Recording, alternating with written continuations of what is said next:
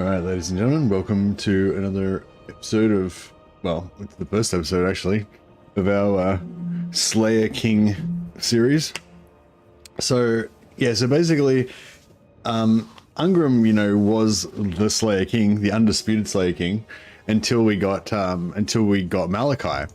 And now there's a little bit of a dispute about who is actually the best Slayer King.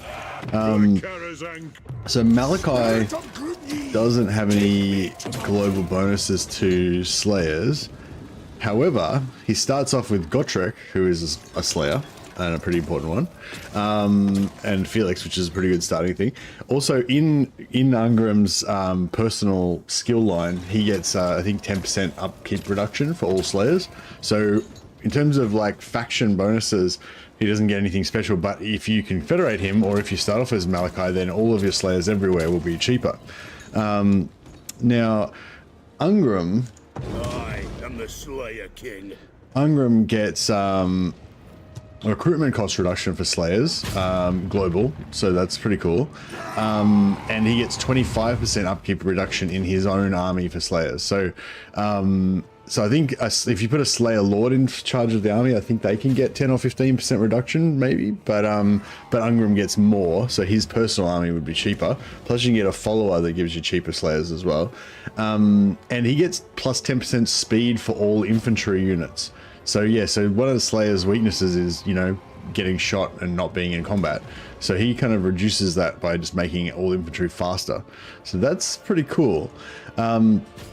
Also, yeah, he gets plus 5 melee attack for Slayers in his army, and he gets Journey's End, which means that the Slayers can't die unless the total unit hit points goes below 75%. He can also get an upgraded version of that later on, which I think maybe gives him like 50%. Which would be pretty cool. But yeah, but there are other contenders as well. So, excuse me. So Gromby, he gives his own, he's got these Lord effects, and he's got these global effects. But then he's also got his own army effects where he gives really strong buffs to melee units in general. Like, yeah, so yeah, I don't know. So you could, you know, you could look into it further. I mean, Belagar gives plus 10 physical resist to his whole army in his skill tree as well. So there's some other ones, but some other options. But I think you know, we're gonna try out the classic Slayer King Slayer army this time.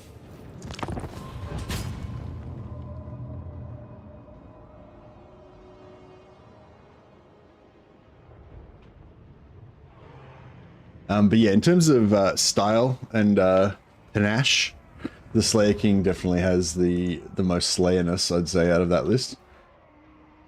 But I just wanted to, in the interest of full disclosure, I wanted to let you know there was some controversy over who is in fact the best Slayer King.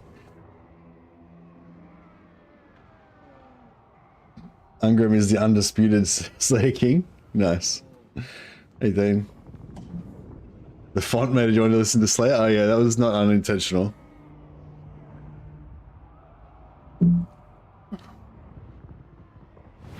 Hey Moritz. More Dowie is always good, Dowie. Slayers, it is time to fulfill your oaths made in Carrick Cadrin. Alright. Yeah, I assume Journey's End is working now. I guess we'll get to find out.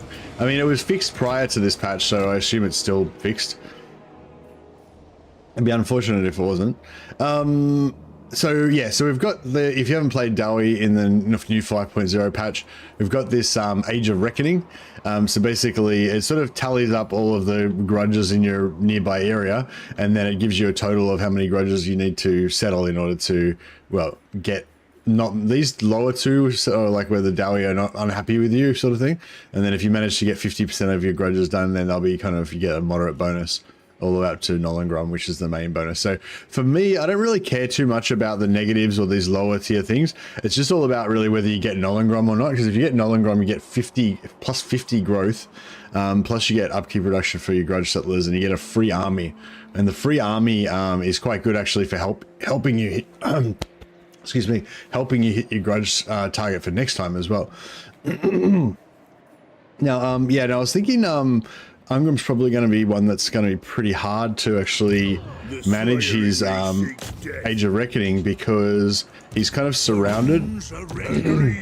He's kind of surrounded by enemies. So it'll be interesting to see how we go. We can't do anything straight away, so yeah, let's I'll just check the thing. Alright, let's get into this first battle, see how we go. So we start off with some Trollhammer torpedoes, which are anti-large. I don't know how good they are against infantry and stuff. Got a couple of Slayers already, and some other assorted troops.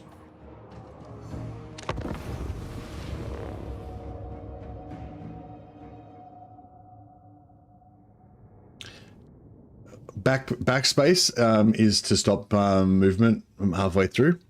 So yeah, and you can press R to speed up or slow down your campaign movement. So usually I have my I press R and have my campaign movement on fast. At the start of the campaign it should be on slow, but if you press R, then all your campaign map guys will move faster. So if you're trying to get an exact point, then press R first to put yourself into slow movement, and then hover your finger over backspace so you can backspace and stop at the exact point that you want to stop at.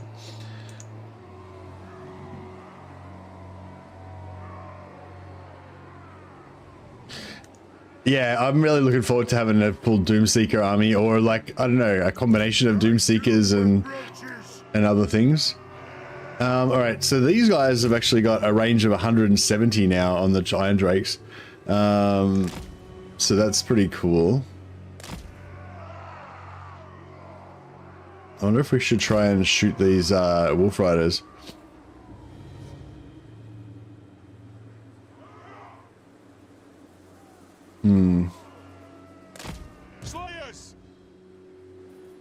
Slayers. We've got some ranged as well. These guys outranged. I don't know, sort of the same range. Dwarf warriors.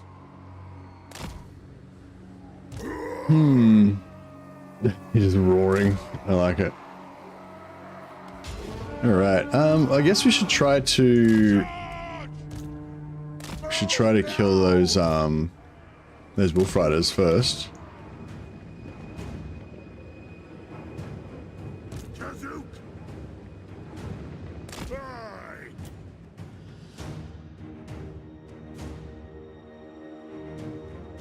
Yeah, Carl Franz is awesome now. I'm really... Oh, shit.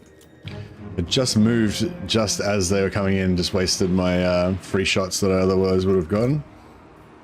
So it sucked. Slayers, move it out.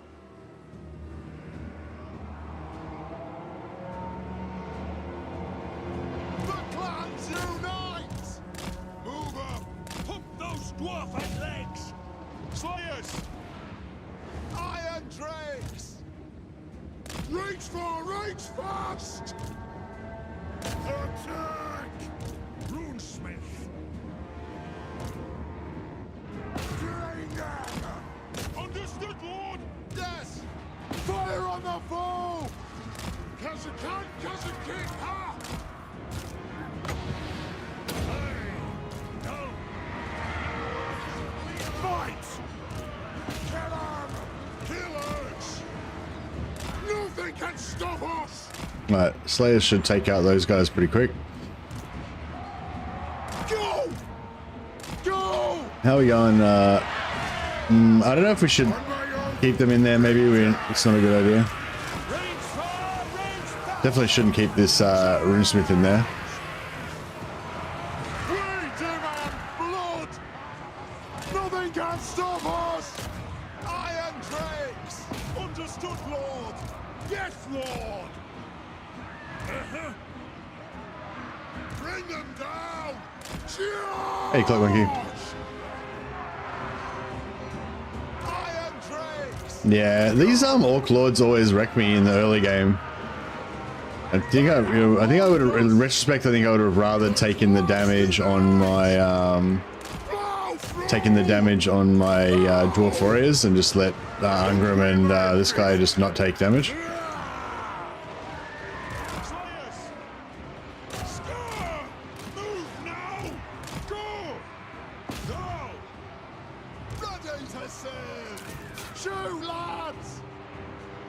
Ah, bro. Taking aim! Strike out! Slayer King! The clans unite! Go! Move now! Move! Shield bearers! Yeah, that's what you wanted to shoot him. For the Oh shit. ancestors! Run away, Slayer King. Kazakita! Run, Slayer King. Charge! Move! Alright, that wasn't very auspicious, but Attack! Move to it was probably the wise move. For the Eye King! Some of these Wolf Riders are going to escape. Gelt seems pretty broken as well if you take the stuff for going back to the Empire. Gelt's kind of broken in either way, but it, you know, in a fun way, hopefully.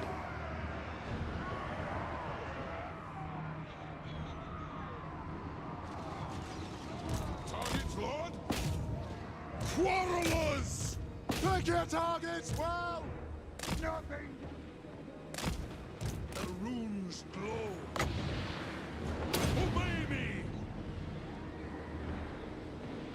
How come the Slayer King doesn't start with the strongest Slayer by his side? I don't know. I mean, Godric and Felix do meet Ungrim apparently at some stage. They, I think I read Beast Slayer, which had Malachi in it, and I think it sort of referenced the fact that they had met Ungrim previously, but I haven't actually read the one where they meet Ungrim. I think it's the one before Beast Slayer, maybe. Dwarf warriors! They met at the Siege of Kadron. Yeah, which book was that one?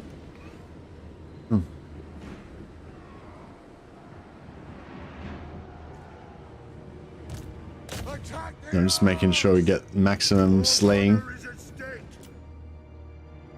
Hey, Peter Abu.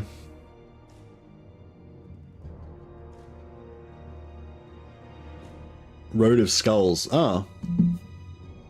Oh. Is that not a Godric and Felix book?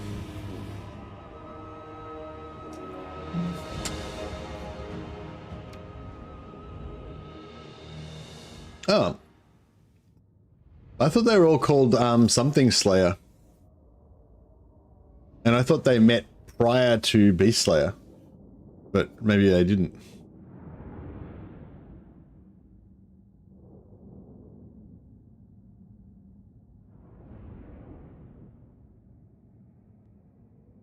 Is that prior to Beast Slayer or is that after Beast Slayer? Maybe, I don't know, maybe I just merged stuff that people told me with what I remember from Beast Slayer. Maybe they hadn't actually met, maybe they didn't actually reference it in that book. Because, yeah, I thought all of the first 10 books are called something Slayer, so I'm guessing Road of Skulls must be later sometime. So we get 38 Oath Gold, which would be nice, or we can get a bit of replenishment.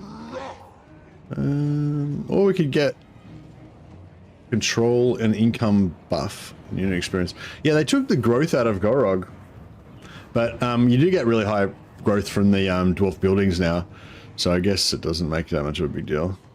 I don't really know what I want yet. Maybe we'll go for the Oath Gold.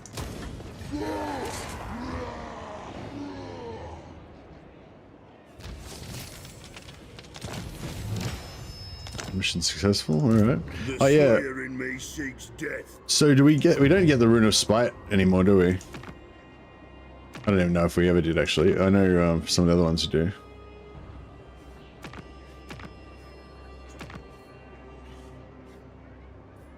Yeah, these Oath Gold rewards are pretty shit now. 30 Oath Gold used to buy you like some minor runes, and no buys nothing now. Aye.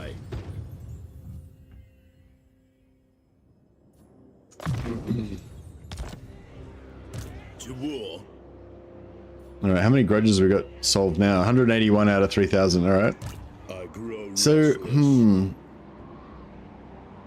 So if you want to get like, if you want to solve as many grudges as possible, then you, Thorgrim still gets the Rune of Spite. Yeah, Belegar still gets it as well. But I'm not sure if Ungrim ever had, they all had different ones. I'm not sure if Ungrim actually had that before, but yeah. Fulfill my Slayer oath. This looks like the same battle, but now we've got less dudes. There will be blood.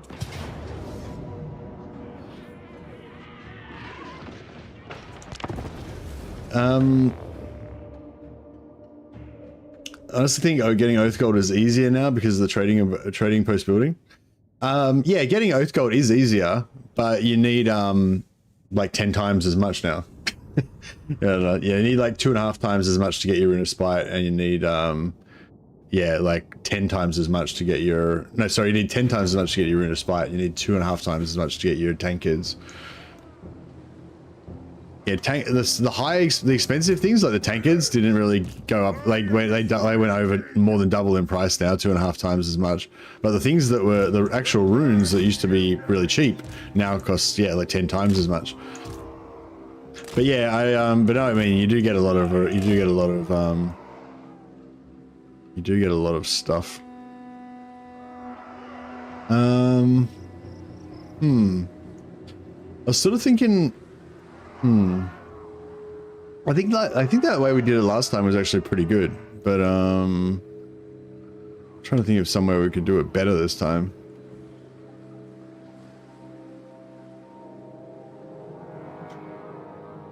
Yeah, I'm pretty sure Beast Slayer isn't Beast Slayer one of the original ones? Maybe it's not.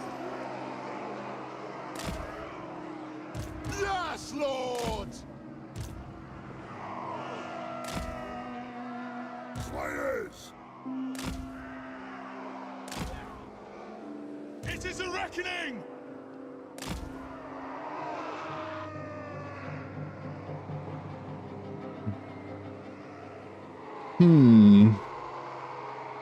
Yeah, I feel like I should have fought that first one differently somehow. Should have like kited around a bit maybe with my my lord or something like that.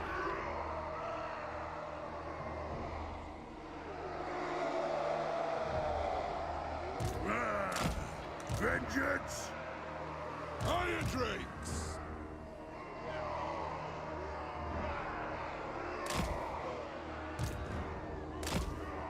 Slayers! For the ancestor gods! On my oath, they die! Aye! I guess we'll take the high ground.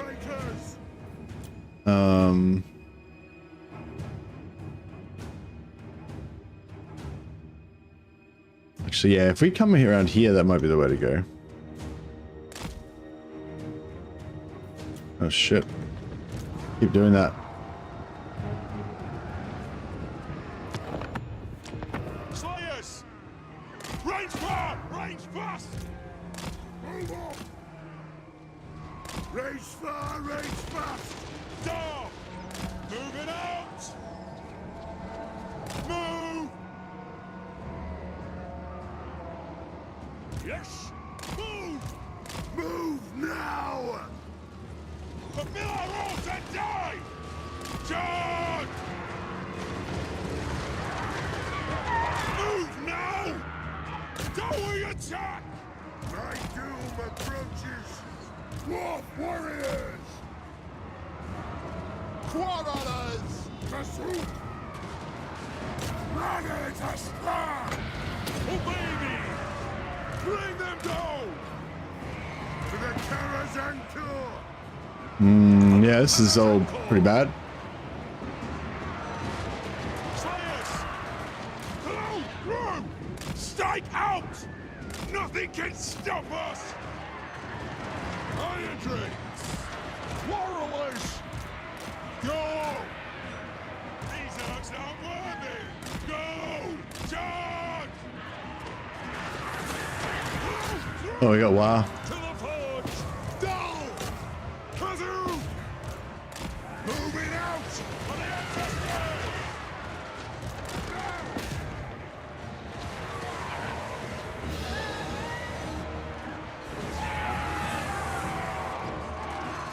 Zah! Quarrelers!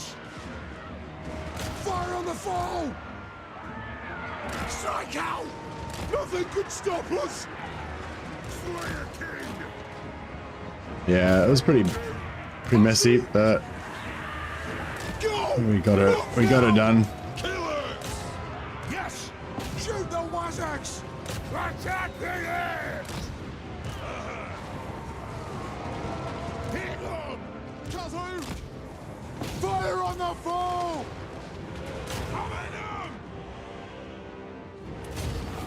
Best thumbnail. Nice. Killers! Vengeance! Pump those 12 legs! War of vengeance! Alright, I think that's about it.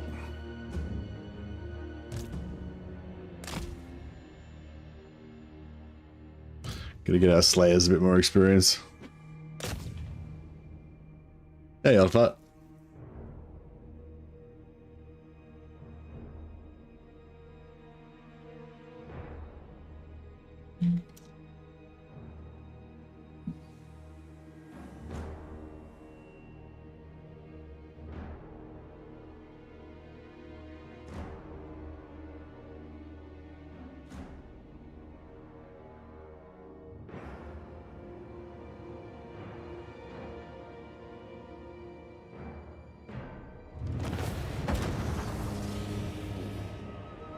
Road of Skulls, yeah.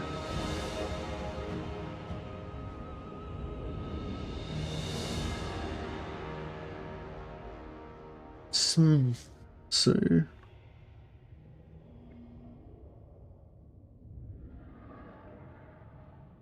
oh, so was is some of the video are they so Trollslayer was the first one, but does some of them go back to before?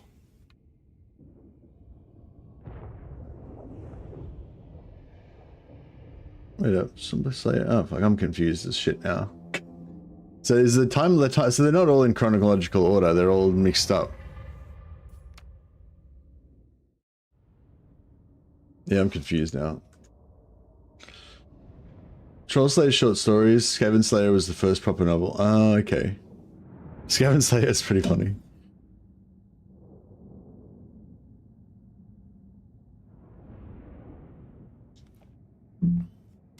Experienced Slayers are the greatest losers, that's true. They're terrible at slaying.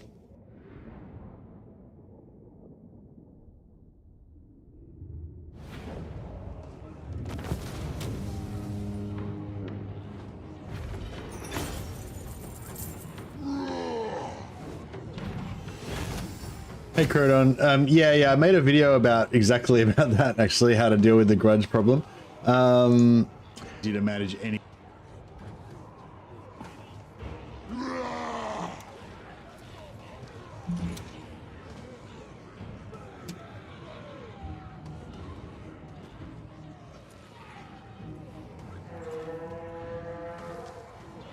There you go, buddy. There's I've just linked a video there in chat for you. So that's exactly for that problem that I made that video.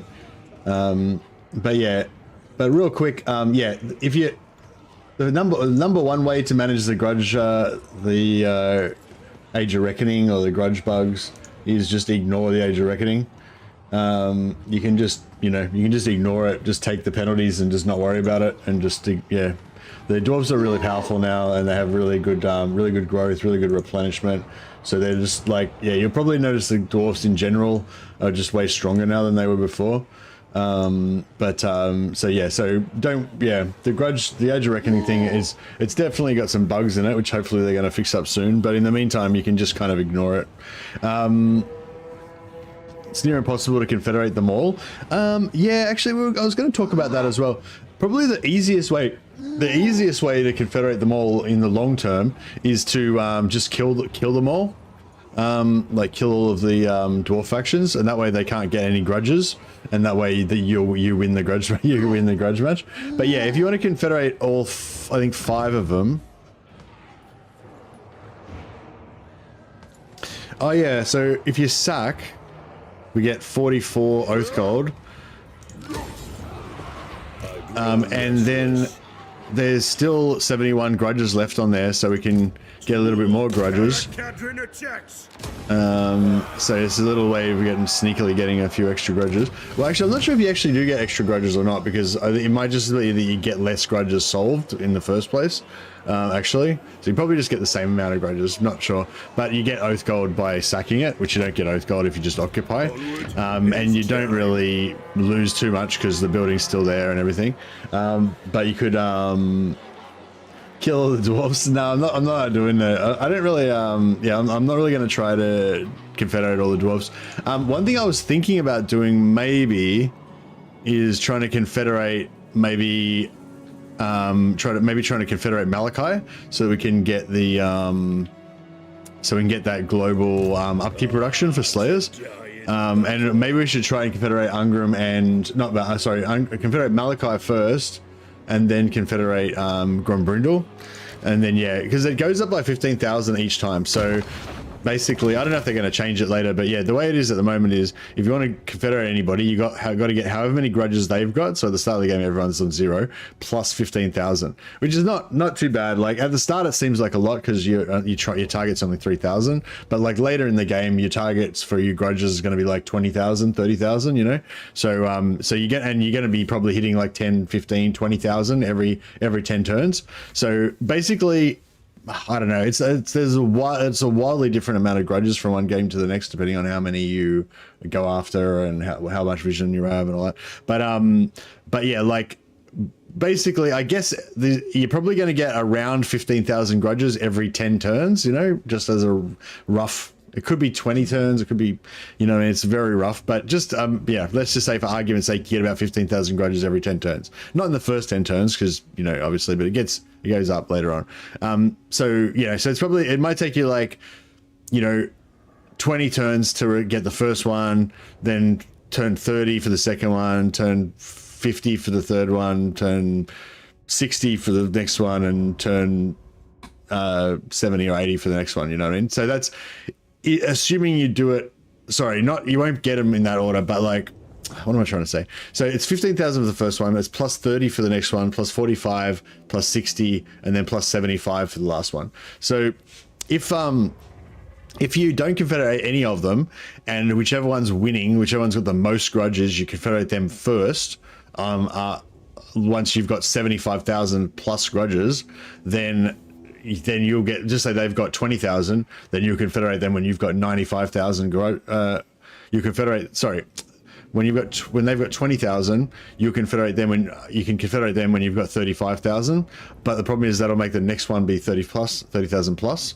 So if you want to get all of them, the best thing to do is to wait until you've got enough grudges to get the highest one, the one that's got the most grudges, and confederate them first.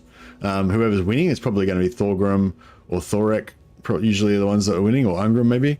Grombrindle usually dies early, so he's the easiest one to get. You can get him last if you want. So yeah, so if you want to confederate all of them, I'd recommend that you wait until you have got more grudges than the front runner. Get him first, and then it'll be easier to get all the others. But I'm not going to try and get all of them. I'm only going to try and get Grombrindle and Malachi. So should be a lot easier, you know. Anyway, but yeah, check out the video. It kind of covers that stuff and other stuff. So we can recruit Slayer heroes straight away. So let's get one in there. I am the Slayer King. I must fulfill my Slayer oath.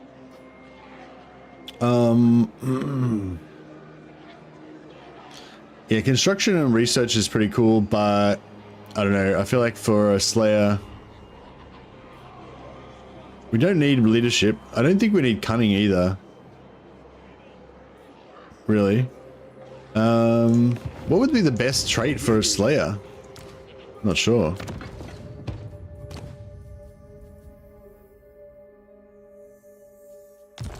Right, let's just hire let's hire the cunning one for now. Dragon Slayer.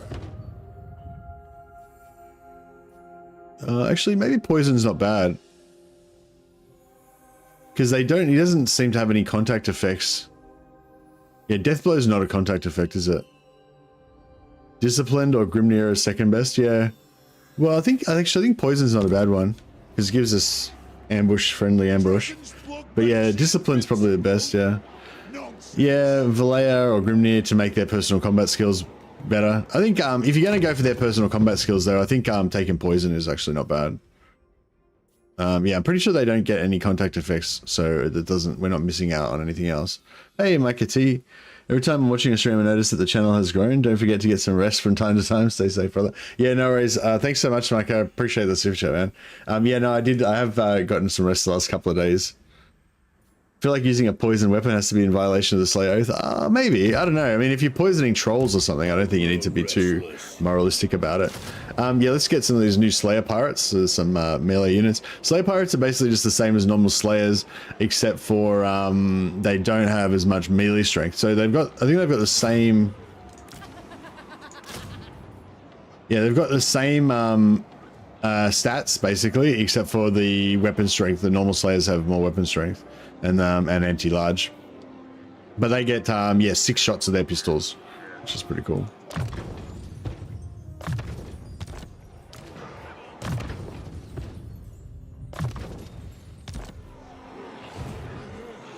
I am the Slayer King. I might go for recruitment capacity, just so we can get more Slayers faster.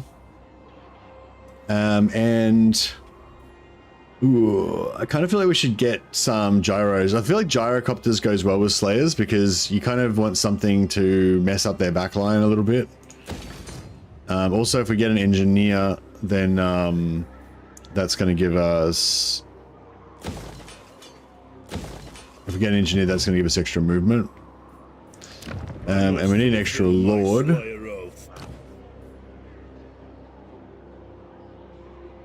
Grungy lord. Ranger trained campaign movement range is pretty pretty good. Demon Slayer tough. Ooh, so many good options.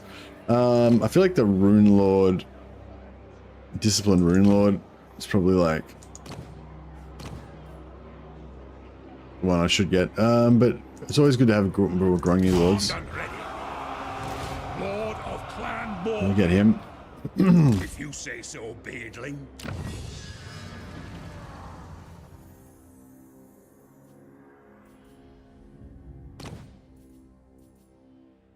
Speed for infantry units. Oh yeah, 1 turner. That's pretty good. All right. What are we doing with our diplomacy? Who calls? Ostermark. Should we be human man friends? In shop. The Empire. Me. Ready. Yes? Approach and make your offer. On it. All right, we'll be man friends. Darkness comes.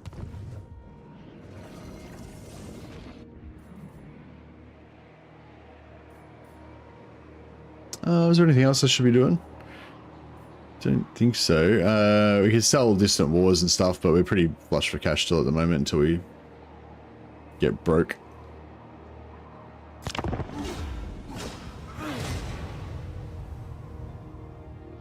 Dragon Slayer trait gives him 15% physical resistance. Yeah, hardy. Yeah.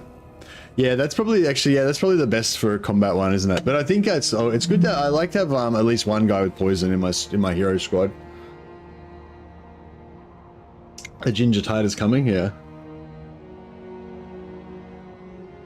Yeah, good call, Vasily. I don't know, it could be bugged.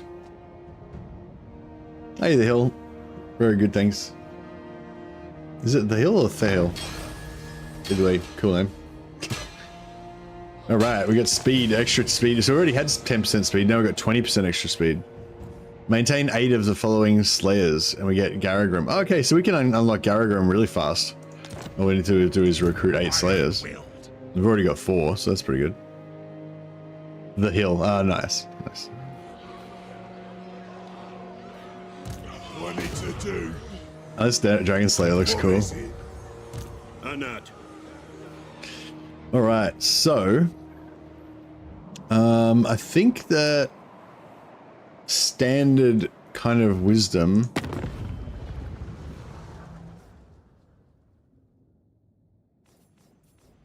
So yeah, it's pretty hard to manage your Age of Reckoning to get excuse me. It's pretty hard to manage your Age of Reckoning too strategically. The general goal, I guess, is to keep your vision radius as small as possible, so you don't meet too many new factions, and just kill all the grudges on the factions that you can see. But yeah, like as soon as we get vision on excuse me, Skarsnik down here, that's going to add some new grudges. That's going to add some new grudges to us.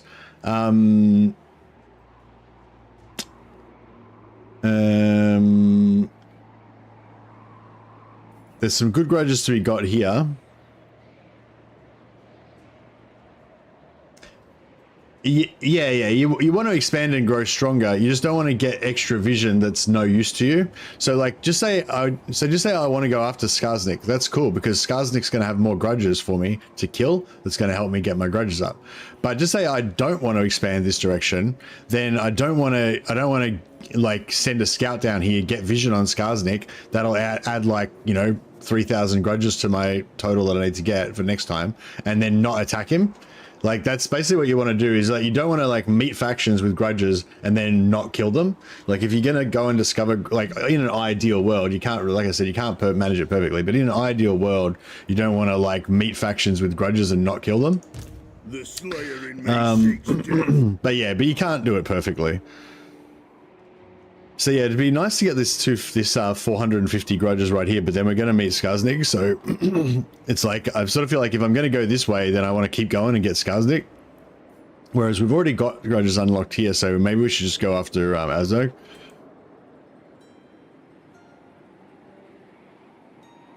I'm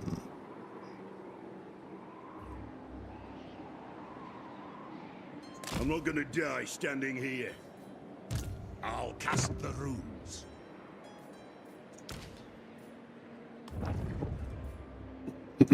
What? Do you reckon we could stay within do you reckon we can stay within I don't know, I sort of feel like we need to make a bit more, move a bit further. Beards in belts. Armed and ready.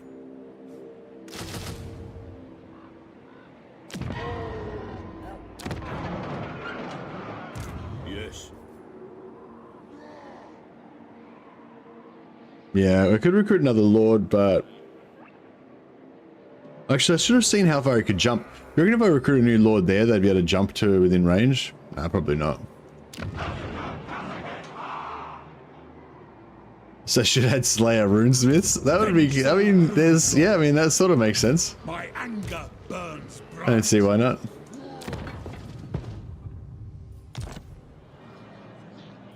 All right, well, yeah, I don't know what else we can do really apart from go there. Should I go for this as well? Diplomatic relations with, or go for the growth maybe? It's only 10 growth, but if we do not like get the, if we get the minus 25 growth from failing the grudges, it does help. Although recruitment cost for it is pretty good too. So yeah, where's the Slayer stuff? Slayers? Oh, this is just for Slayer pirates, but that's still cool, I guess.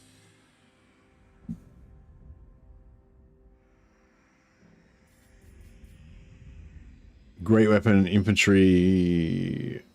Great weapon infantry. Great weapon infantry. Charge reflection for great weapon infantry. Shit, I didn't even notice that. That's actually pretty good. Is that a shadow on my shoulder? On my neck, or my shoulder, neck, whatever. This thing? Yeah. It's my Inquisition tattoo. Fucking watch out, heretics. Although I've got a chaos tattoo as well. I don't know, I'm not sure which. I'm a bit confused.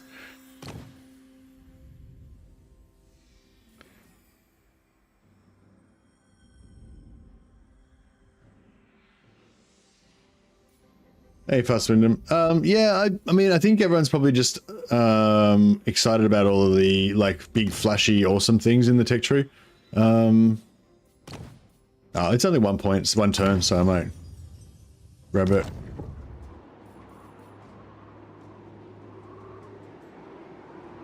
I mean, I don't know. Maybe I could get. Now why? So we're at war with these guys. Yeah, see, we're at war with these guys, but we're not at war with Azag yet. So maybe it's actually a bad idea to go after Azag. Or maybe I should get another lord here so that if they come back, we can get them.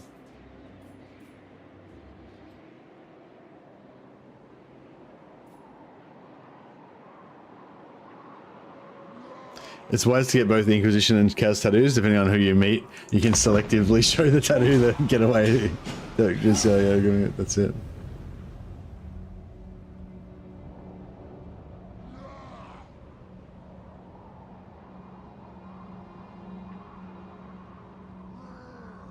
But yeah, the age of reckoning, like the new Grudge system, is actually really interesting. There's so many different ways to kind of go about it as well, and it's sort of, and also from playing like later into the campaign, I've noticed it's sort of interesting how it sort of develops as well. Because like if I like got vision on everyone, if I just sent out scouts in every direction, just use diplomacy to like declare war on every unknown faction that I don't even know yet and everything, basically just got as much contact with as many races as I possibly could. You know, I could probably, like my first one's 3,000, I could probably get my second Age of Reckoning to be like 50,000, which obviously we wouldn't get, so we'd get the penalty. But yeah, so just say we got a vision, we managed to get vision radius over this whole area, right? Then my next Grudge target would probably be like 30 or 40,000 or whatever. But like and that's, we won't be able to attain that. We can't attain that with like half a stack of dudes, right? But if you just naturally expand until we've actually got vision over this whole area, just say we'd conquered, like basically everything you can see here is now our territory. We've conquered all of that, and we've just got vision on a little ring around the outside. Then we probably actually have like less grudges than, or maybe the same, you know, maybe we'd have the same amount of grudges, but at that stage we'd have like 4 armies fighting in all directions, and we'd only have vision on this little area around here. So, you know, I don't know, like it's like the vision thing is just like it's basically like getting too much vision, getting grudges on too much vision too early. But it's not like you don't want to get vision on that. Like once you actually expand into that area, it's actually, obviously you do want to have vision on that, and that's not, and getting those grudges is not that big of a deal. Like, what am I trying to say? Like if you discover somebody too early and you accidentally make your kind of grudge radius too big, it's not like your campaign isn't permanently screwed, because you're gonna expand there anyway. It's just you basically just did it a bit too early when you weren't ready to attack it. So it's like, yeah, it's sort of like a weird, I don't know, it's a weird system, but but it's kind of cool. I don't know. I'm looking forward to getting into it more once they tweak it a bit. Yeah, this guy's definitely gonna piss me off by coming and attacking me here. But I really want to get into blitzing Azag. Maybe that's foolish, I don't know.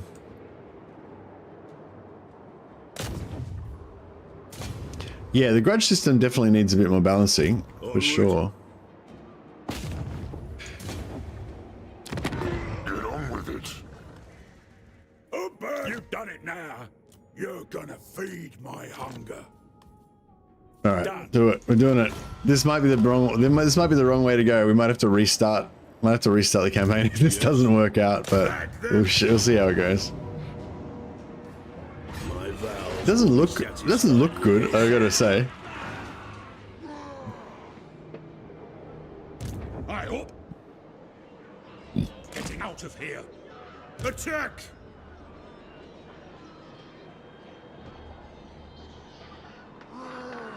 Drain them! Master of runecraft. Attack them! Ooh. Auto resolve says yes. Pyrrhic victory. Casualties high. I'm sort of tempted to take this Pyrrhic victory because that way we'll get a Pyrrhic on Ungram. And also then I don't have to fight the siege, which is win-win. Which siege map is it?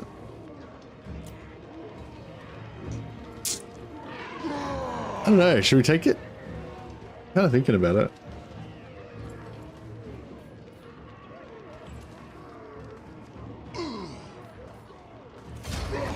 Oof. That was pretty rough.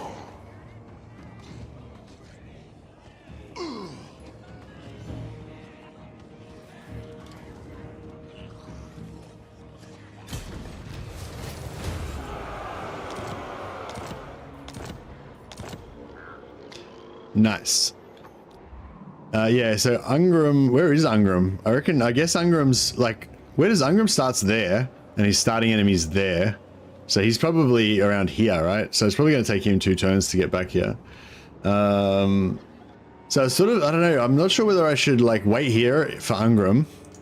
Ready. Or Armed and ready. Casting the runes. Yeah, not sure if we should wait here for Ungarum, or if we should go back and like get these, like try and sucker these guys in.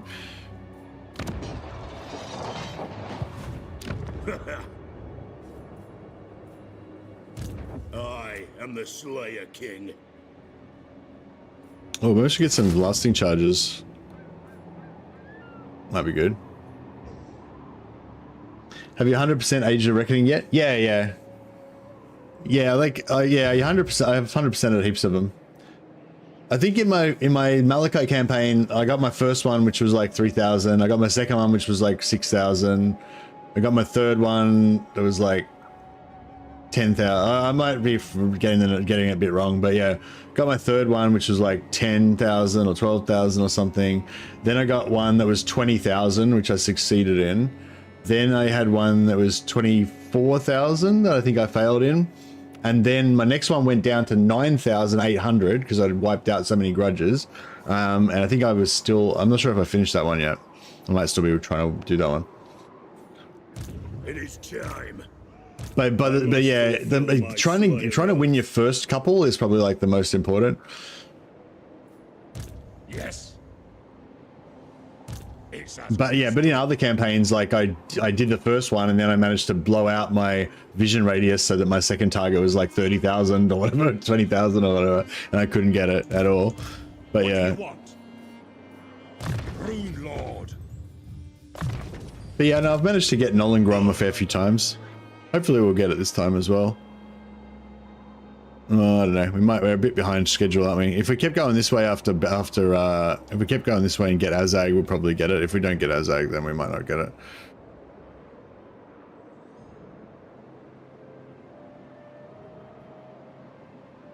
I grow restless. Yeah, I think we better recruit another Lord here. Being loud.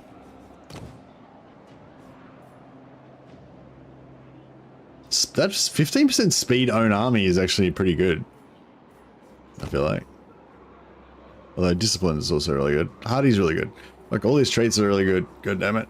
We'll go for Hardy because we'll assume probably be using him just as a solo lord.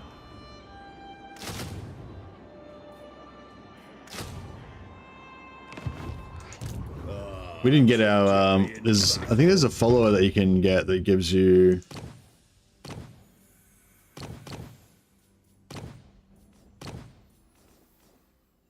Slayer Ward. Yeah, nice. We got the 20% upkeep reduction, so we just got to get more Slayer Wards.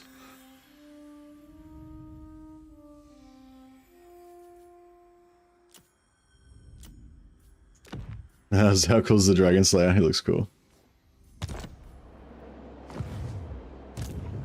Aye.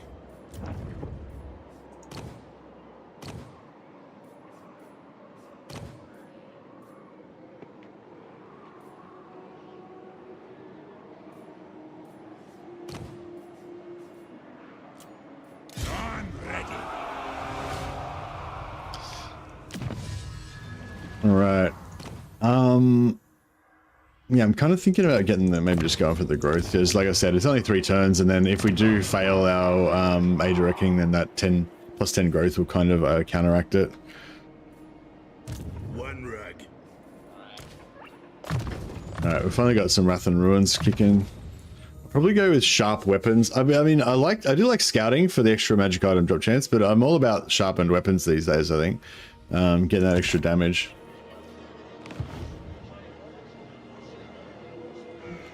Yeah, I really like the new. Well, I like the concept of the new grudge system, but yeah, I think it just needs to be balanced. It needs to be tweaked and balanced and stuff. But I really like the idea of it. I think it's really cool.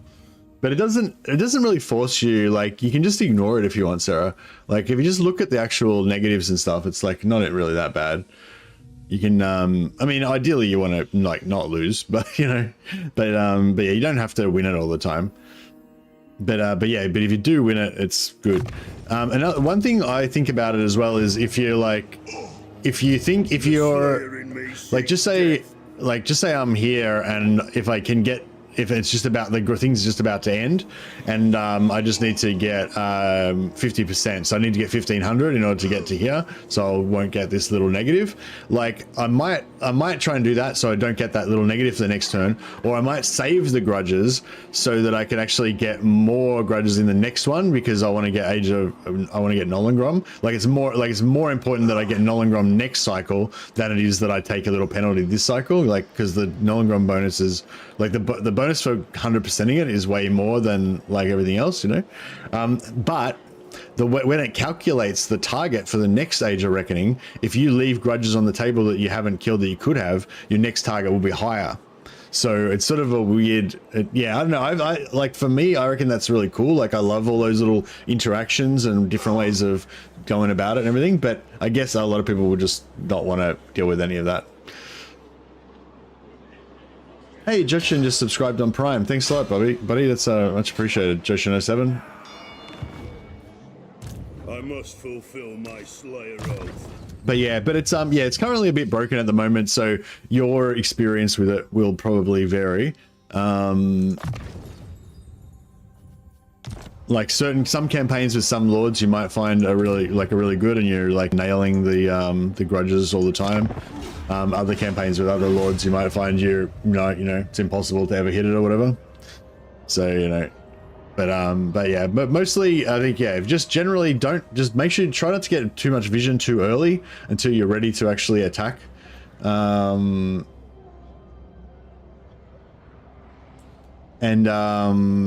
Yeah, don't confederate anybody.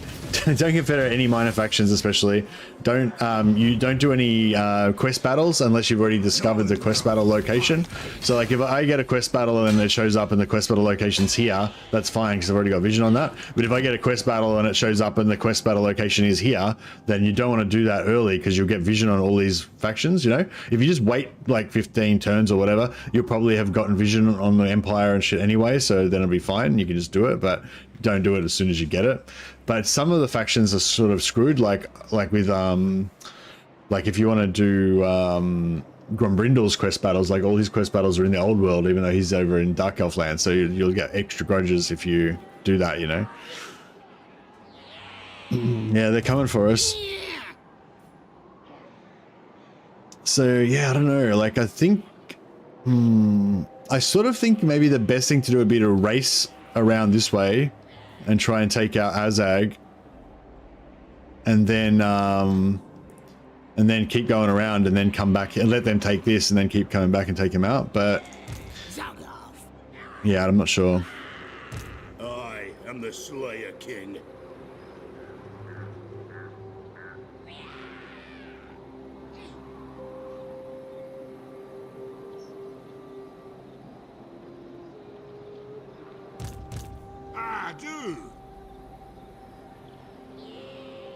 I'm off.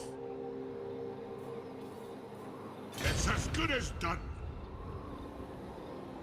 Onward. All right, let's set up an ambush there. What?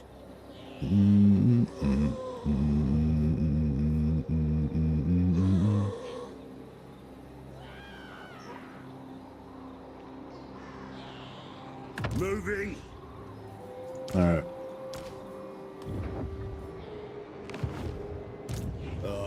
To die in battle.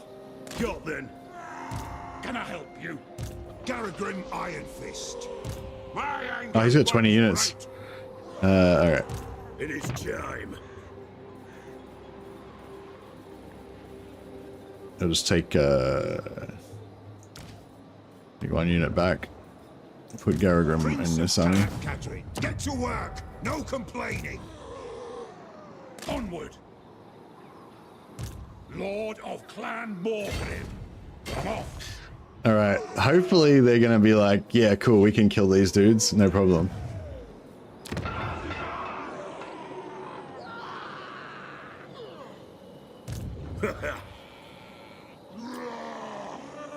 Hey, gyrocopters. Yeah, let's get an air wing going. I played Malachi and tried to save Boris in the north, but it's actually so hard. Yeah, I did that as well, but I didn't go for that first. I think I went for Throt, take him out super early, and then make friends, but don't ally with anybody. Just get military access and non-aggression with Kislev, and that way, because Kislev doesn't have any grudges, so that way your south is like no grudge area, so that makes your totals lower.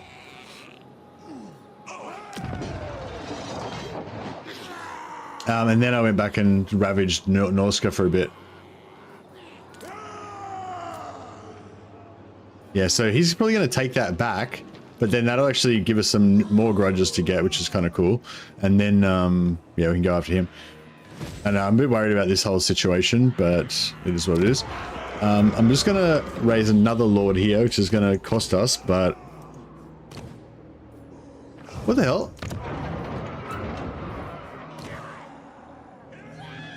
I got no lords to recruit. That's weird.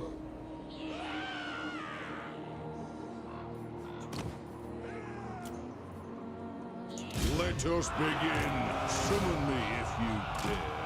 Alright, I'm just going to put him there so that if this guy goes after him... maybe that's a bad idea, actually. Yeah, that's a bad idea. Time for a reckoning. Oh. Do you reckon he'll go after that, or he'll go after that? Get out me head. He's probably going to go after this army, even though they're in ambush stance. I mean, he's probably going to go after the settlement, even though he can't see most of the strength here. He'll probably still think it's easier to go after this. Onward. So yeah, so it might be handy to have him there. Yeah, I mean, it would be nice to get the ambush, but realistically, we probably aren't going to get it anyway, so...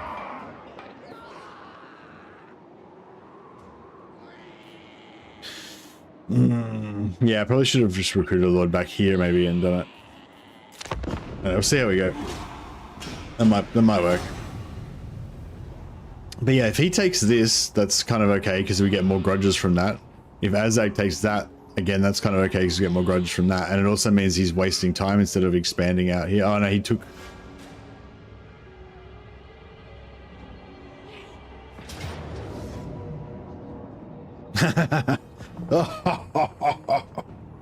Sorry. Stupid Groby. Failed to spot our ambush, alright. I feel like we should take the auto, because the auto gives you a good boost for ambush, whereas if we fight it manually, we don't really get that.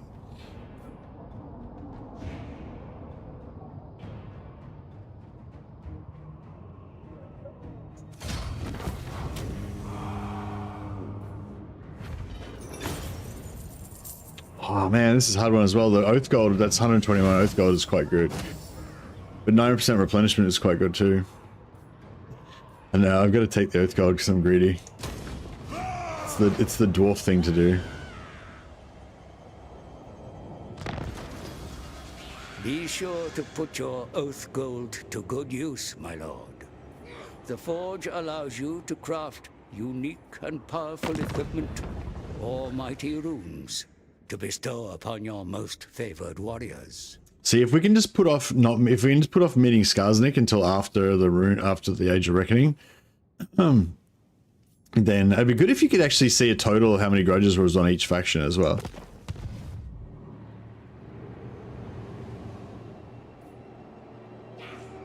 Is it true that you're sort of incentivized to play badly as dwarfs if like lose settlements so that your grudge numbers go up? I don't know.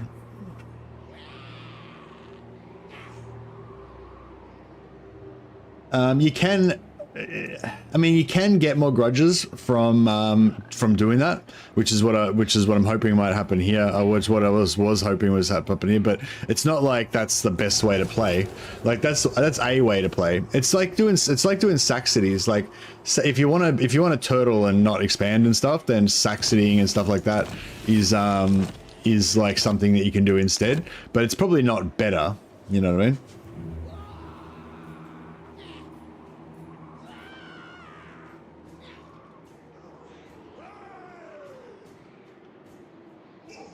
Armed and ready. Vengeful Rune Lord. Anad.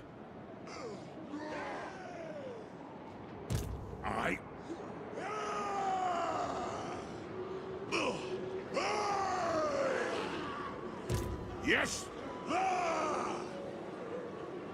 Does have anyone with siege? I feel like these guys should have siege attacker, but they My don't. anger burns bright. Master of runecraft.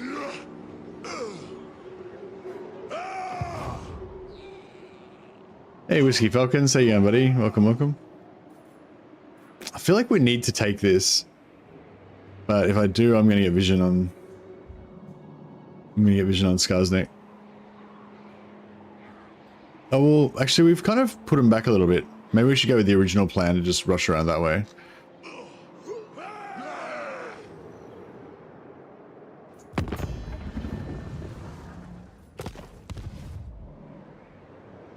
Slayer Lord has siege attacker, yeah, but he doesn't have the movement. Can't reach.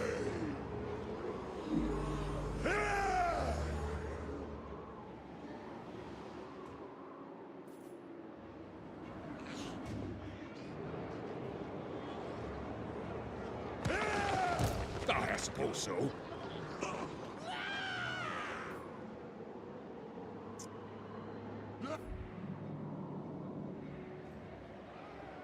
Yeah, we need to kill Azag for sure. Just trying to think if I should kill these guys on the way through or just ignore them. I mean, we're not at war with them, so... If you say so, Beardling. I do. What? Aye. The Slayer throng moves. What? Vengeful Rune Lord. My anger burns bright. I'm going. Rune Ricky. My axe thirsts for war. All right, yeah, we'll lose. We'll let Gashnak's peak go. We'll lose that.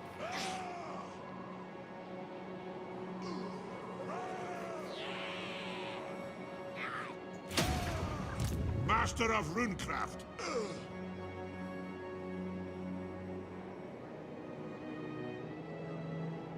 Go on then.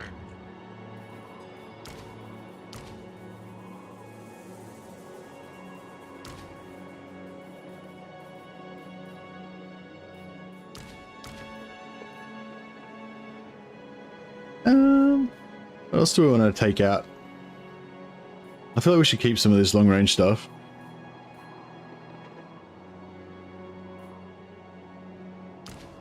Hey, Dangerous. How you going? Yes. Lord of Clan Morgrim. Armed and ready. Lord of Clan Morgrim. We're gonna have to lose some of these extra lords at some point. Armed and ready. I'll cast the runes. Nigh. Rune Lord.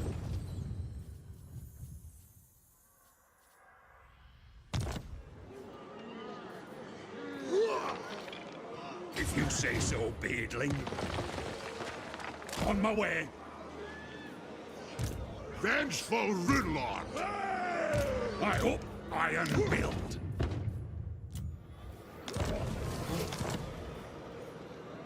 Master of runecraft.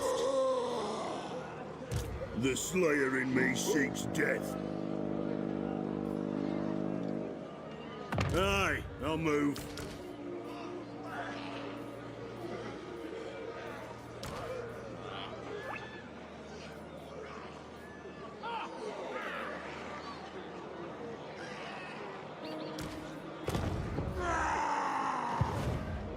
Vengeful Rune Lord. My anger burns bright. Lord of Clan Morgrim. What? I grow restless. Yeah, I'm a bit dubious about all this, but yeah.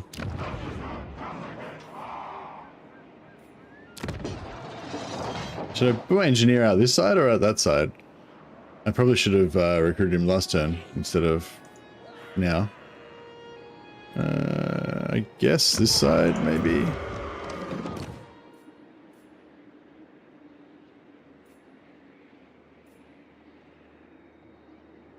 Oh, this is a hard one. Oh, these are three of my favorite traits.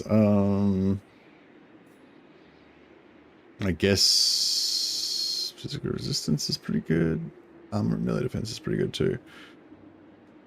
I might go armor, I guess. Aye, lad, what can I do? By Grugny, this had better be good. Yeah, so we have to lose this one. I am the Slayer King. Elspeth quest battles are a doozy. Oh, really? I don't know if I actually did any of her quest battles. I was like too busy doing other stuff.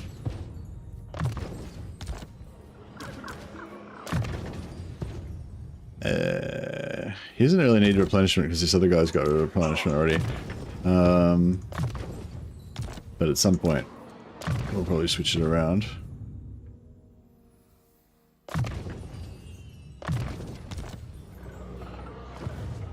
Iron Weld. I'll get on it. Lord of Clan Morgrim. Alright. It is what it is.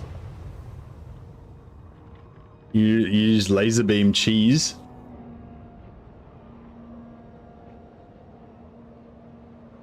You mean the single target breath weapon?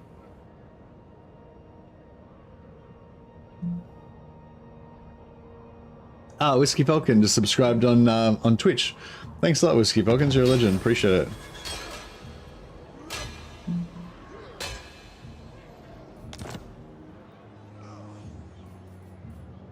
Master of Runecraft. Alright. Yeah, these guys are just gonna keep attacking Nashrak Slayer, I guess. Ah, to die in battle.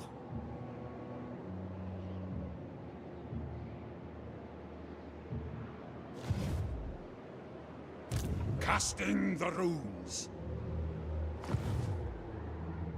What? Onward to death. Yes, for Slayer Cape. Forwards! Get off, kid! Yes. Yeah, I kind of feel like maybe we should have rushed. Aye, I suppose so. Should have rushed it more, but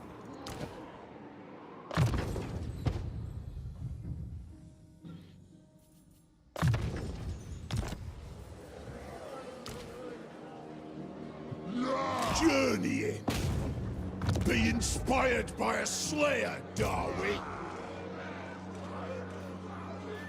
Casting the runes. On my way.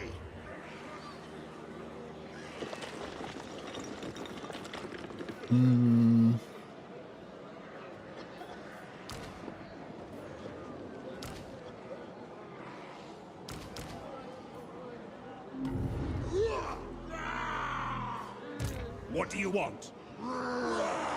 Leaving. Heading out. alright. Hopefully that'll sucker them into getting ambushed.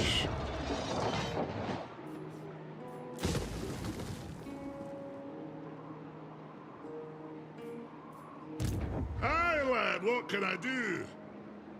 Move.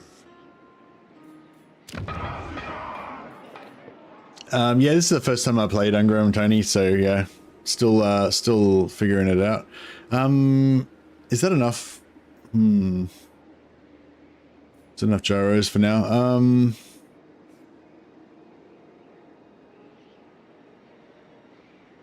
know if we should keep this and try and get more gyros, or if we should just not worry about it. Maybe we won't worry about it.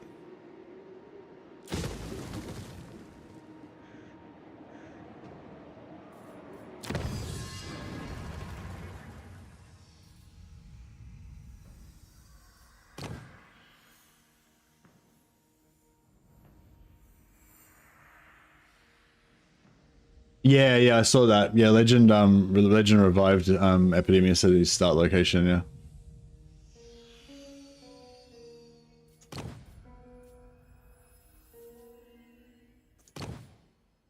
I don't usually get to watch any of Legend streams, but I happened to just be watching that like just a few minutes when he confederated him. I think it was like right at the end.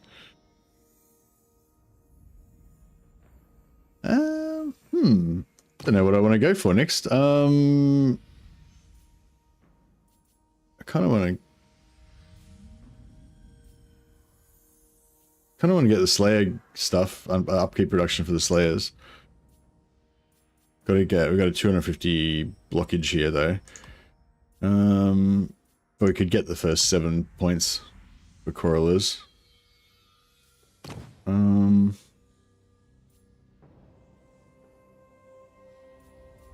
Yeah, maybe I'll just actually, I might just go for all the smallest ones for now.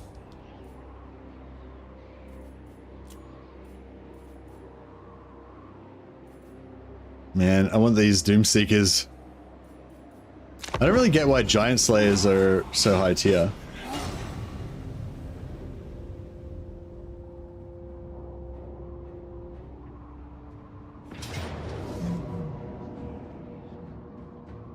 Get wrecked, son. Alright, I might fight this one actually because I just want to try out my gyros. I wonder if we're going to get screwed over on our rewards because it's a solo lord. Dash was saying some of the things for Elspeth, he was getting screwed over on his rewards if he had like a solo lord or just a couple of units or whatever in the main army. So we'll see what happens. You still get your replenishment, which is good.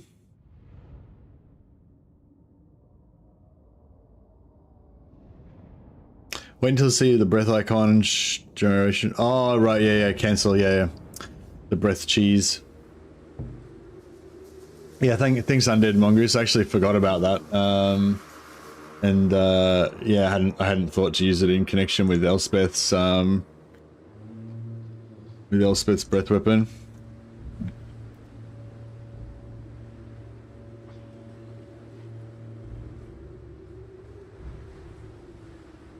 But yeah, that's a good idea. Clever.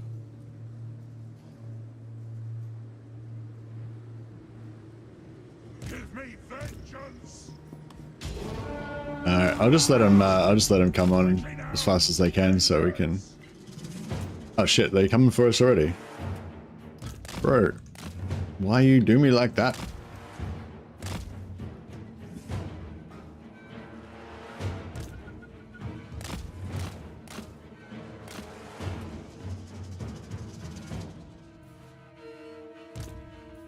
Yeah, it's more like it.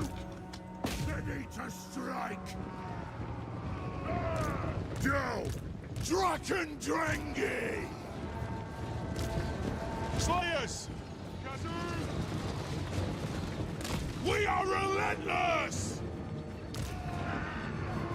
Pursuit! Attack!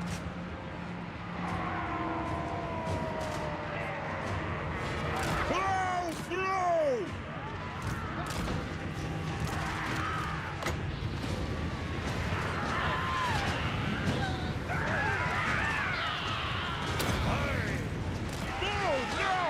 Some of these guys are going to get caught. Yeah, because they go wrecked. Right. The Air Corps, here we go.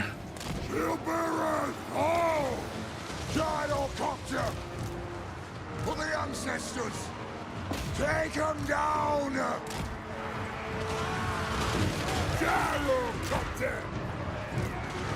Whoa! No!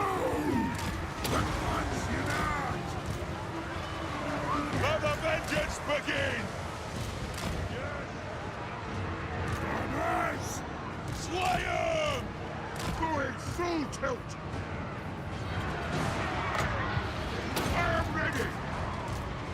Shocks away! Strike out! Down! Punch! Charge! Slayers! Strike out! Kill them! Right fast! Obey me! What? That's hook! Down! Move now! Slay them! Fine! Casualty! Gyrocopter! Preparing bombing run! Gyrocopter! Yeah, gyrocopters are pretty fun. I love just blowing stuff up with their bombs. Kill hooks! For the This away! Get them! Bring your targets where?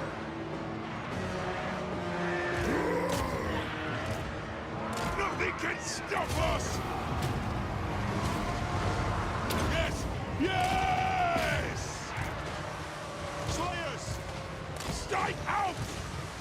Put those dwarven lads! I'll punish these guys for their wickedness. Lord!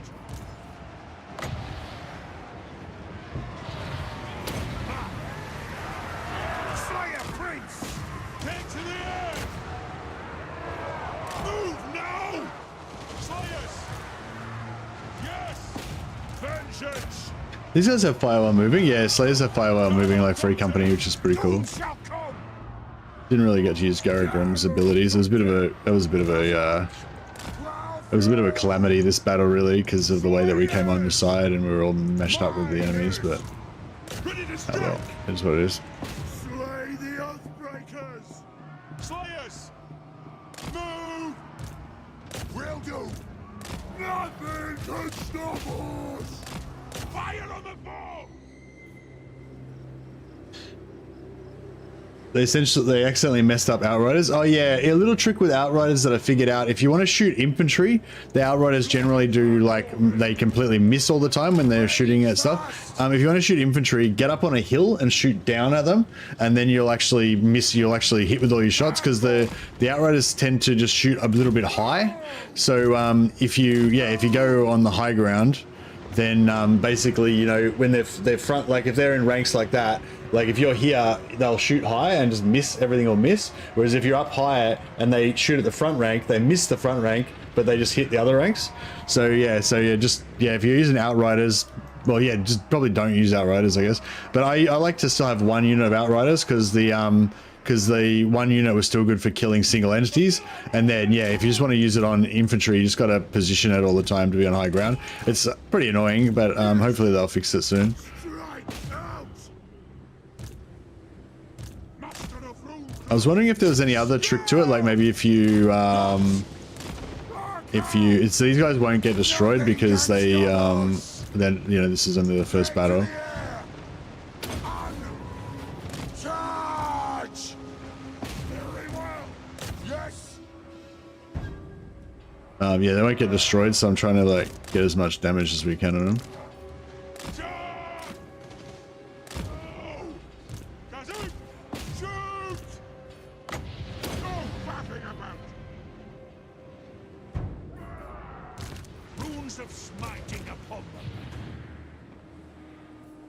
Oh yeah, so is Garagrim a Doomseeker? What's the lore behind the Doomseekers anyway?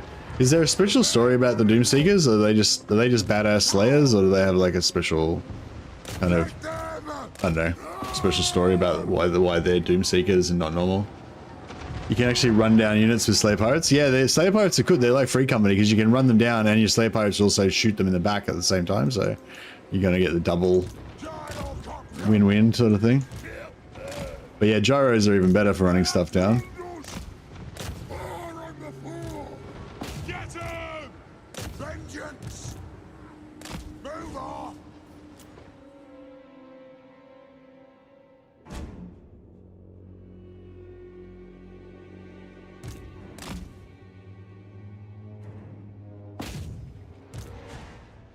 Alright, well, I think we pretty much murdered as much stuff as we're gonna get to murder in this particular battle. But yeah, I think suffice to say they definitely regretted attacking us there. Slayer Pirates are squishier than Free Company Militia. Oh, you reckon? Why are they squishier than Free Company Militia?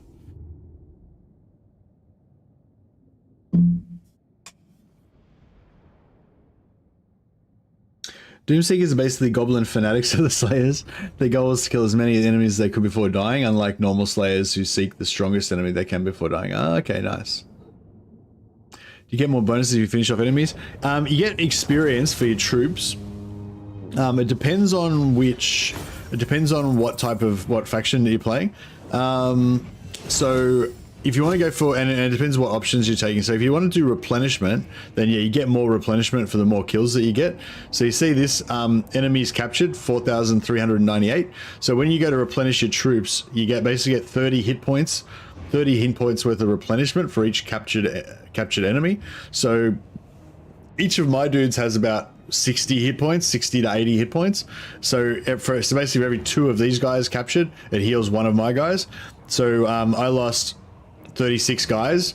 So I need 36 times 60. So I need about like 70 to 90 captives, I guess, to heal all those guys. So I got enough. So yeah, it's you don't need that many if you don't take much damage. But there's also a cap of replenishment. You can only get like 8% of your total army, I think. But yeah, there's also Oath Gold,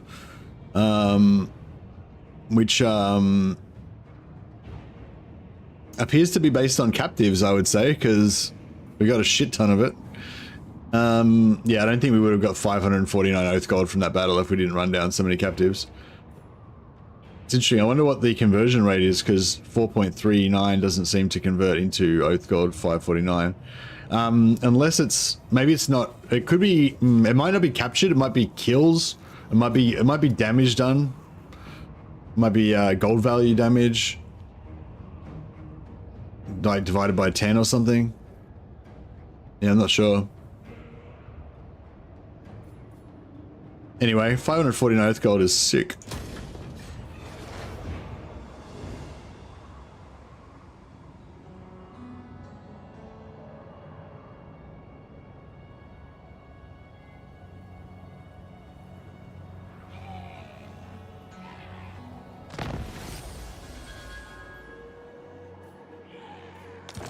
Yeah, it depends on the situation. Sometimes it doesn't really pay to run them down, but yeah. Cool, we got another Slayer Award, so we can... I got 2 more Slayer Awards. Alright, so we've got 3 armies worth of Slayer Awards now, so that's pretty good. So there's Azag. So yeah, he's going to go after our capital, potentially. He's going to get there in like 2 turns.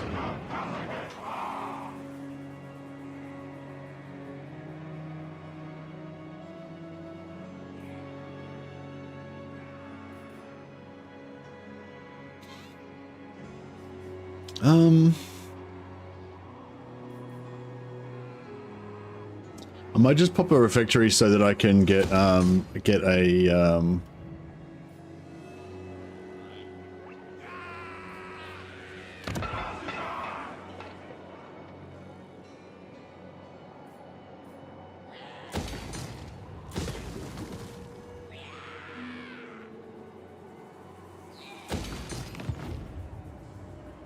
The Slayer in me seeks death.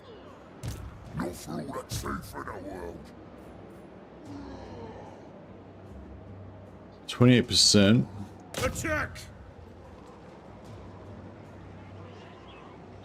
All right. We might have to. What are we taking? Mountain attrition. Oh no, we're taking. We're about to take attrition. Oh wow, did they fix that? Oh look, cool. So they fixed the attrition bug. So there was a bug before where if, like, see how it's now predicting that I'm going to take attrition next time? There was a bug before where if over the end turn you went down low enough that it was predicting attrition on the following turn, you would instantly take attrition. So that's cool. They fixed that in the launch version, so I guess you guys don't have to deal with that. It's pretty sweet.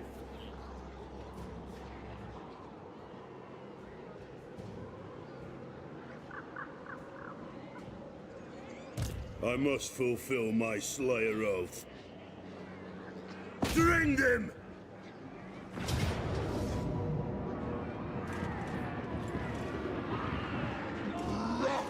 To battle!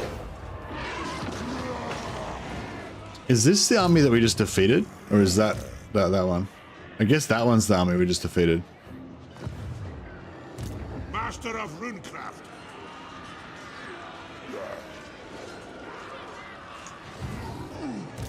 Master of Runecraft. Onward! Pray I meet with Grimnir. Lord of Clan Morgan. Alright, I might try and Aye up. I'll cast the runes. oh yeah, and we didn't get screwed over by having a small main army as well, because I was saying at the start I thought we might get screwed on our rewards because of the small main army, but I don't think we did. Oh, unless we got screwed on the initial instant bonus. But we definitely didn't get screwed on the Oath Gold, so that was good. My command is attack. My command is attack. A legend. Alright, let's get some. We got our runes, let's get our sharpened weapons, and then we can go back and keep getting more good stuff. Attack them. So, should I go for Slayers plus... I think we go for Slayers plus Gyros, I think is the way to go. Pretty much.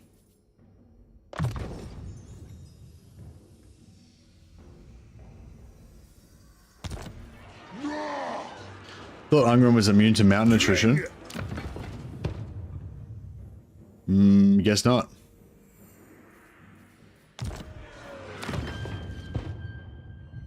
Nope.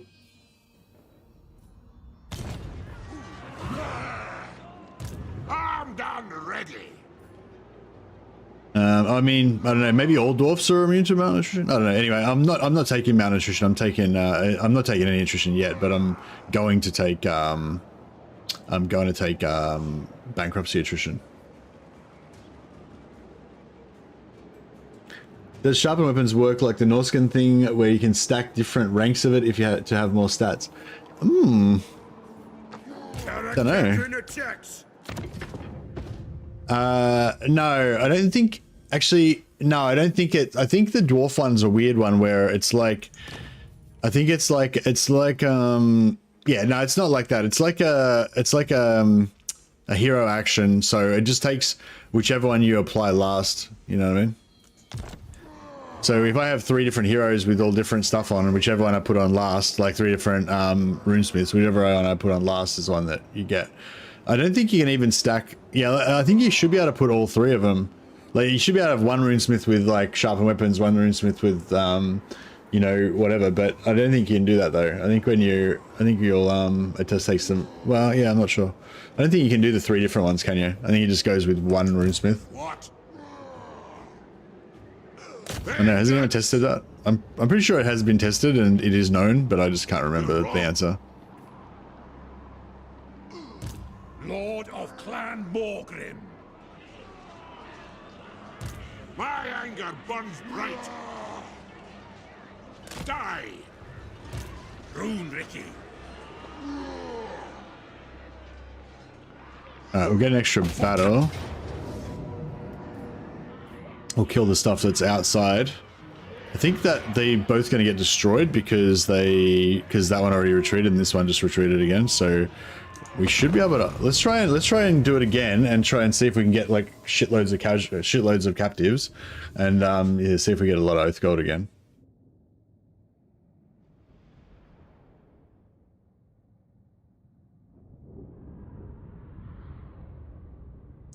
Did they make it so you can attack while in the underway this patch, or has it always been a game? Hey Mark, what do you mean, like you underway jump onto somebody to attack them? I didn't know you could do that. You didn't used to be able to do it. Is that what you're talking about? Like underway jumping on directly onto somebody? Oh wow.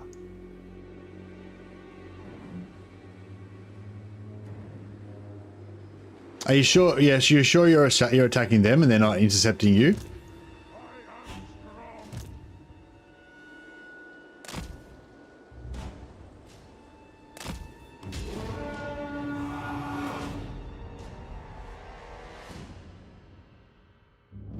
I noticed they made it so that you can't jump onto settlements now. You know, you used to be able to jump inside the zone of control of settlements. Now, like, it'll still let you do it. Like, if you can't see, if you don't have vision on the settlement, you used to be able to just jump there because it wouldn't show the zone of control. But now it'll like jumps you there, but then if there's a zone of control, it like pushes you outside of it, which is pretty cool.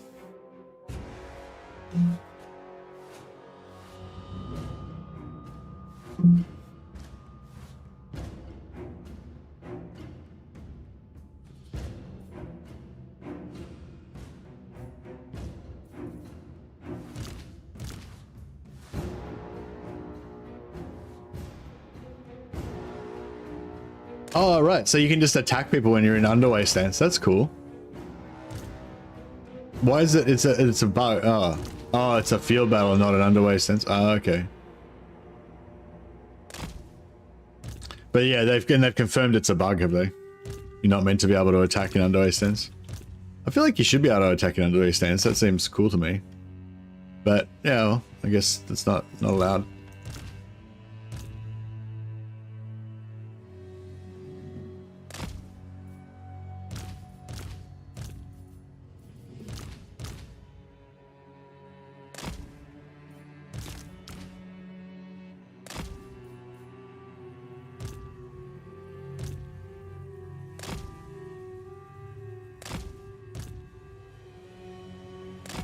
All right, I think we're arrayed for battle.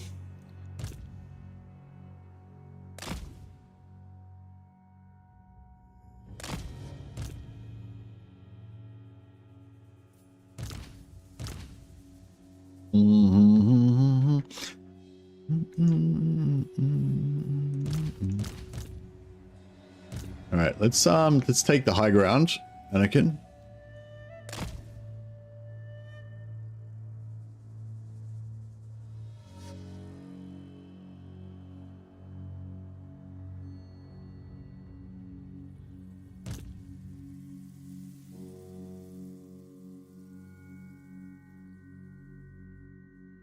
Make it so you can attack in underway stance only armies that are already in the underway. Yeah, that's cool. Yeah, I don't know if anyone wants to send me an email with like a you know, a save where you're about to do it or whatever, and I can check it out. I'd be interested to know what you're talking about. Or maybe we'll see an opportunity to do it in this campaign and I can check it out.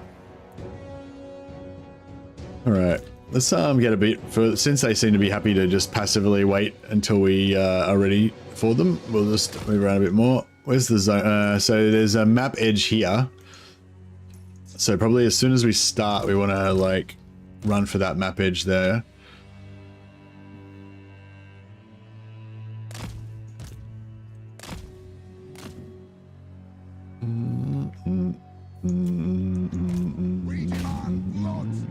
Rage fast! Plow through!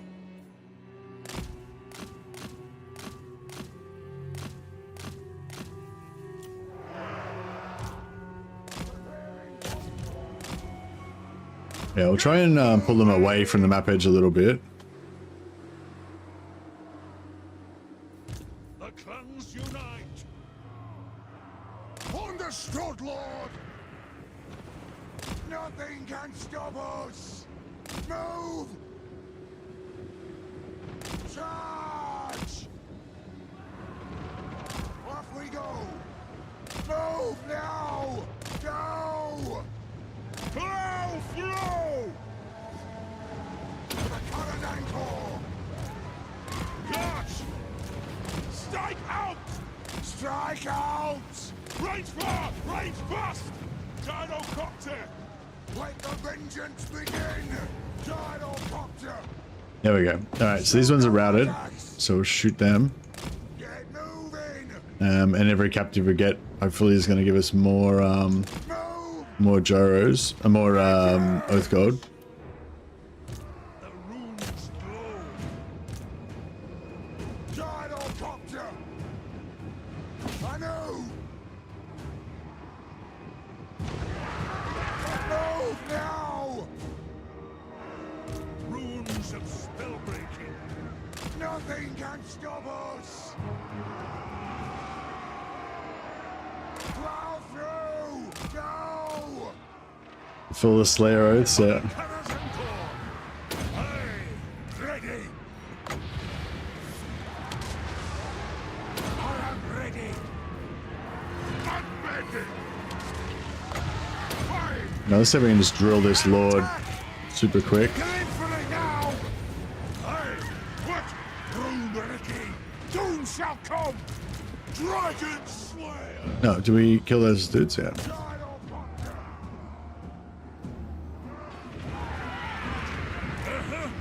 Yeah, just kill that Lord first, because then the more, if we kill the Lord first, then like the more Take it in! oh, yeah, that's it. Good. Get them! Fire! Reload! Fire! Pick your target well! butchers! Slayers! Wait till they break. These Wait till they break. worthy! Alright, just kill them then. Fucking whatever. Range firepower! Ready! Range fast! Range fast! Nothing can stop us! Rune Lord! Take him down! Take him down! Slayers! For the ancestors! Attack the earth! Alea's blessing on us!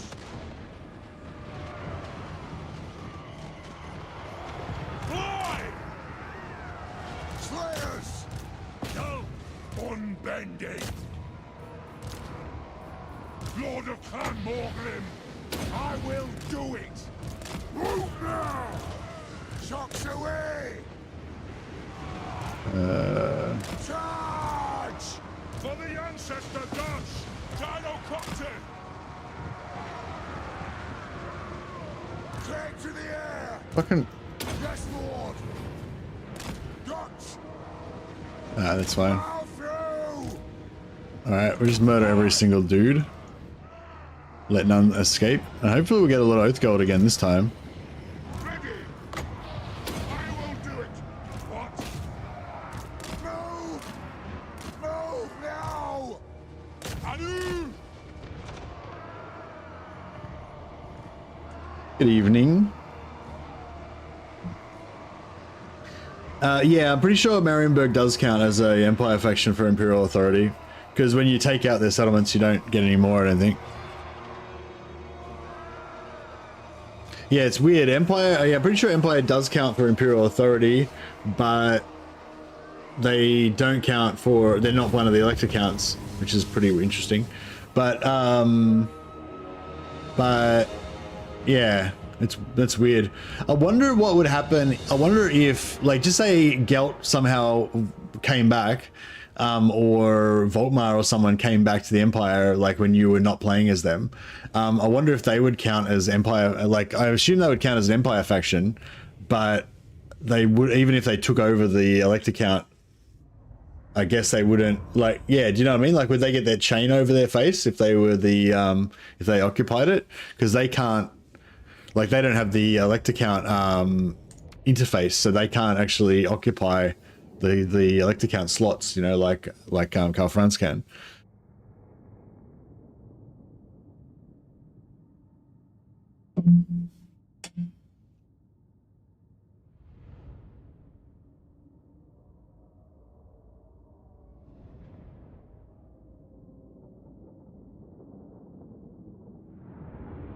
Karl Franz, yeah, Karl Franz has the elector counts, but also the minor factions have it as well.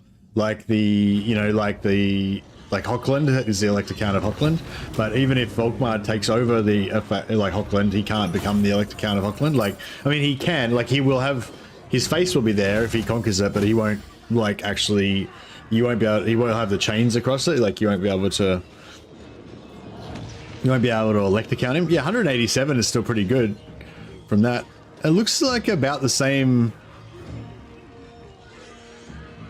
So yeah, sort of like about 10 oath, about 1 oath gold for every 10 captives ish, but not really. But that was sort of like what happened last time. Like last time we got like 4.3k captives and we got 500 oath gold, so it was about the same kind of. It's a bit more, like it's like one, yeah, it's like 1 oath gold for every 8 or 9 captives or something, but it's not, I doubt that's like the actual calculation, but yeah. It's a 1 for 8. Was it exactly 1 for 8? I didn't actually, I should have just calculated it. Yes, my oath is intact. 8.02. Oh, okay, cool. Pray I meet with Grimnir. Alright, now when we get oath gold on this, we don't get any for captives. But we do get it for,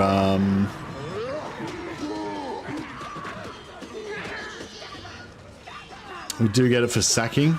Drain them! Attack! My anger burns bright. So we'll sack it to get the extra oath gold. Help you. Yeah, for me, when I've been playing the dwarves, my main concern, I mean, I'm trying to get this maxed out if I can, but my main concern is actually not their directing. My main concern is oath gold, trying to get hundreds of oath gold so that I can get my tankids.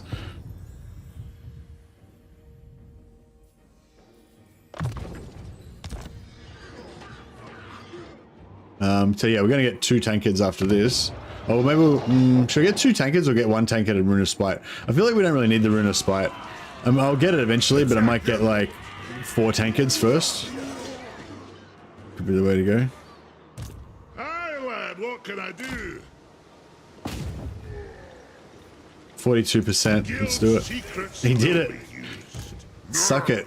You can't make it as far now. Ready. By Grudge, this had better be good. Drink! I guess we can just auto it.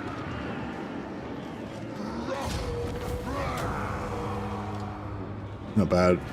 Yeah, so enemy captured 369 by our previous calculations that would be like 40 oath gold or something, but it doesn't reference that. Oh, well, actually it sort of seems like it. Maybe it did, hey.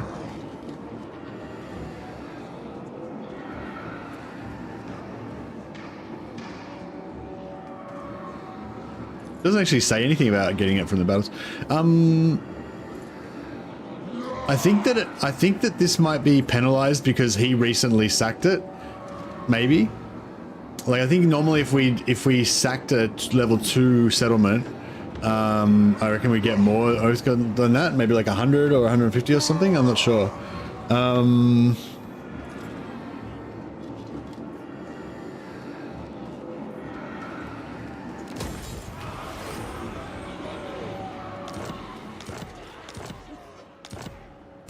I must fulfill my Slayer oath.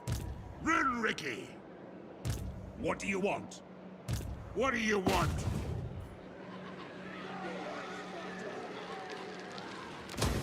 Master of Runecraft. It is time. All right, I think we might force march. I think we might force march him up to here. I don't reckon. I reckon we probably still won't make it. We might not be able to make it there next turn, but we can try. See, look at this guy. He's only got 264 grudges because he still hasn't really done much.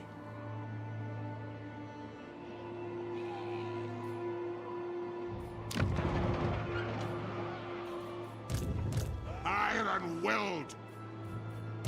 Lord of Clan Morgrim. I'll cast the runes. Got? I'll get on it. Setting off. I'm leaving. Yeah, I don't know if he's going to make it either. I grow restless.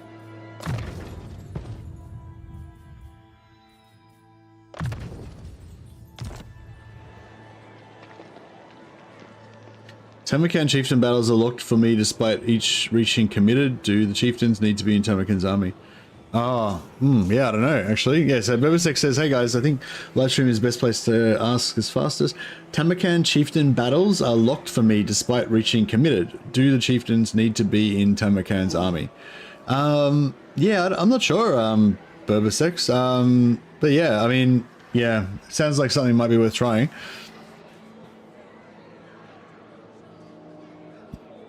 The only thing I would say as well is just carefully read all of the instructions, like mouse over the thing and carefully read what it says, because with these new mechanics, I quite often just don't read it properly and just assume I know what it means, and it isn't what it isn't what I think it means. I know it seems pretty obvious, and I don't mean that to be insulting or anything, but yeah. Onward. But yeah, putting him in the army sounds like a good idea.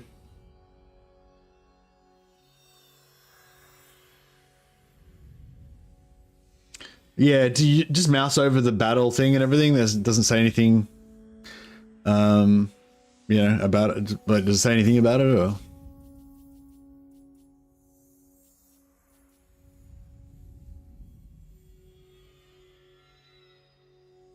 Do the Slayer heroes get boosted by Ungram?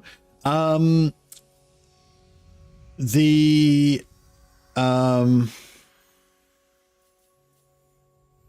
does have he does have this casualty replenishment rate for Ungram, Slayers, Giant Slayers, and Doomseekers, etc. And so that basically gives extra casualty replenishment rate to everybody who's got the Slayer tag, including the heroes.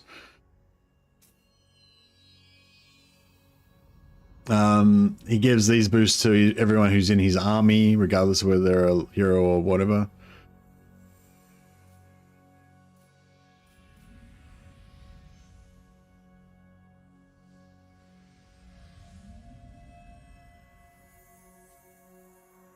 Even Malachi. But only if Malachi is in his army. That's interesting, actually. That's cool. So that means I was wondering about that, like whether the units, well, I don't know if it means 100%, but I was wondering with these little tooltips whether somebody has to manually add those units, like say, like somebody has to put in the description of how it works, which is just writing that they've typed in, right? And then, you know, if somebody programs what it actually does, which we can't see, and then separately somebody just adds the units that it's supposed to apply to, but that doesn't reference anything in the game. But the fact that this actually has like Malachi and the Demon Slayer in there that can't actually be in his army, sort of indicates that, yeah, the units are actually linked to the units are actually linked either to the code or to the tooltip, which is interesting. Yeah, it looks like it's anything that's got the Slayer tag, yeah. Which is interesting. So does that mean yeah, does that mean that we can pretty much rely on that 100%?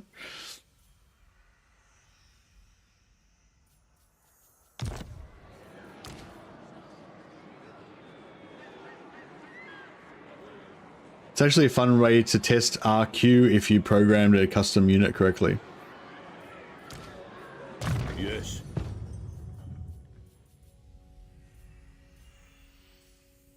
Yeah, I think, I don't know, what do we got here? Range and ammunition for gyros. I feel like the Dowie Air Force is pretty strong.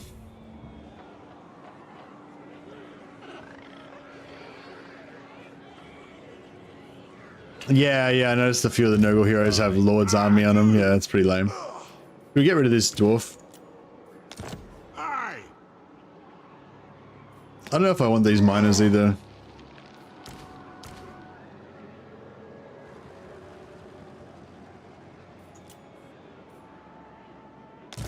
Rune Lord. It's as good as done. Ah, to die in battle. Armed and ready. I'll cast the runes. Yeah, he'll be in range next turn, so I guess that's all right. Rune Lord.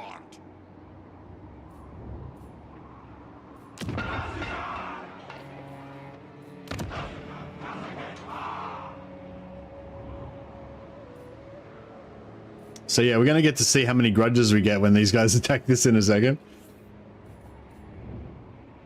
Air Force Doomstack, yeah. Can I help you?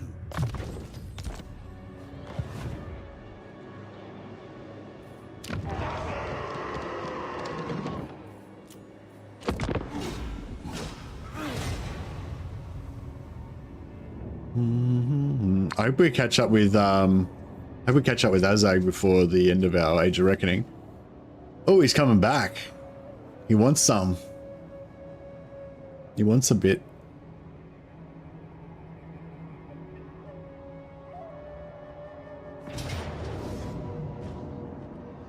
All right. Well, there you have that one. So we got, oh yeah, he got big grudges. Check this guy out. Has been issued. Oh, yes. Lord. A great adventure beckons. Be wary, though, for while the potential rewards are great, so too are the perils. Yeah, that's one thing I don't like much about the dwarfs, like how their mountain realms are like really annoying to defend because they've got all these different little tunnels around. But yeah, so somebody was asking about like leaving your settlements vulnerable to be attacked so you can get extra grudges. Yeah, it does actually seem pretty good because yeah, we got 119 grudges for the settlement, but also this army. I'm pretty sure this army it was only like 200 or something before, and then it took acts of aggression 503. Yeah. So before they attacked this, they probably were only like 100 and something, and now they just got like by taking a settlement they got like 400 grudges. So it's pretty cool. But yeah, if Azag like did a rampage through and took all my settlements, you know, you can imagine he would get up to like 2,000-3,000 grudges just on the one army, which is pretty cool. The Slayer in me seeks death. I do. If you say so. That's brutal. That's brutal. Anat.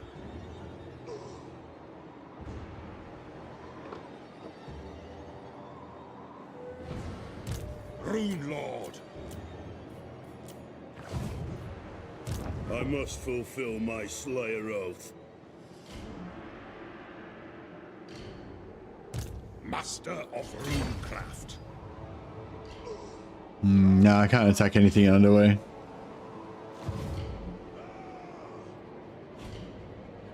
Yeah, I noticed as well, like, yeah, they have like this, because the road goes down the middle, which is like the best walking, but if you go off the road, I think it penalizes you even more. So that kind of sucks. I grow restless. Lord of Clan Morgrim. Sapoiso. I am the Slayer King. Casting the runes. Onward. To die in battle.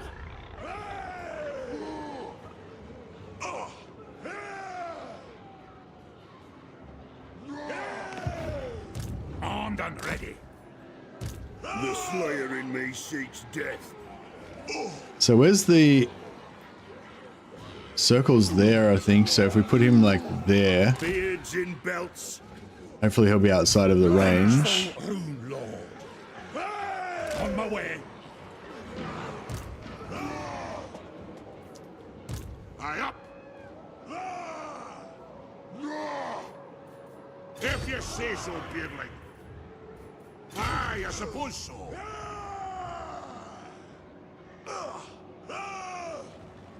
I'm going.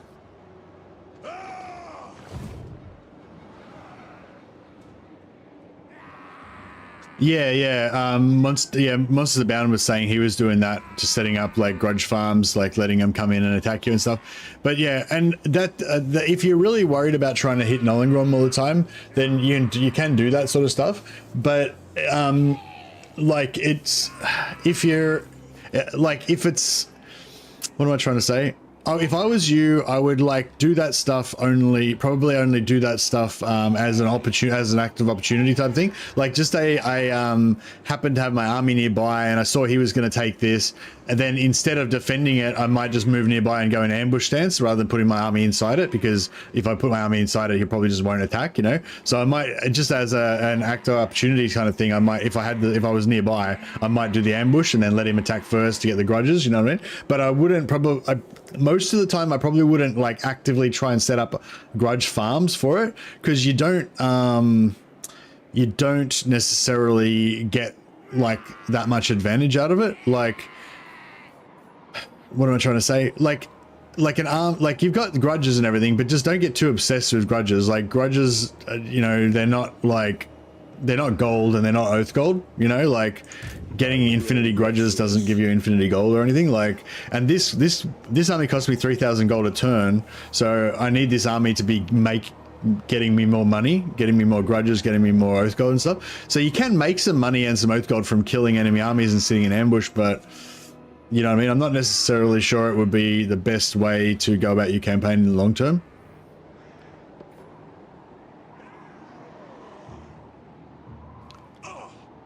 Rune of Spite. I was thinking about going for double. I was thinking about going for double tankard. Yeah, Runespite feels really weak now. It's like if you're super tanky and you're willing to spend like an hour fighting the battle or whatever, then the Runespite is really good, and you notice it like chewing them up. Like if you're playing the battle on 4 times speed, you notice it chewing them up. But if you're in a normal battle where there's heaps of damage going on everywhere, and you know, you don't really notice the Runespite, I don't reckon. But yeah, I do want to get it early. Like out of my first 4 things that I'm going to spend Oath Gold on, you know, I might go like 4 tankards, then the 5th one Runespite, or I might go like 1 tankard, then Runespite, then more tankards, you know. But I'm leaning more towards the first one, you know, like more tankards first. Yeah, I might get 2 tankards straight up first.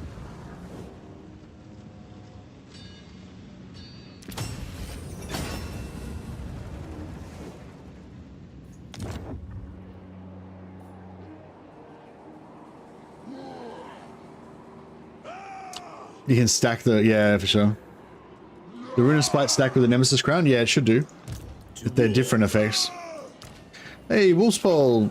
Wolfspaul is in the house, dropping memberships. Thanks, Wolfspaul. Wolfspaul just did 10 YouTube memberships, gifted YouTube memberships on YouTube. Thanks, Wolfspaul. You're a legend, and you're welcome to all of our new members. Appreciate it.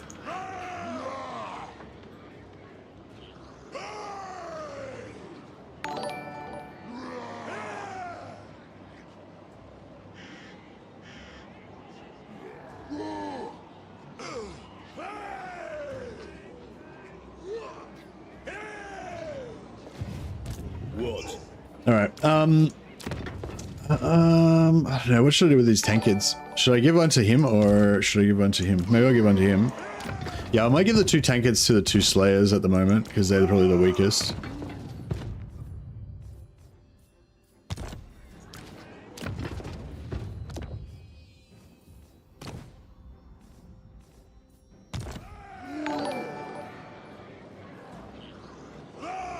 Look at you taking attrition for nothing at the end turn. What do you mean? Not taking attrition.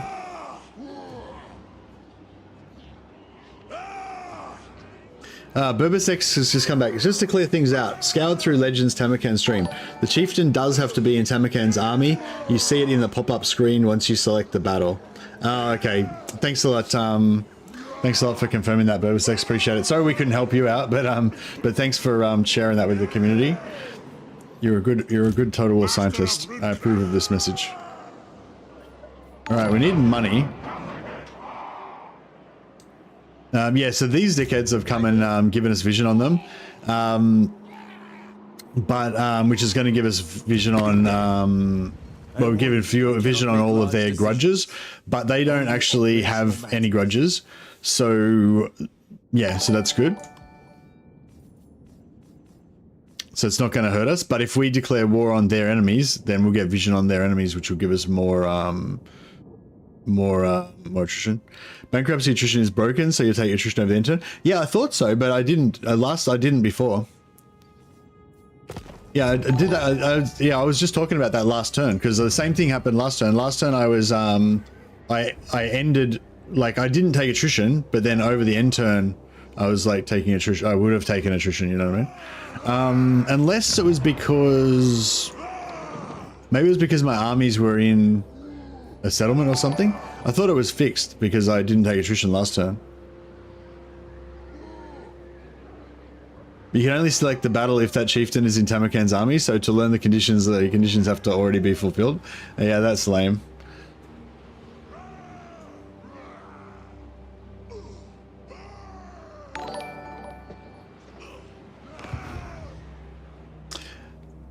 So the bug's not fixed?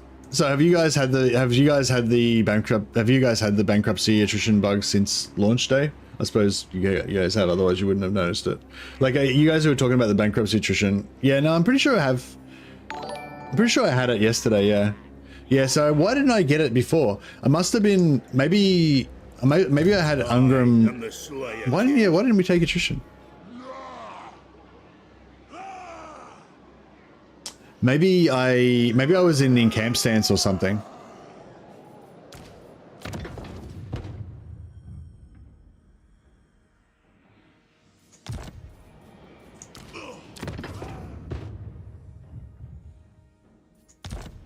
Yeah, maybe I had some sort of an attrition bug order. How we going? So we've gone over 50%. We only got 3 turns left to get another 1,200 grudges though, so I think we're going to struggle. Unless we could get over there and kill that guy, but I don't think we're going to make it over there somehow.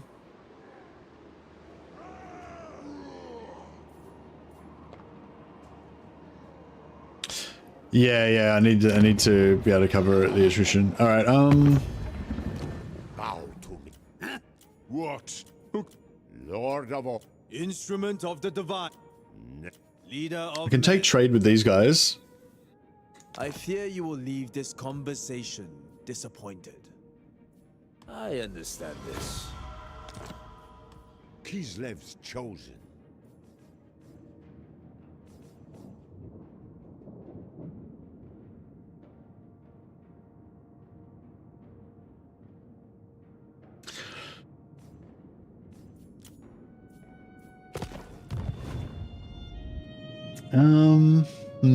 Yeah, so we technically shouldn't take attrition now, but if like if this army moves into here and starts raiding us or something, we might get screwed.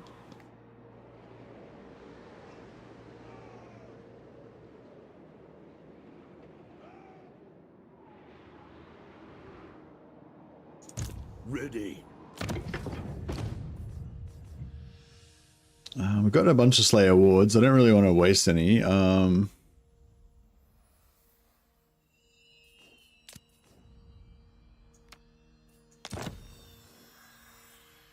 tell we got how many Slayer wards we got? We're probably going to end up with heaps of Slayer wards, aren't we? All right, you reckon that's enough? I feel like that should be enough, right? Thanks for the warning, guys. Yeah, I for some reason I didn't take attrition last time, and yeah, so I thought maybe it was fixed or something, but yeah, thanks for letting me know it's not.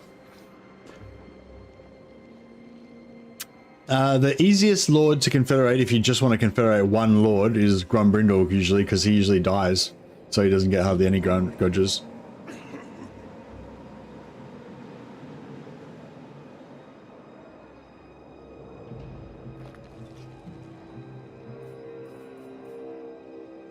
Yes, laddie. If you mean like the least amount of grudges required for the Confederation.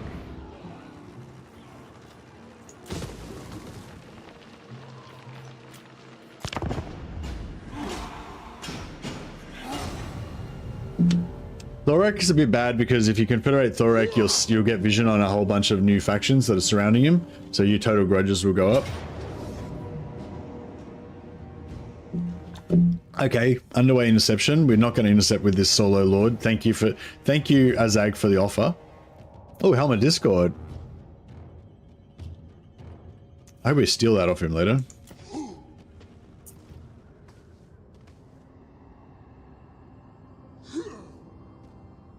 Yeah, that's what I was thinking. I don't think I was in camp stance though, but yeah, I don't know. I'm not sure what it was about. I mean, maybe I was inside the settlement, but Reckoner has approached requiring guidance on how to settle a dispute between two clans. Both are claiming ownership of a mine. One has remained loyal to you for centuries, and the other has opposed many of your edicts. I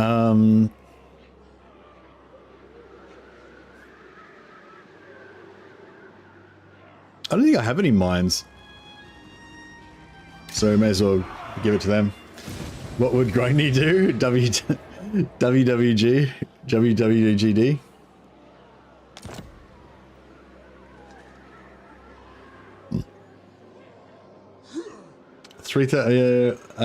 Malachi's is the hardest you've ever played so far. So many factions keep declaring war on you. It's crazy. Yeah. The way I did it was like I took out Throt really early by turn 7 or 8, and then I just kept doing like punitive raids on Norska. So I'd go into Norska, take over like a bunch of settlements, then sell all those settlements back to Norska again, wait a few turns till they declare war on me again, then go back and do it again, and just kind of just sort of turtle and make them come across the water. Like, I reckon it's a bad idea to invade.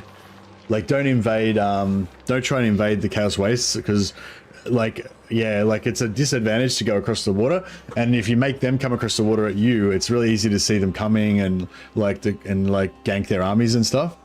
But yeah, it's a bit of a tricky spot. Maybe I was a bit lucky in my campaign, I don't know. Do you reckon we should... The Slayer in me seeks death. Aye, but the axe of Dargo demands blood. Yeah, I think I'll attack this way. Yes.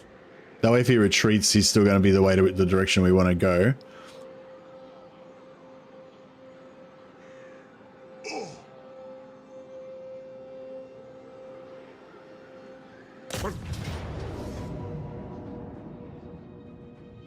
Oh man, it's disappointing. I think if we auto resolve it, we'll get screwed on the captives. So I'm gonna fight it manually so that we can get mad oath gold.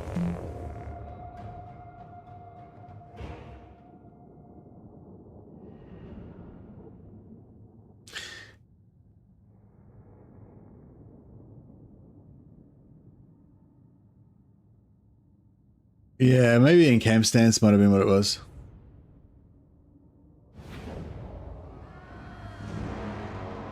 Yeah, I guess, yeah, like, obviously as we get more into it, we're going to learn more about how to deal with the Age of Reckoning and everything. But yeah, one thing I would say is, like, just don't worry about the Age of Reckoning too much, you know? Like, if you can't do it, then just accept that you didn't get it that time, you know, whatever. Like, it's not the end of the world. Obviously, it's going to be a real big boost to your campaign if you can get it. But yeah. Yeah, I was sort of thinking about maybe I was a bit lucky in my Malachi campaign, because I think in my Malachi campaign, like, Epidemius and the Godslayer both kind of got wrecked. So they didn't have very many grudges. And so, like, all the grudges that were on my side, like Norska, so basically it was like Kislev was taking over a lot of the territory down south, and I would kill my enemies and then gift the regions to Kislev. So basically what that meant is that instead I didn't expand any of my vision, because any new regions I took I just gave to Kislev, and all I could see was Kislev, and Kislev didn't have any grudges because they're good guys, right? So basically I kind of covered my south with Kislev so that I didn't have as many grudges in my vision. And then, yeah, like I didn't cross the water to the north, so I didn't get any vision on Archaon or anyone else over there. But also the demon factions didn't seem to do that well. They sent a couple of armies over early, which I just smashed, and then they would occasionally send another army over, which I would just smash again. But they didn't really get that many grudges, and so I didn't really have vision on anyone with huge grudges on the other side either. Norska and that would get a bit of grudges, but wasn't too bad. But I would just go and kill them a fair bit as well. And then eventually I sent a big army to crusade over into the east. But yeah, I think I was just like kind of basically just keeping my grudges low by not getting vision on much stuff. Iron Drakes!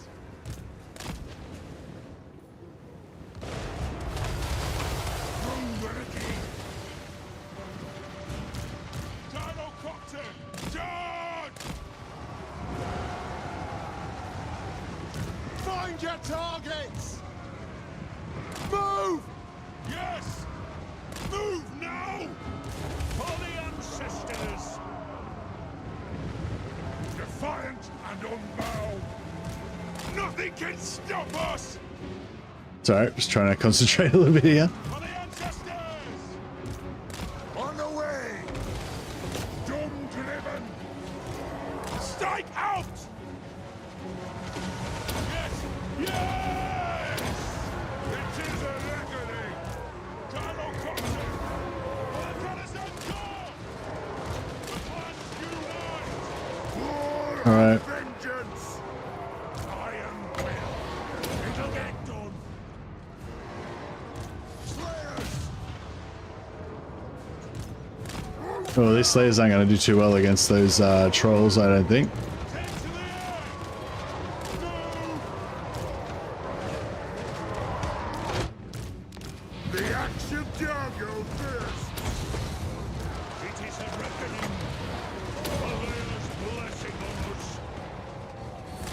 fast! Range far! Range fast! Oh shit. Quarrelers! Blow through! Where's Unger? Where's yeah, kill Azag.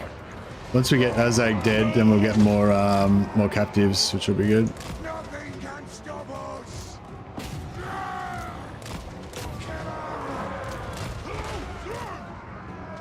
Ah, fuck. Screw that over. Nothing can stop us! Slayers, strike out! And go! Gyrocopter! For the ancestor gods! Gods! Nothing can stop us! Move! Son of Ongrim!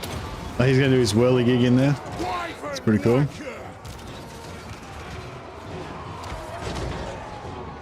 Fulfill our oaths and die! Gyrocopter!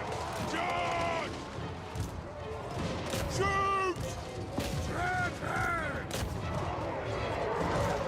For the ancestors! Gyrocopter! Fulfill our oaths and die! Alright, we should be getting a fair few captives in here.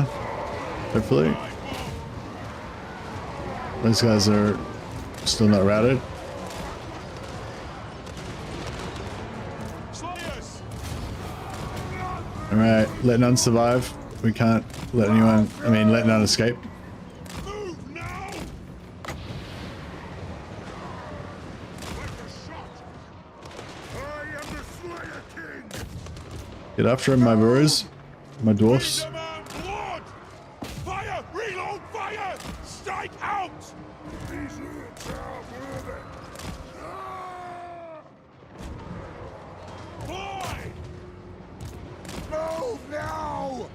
Shoot! Vengeance! Gyrocopter! Oh no, shoot that. Wrong way. Wrong way, go back. Nah. Just missed everything there. That's alright.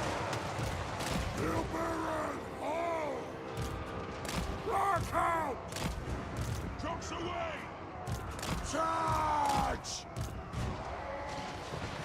Hello, through! Go! Vengeance! By the Layer's will! All right! Take aim! Now! Yes! Alright. I think we got the most. I think we did the best there. Best campaign is Elspeth. Best campaign is Ungram. Because that's what I'm playing.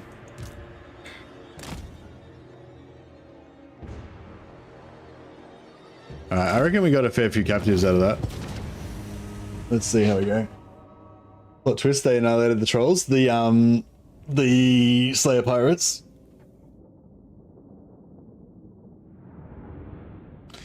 Honestly, I think it's better to take a chunk of Kislev, safe territory, and because of you, they won't be very active anyway. Yeah, that could be a good idea.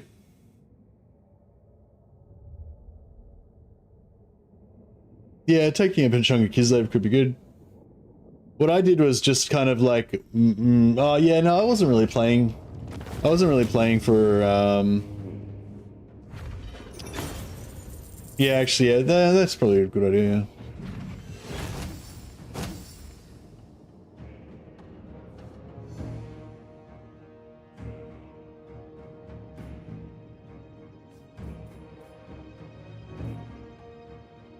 $197 oath gold, pretty good. 20% replenishment's not bad, but we don't really need it.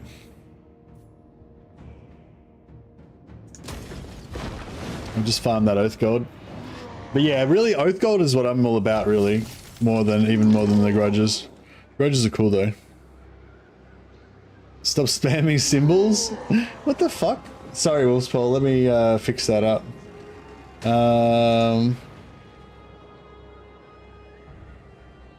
How do I fix my Nightbot?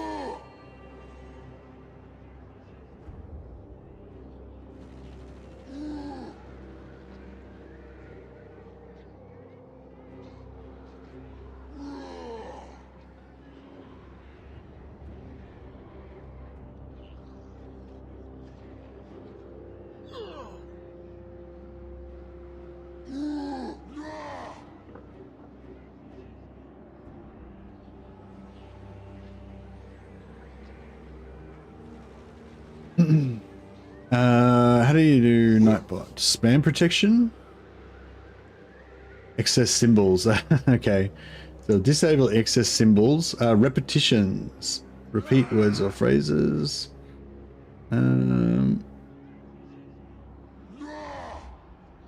Excess emotes. Disable that.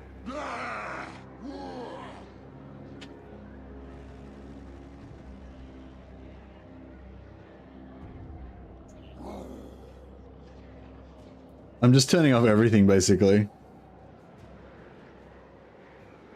Yeah, I'm just disabling everything. All right, so the Nightbot's gone now. Nightbot will no longer be moderating our channel. I feel like we're mature adults. We don't need Nightbot to be moderating us. So fuck that off now. Skynight's been, yeah. Sorry about that, Wolfspaw. Replace Nightbot with Wolfspaw as moderator. I already offered to make Wolfspaw a moderator, but he was like, he refused the honor. Alright. How are we going now? 216. We only got 2 turns left. Yeah, no, we're not going to hit Nolan Grom this time around, unfortunately. Vengeful Rune Lord. Lord of Clan Morgrim. Cast the runes. Whoa. What happened then? I think I just crashed it. Whoops. Alright. I blew up my Warhammer. I think it's because I was tabbed out for too long and then I like tabbed back in and then it just kind of shut itself. The game died, yeah. It's alright, we're coming back. We're coming back online. Notbot is a crap mod. Captain Codpiece is the only mod I need. Hey, Timka just subscribed on Twitch. Thanks a lot, Timka. Appreciate it. That's awesome. Excuse me.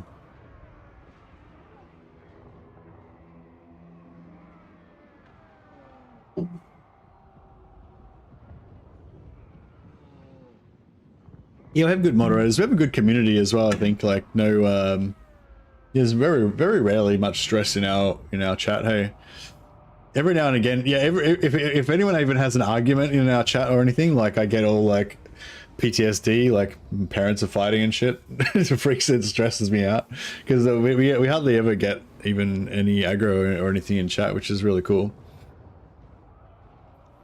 I think I have a pretty low tolerance for stress. But luckily I just don't really give a shit about anything, so I don't really get stressed. But if I ever do get stressed, then I find I get very stressed.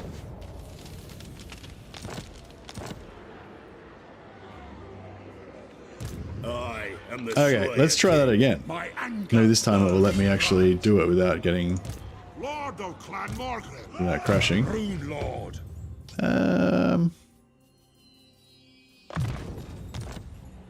Alright, so we'll try and split.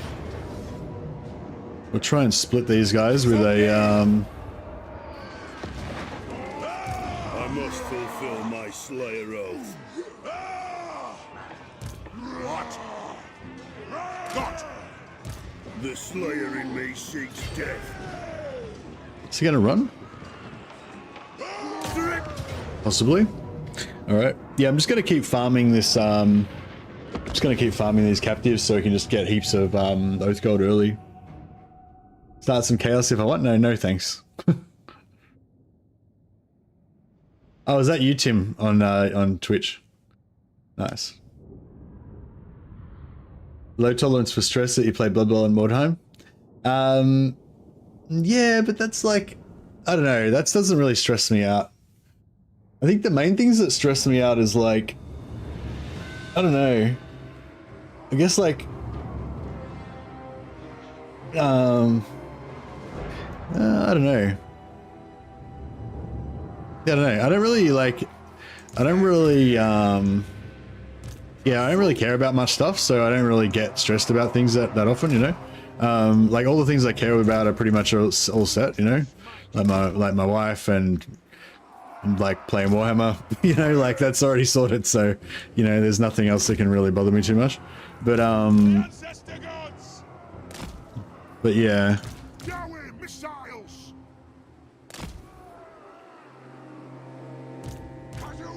But yeah, I think that because I'm like that, because I don't really get stressed, because I don't really care about too many things, like, and so I don't have a high stress threshold, because, you know, like, I think people who are like, you know, in like high stress management positions or whatever, they're constantly having to deal with bullshit like every day and stuff. They, you know, they develop the ability to tolerate a higher amount of stress on a day-to-day basis. Whereas because I have a very low stress lifestyle, you know, because I, you know, just do what I want all the time most of the time, then yeah, I don't really have much tolerance for stress. So yeah, if I so when I've noticed this in the past. So yeah, if I do get stressed, I get like can get really stressed.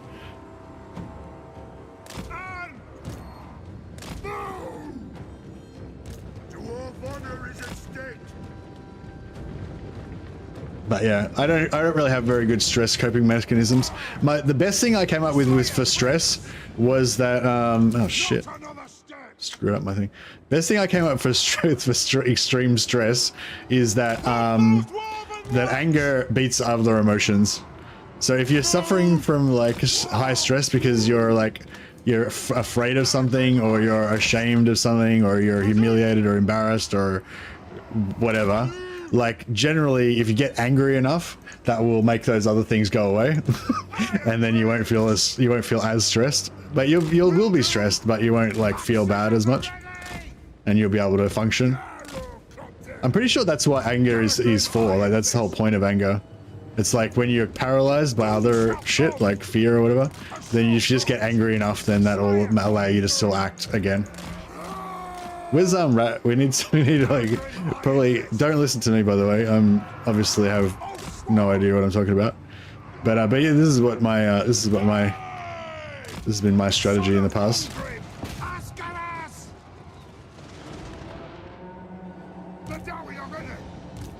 But normally I don't get stressed or angry.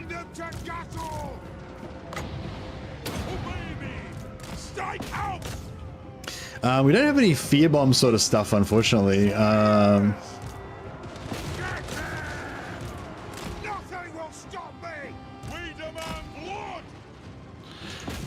Yeah, so we keep killing everything before it actually routes, so we're not going to get much Oath Gold out of this one. But we can, at least these ones that we get after the, at least these ones that are dying after the end of the battle will definitely get counted as captives. Yeah, let's keep calculating as well and see if it keeps coming out to about 1 Oath Gold per 8 captives.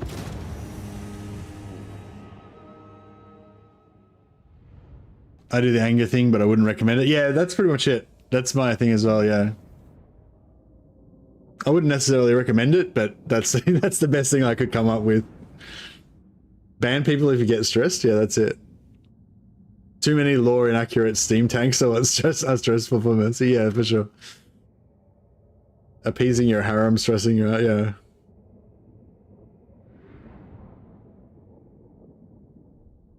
Anger is pretty useful when you're living on the steppe 20,000 years ago and there's a lion trying to eat your kid. Yeah, for sure.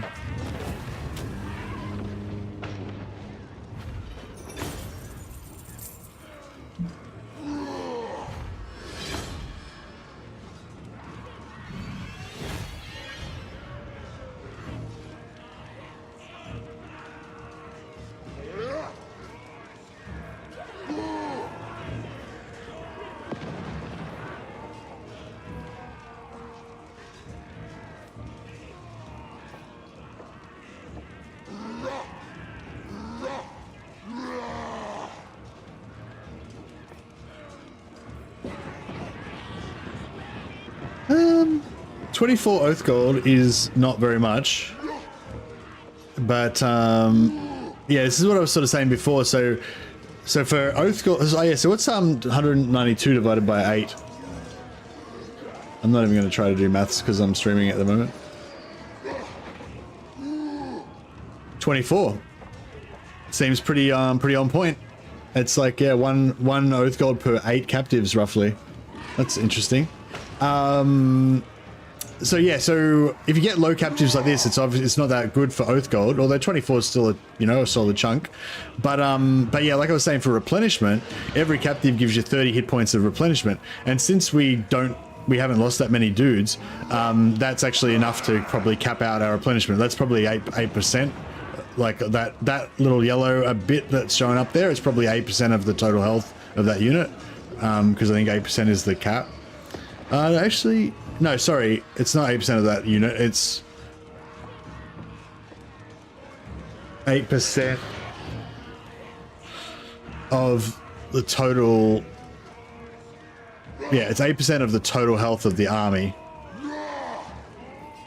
But anyway, point is, yeah, if we got 17,000 fucking captives or whatever, then we would have heaps of Oath Gold, but we would be capped by the 8% cap on the replenishment, so it wouldn't be worthwhile. Whereas in this case, it's kind of more worthwhile for the replenishment. Yeah, anyway. I don't know if that made any sense.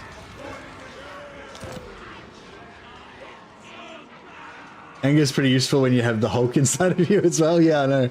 Yeah, that's true. Yeah, I don't know. I don't really find getting angry at other people to be very useful. Maybe in certain specific situations, but getting angry at yourself sometimes can be good.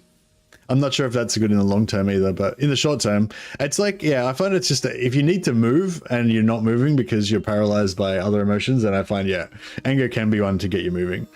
But that doesn't necessarily mean it's the best thing.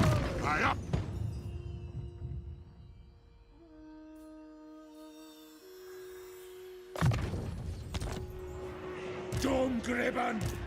The Slayer in me seeks death. I do. What do you want?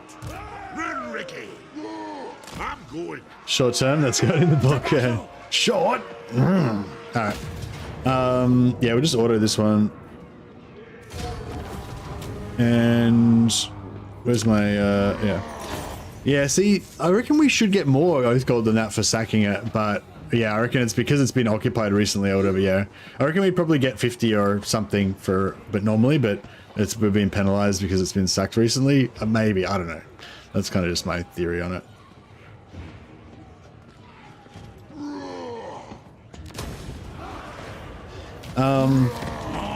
So yeah, we're gonna get a rebellion now as well. But that's okay, as long as we've wiped out Azag, that's the main thing. Still need 520 more grudges. We've only got 2 turns. I grow restless. Should we go back around that way, or should we go around this way? I don't know. Fuck. Aye, it'll be done. Onward. What needs to be done?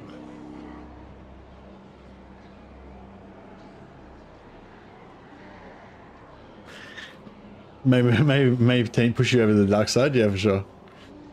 All right. Aye.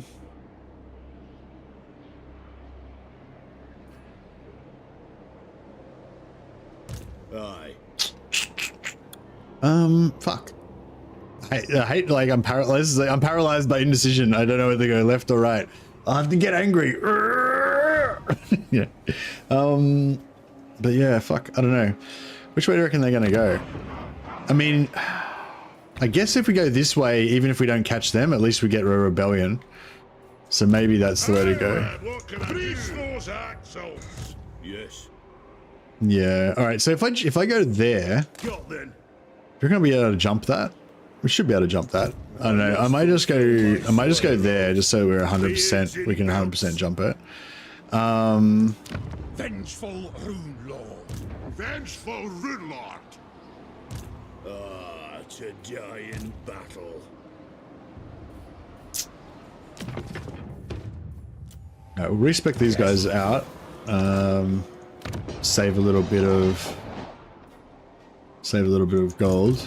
Iron Weld. Lord of Clan Margaret. Yeah, I played Gelt in the early access period. I haven't played him since launch, but yeah, I'm pretty sure he's the same as he was before. Get more Oath Gold on that. Very aggressive. Okay, we'll get that. Get rid of that. Get more Oath Gold there as well. Carrick Ungor, should we build the... I feel like this should give you Oath Gold as well. Oh, it does. 15 Oath Gold. Oh, cool. So it actually gives you more Oath Gold. Alright, shit. Why am I building that then? Oh, it takes 2 turns. Ah, that's fine. Still worthwhile. Lose the rebels on purpose so we get more grudges. Yeah, nice. Yeah, I don't think the rebels actually have grudges on them. I don't think they count as being part of the greenskin race or anything. So yeah, I don't know. We'll see what happens when they pop up. But yeah, I think maybe we don't get Grim Forge Hand. That's pretty cool.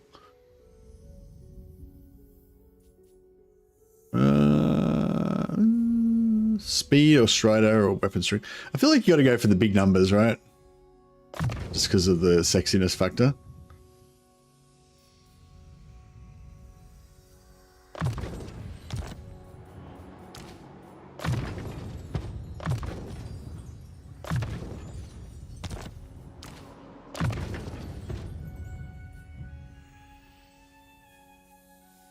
I might just put him on replenishment as well, just so that we don't have to keep worrying about which one's active at the moment. How are we up to? 8. Are these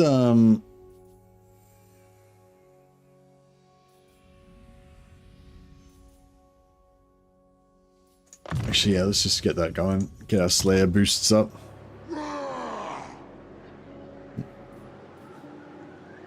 Alright, we need a Lord here.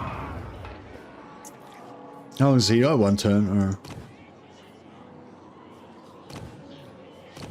I'll put this guy out here. My anger burns bright. I'll get on it. Rune Lord.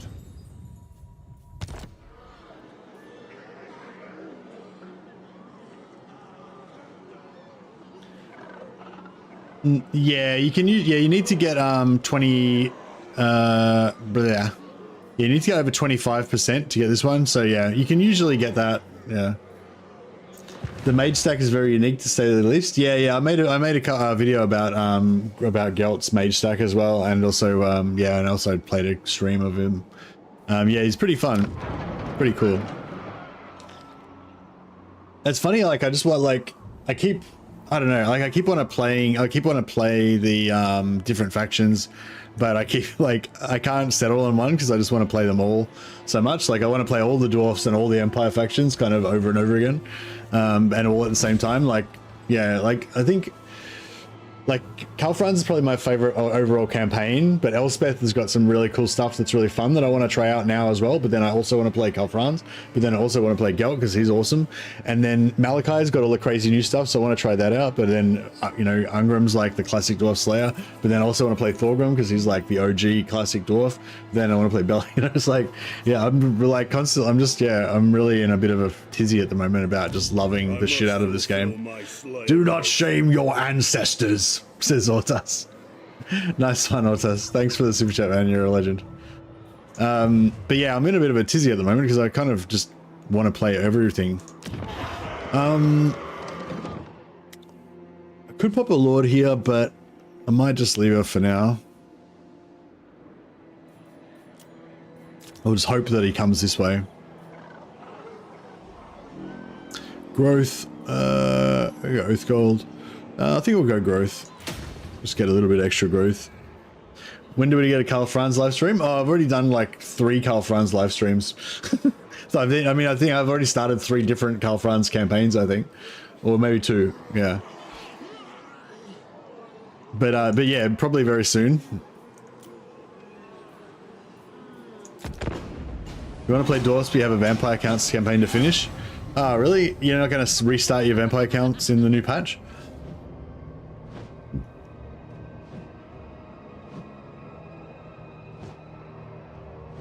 Oh, this is Azag's faction coming back to life because we wiped him out. Yeah, for sure. I didn't think about that. I was wondering what faction it would be. Hail! Do not be intimidated by the throng of Drengi. They wish only to die in battle.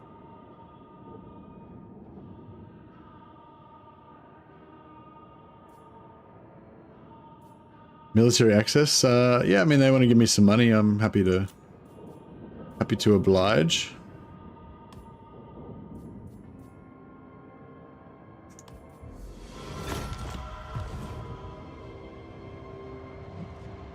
You don't turn 300 with your vampire campaign. What do you when you say finish it? Like, what are you trying to achieve? What's your goal now at this point at turn 300?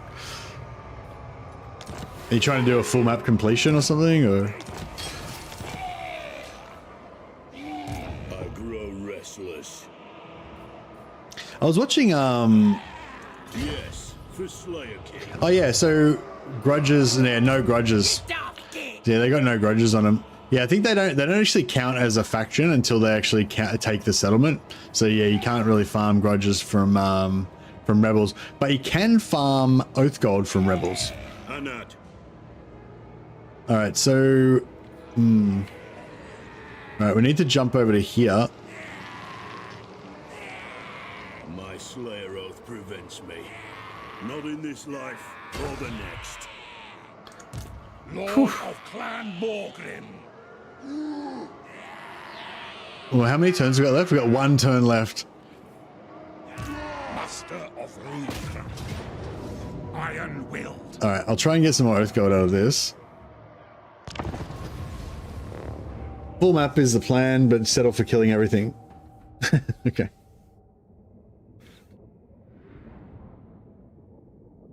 Yeah, if I was you, I would just abandon that campaign and start a new one.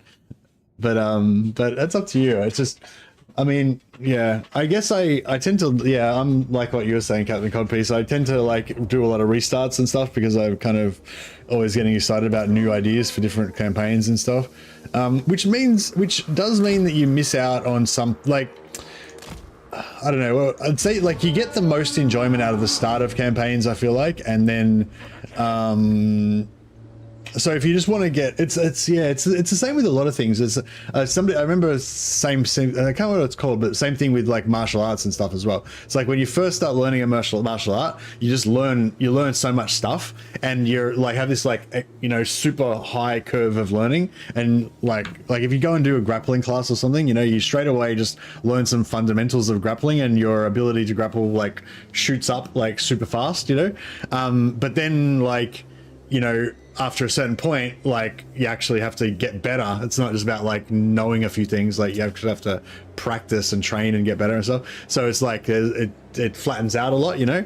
But like, but then over a long period of time, I imagine I haven't gotten very far with my grappling journey yet, but with like, I guess with boxing and stuff, it's the same. Like over a long period of time, you kind of unlock more stuff, you know, that you can't get from that superficial experience, you know. But it's like, but I think a lot of people like to do lots of different martial arts because every time you start a new martial art, you learn all these things really quickly, and it's really fun and exciting. And then you get to that like hard work phase, and like, and people like get sick of it and move on to something else.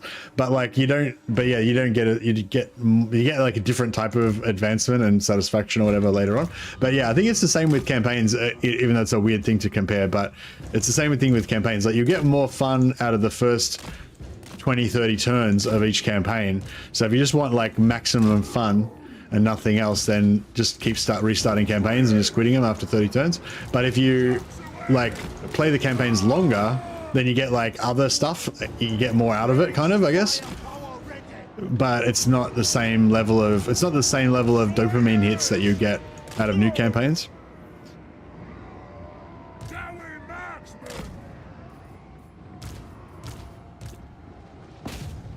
All right, we need some fear. We need more fear. There's a sweet spot, maybe 50 turns in. Yeah, maybe. Yeah. Well, we need some. Yeah, I need to actually. Yeah, I'm gonna invest in some runes. Actually, I'm gonna.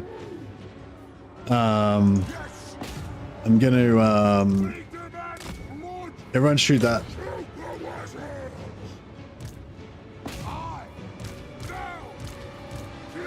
Yeah, so as soon as something breaks, that's when you want to kill it.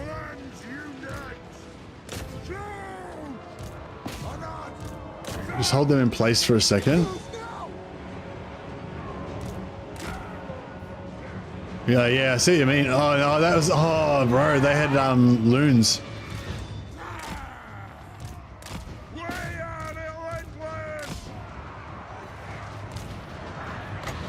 Alright, we've got some routers there. Cool, kill the routers. They're routing, kill them. That's all good. What else we got going on here?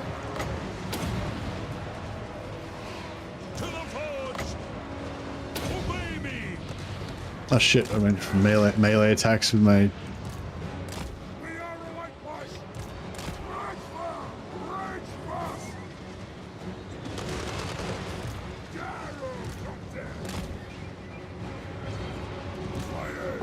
I don't know why these guys aren't routing.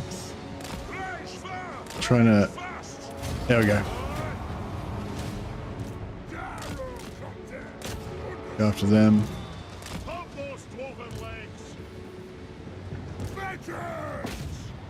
Oh, bro. Get this fuck. Get this prick.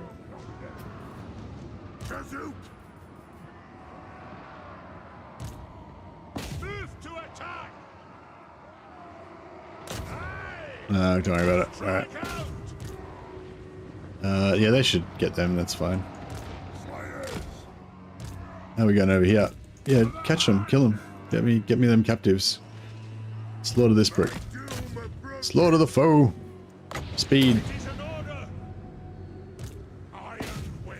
Speed. Yeah, alright. Alright, you guys go after that. You guys go after that. Alright, every 8 of these dudes is another Oath Gold. Hey there, Eric. Yeah, good, buddy. Personally, I love the mid-campaign, especially with unnatural selection. What's unnatural selection?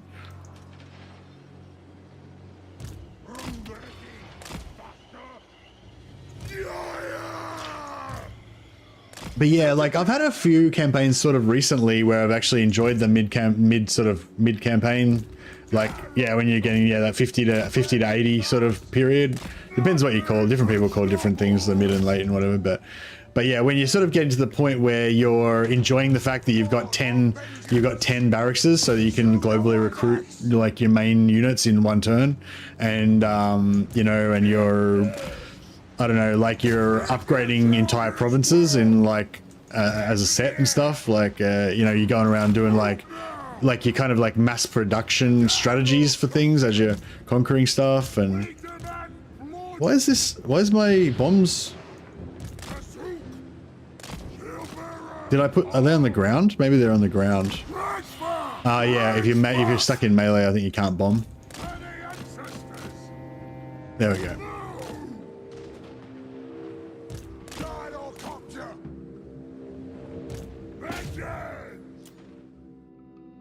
All right. I think our work here is done.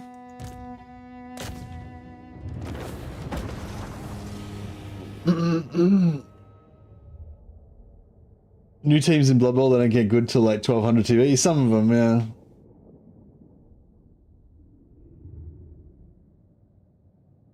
Empire now makes me think of an alternate history where modern humans don't know about the other races because Empire technology just wiped them all out. Yeah.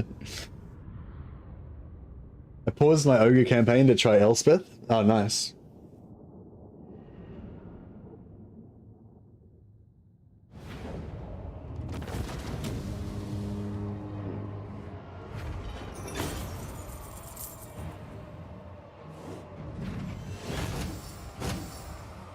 Oh, okay. No worries, Mike. Yeah, I think I've heard of it, actually, yeah. Alright, yeah, we got another 100 Oath Gold. That was pretty kind of worth it. How much captives we got? Yeah, so we got max replenishment. We don't have anything to replenish, though, so don't worry about it. Just take the Oath Gold. But yeah, the reason I was talking about the replenishment before is because, yeah, you can sort of roughly just calculate how much replenishment you're going to get by, it's like about 30 hit points per captive. So yeah, you can kind of just look at your how much damage you've taken and all that, and then just figure out whether it's worth taking the replenishment or not, even if you've got a single lord or whatever in this, you know, so you can't. How are we going? 248. So we need 520. Oh, that didn't count. Yeah, we need 520. So yeah, so now that we've achieved 75%, there's actually no real value in. Oh, wait up. This guy's got 700 grudges on him. Alright, surely they're going to run. I ain't doing that. I wish that we could somehow make them not run. What? By the Gamma's Kron!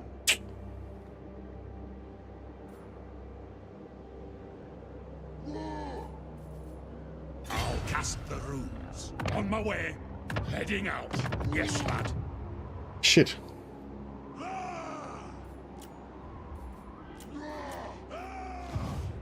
Oh man, if I had have just gone into ambush stance instead of trying to hit him, probably could have gotten him to attack me and then gotten the Iron-willed.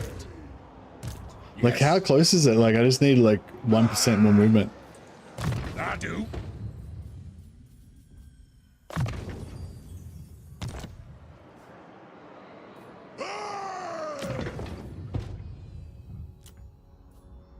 This guy's got 5% extra campaign movement range. It's not enough though, is it?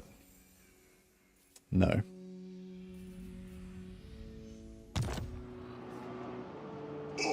Is there any way we can, there's no way we can get that ambush, is there?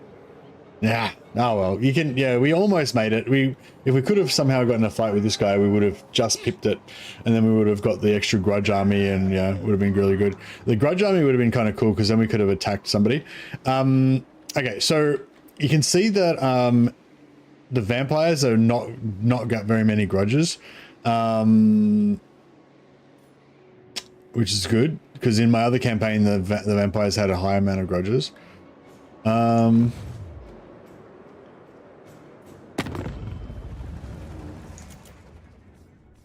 Who's got a lot of grudges? Lamian Sisters, they've got a lot of grudges. They only got one settlement though. Goromadini probably has some grudges.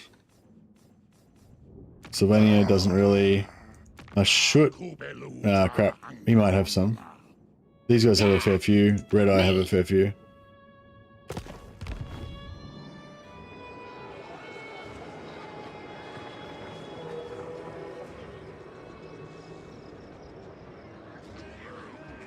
Yeah, it would still count if I get attacked over the end turn, which is why I was trying to...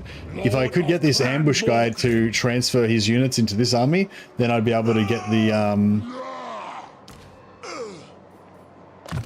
I'd be able to get him to attack me, possibly. And then I'd get the... then I'd get the grudges. But, yeah, I just can't quite get him to attack me. This guy... I mean, maybe if that guy force marches... Yes.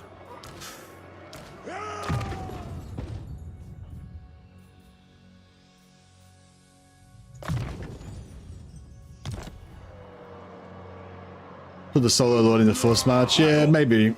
I suppose so. Yeah, good call. Transfer the heroes, yeah.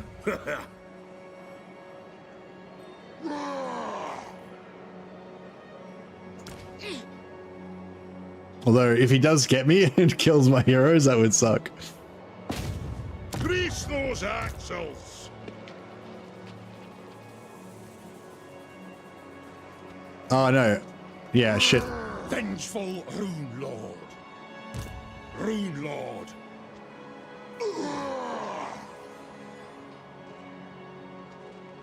Getting out of here.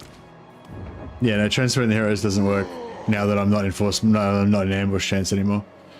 Yeah, if I was in ambush stance, then I could have transferred the heroes to try to get the extra. Please don't ban if he kills the heroes. Yeah.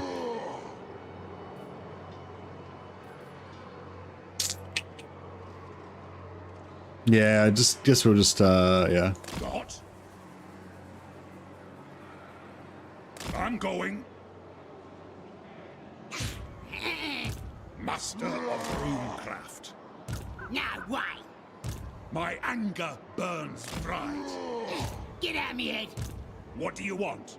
Alright, cool. That's as close as I can get. I'm trying to get in range of this guy, so maybe with both armies he might think, yeah, sweet, I've got to have a shot at this. But yeah. It is what it is. Alright, so we got 438 Oath Gold. So I was thinking, I do want to keep getting more, more tankards, but we're having a bit of trouble breaking. We're having a bit of trouble getting the enemies to break. So we want to get the Master Rune of Groth One Eye. That gives us Discouraged effect, minus 16 leadership. So we can put that on one of our quarrelers and be able to, you know, target that. Excuse me. And also the Fear Runes. Gives us -9 leadership altogether. So yeah, I think I might take them first because that'll actually get us more. That'll get us more grudges. Onward.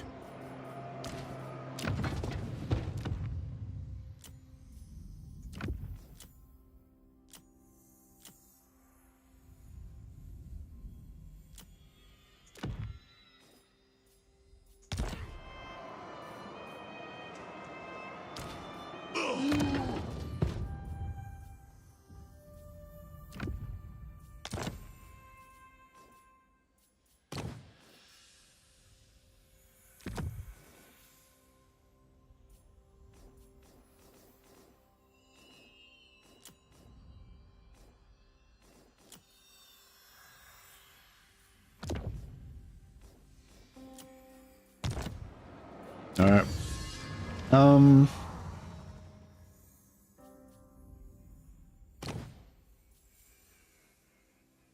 Oath gold from buildings. I guess that's good.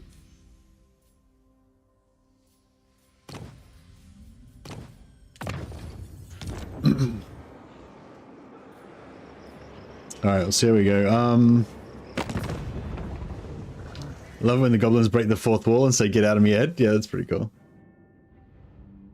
Hey, Dad Mode. I don't have the income to get all the DLCs, but I enjoy it. But you're enjoying Gelt and Cathay. Oh yeah, the Gelt and Cathay, and also the Cal France campaign is so good now. The free DLC updates for both of those are really cool.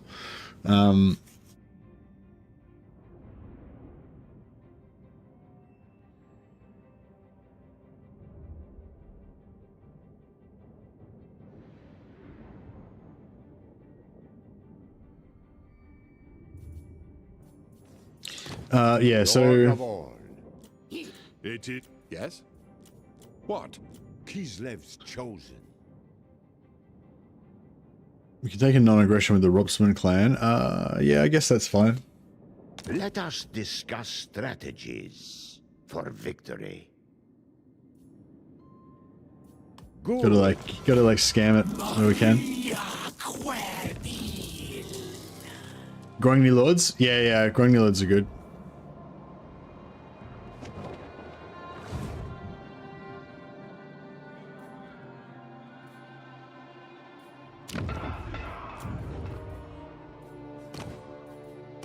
Yeah, no more Grongny Lords to buy at the moment. I've got one, so we can use him to recruit to reduce the cost of our buildings a little bit. Yeah, so pretty much never build the Trinket Maker anymore because you just want the Oath Gold. But I don't know, now that we've cottoned on to the Oath Gold being from captives, I don't know if we really need the Oath. We're getting some pretty huge amounts of Oath Gold, so it's not so bad, I guess. Yeah, we need to get that growth sorted out though. Yeah, starting off with a 2-region province really sucks, I think, for Ungram.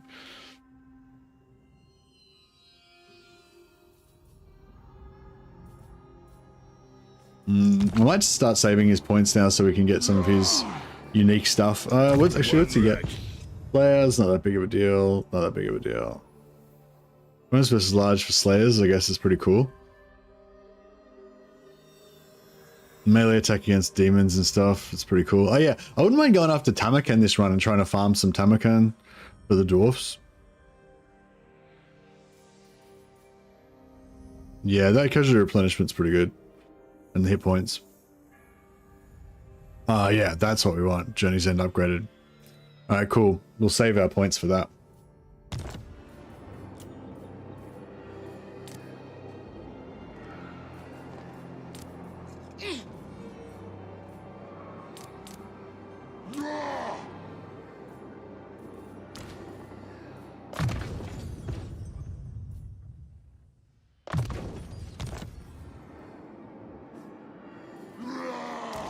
Range has been tier 2 and Hammer has been tier 3, yeah.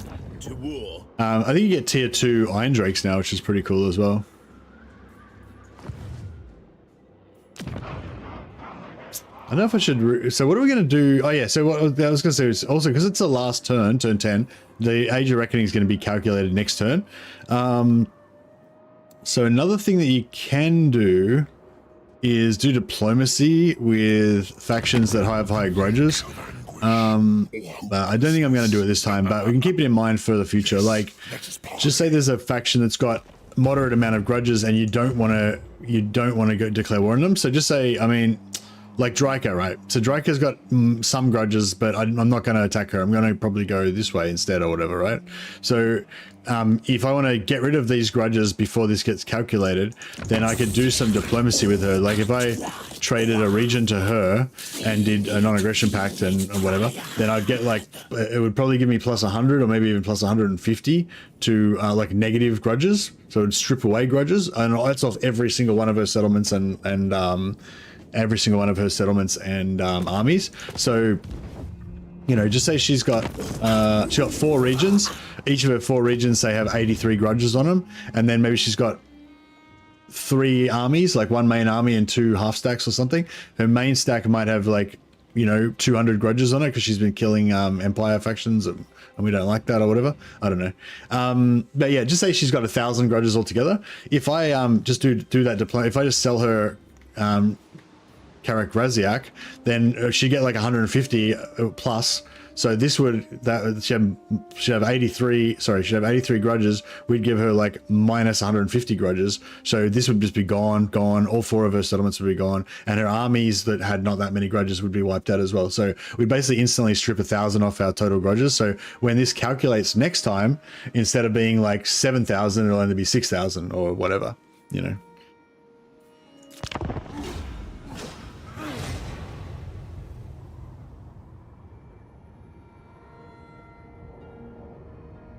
When I was playing a friend, I started getting grudges against him. It just classed it as Empire actions. Yeah, Empire actions means other factions of the Empire race are doing grudges against the Dwarf people.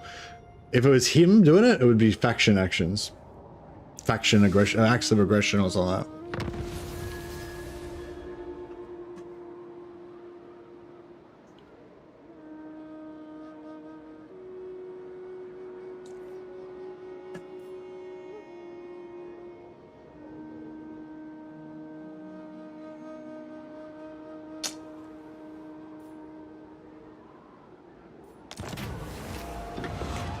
All right, we will take our New Age of Reckoning immediately. Never one to shy away. But yeah, if you're not planning on doing well on this for like 20 turns in a row, then it might be a good idea to skip it.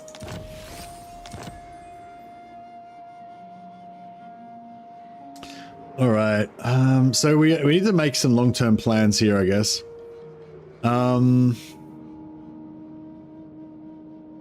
Like, I kind of want to go north, but,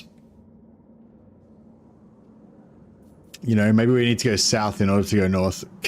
Oh yeah, so what did we get? So yeah, so our new grudge target's 4,700. So that's what I would say is like successful, you know, like successfully keeping our vision small so that our new target isn't blown out. Like if I had have gone out of my way to meet every faction I possibly could, I could have gotten that target up to probably 20,000, 30,000, and that would be obviously totally unachievable, you know, but 4,700 is actually pretty good for second round, you know. The Goblin army is missing. Thanks for the heads up.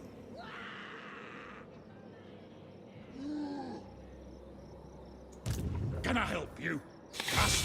I'm sort of thinking about taking this settlement as well because there's a few grudges on it. And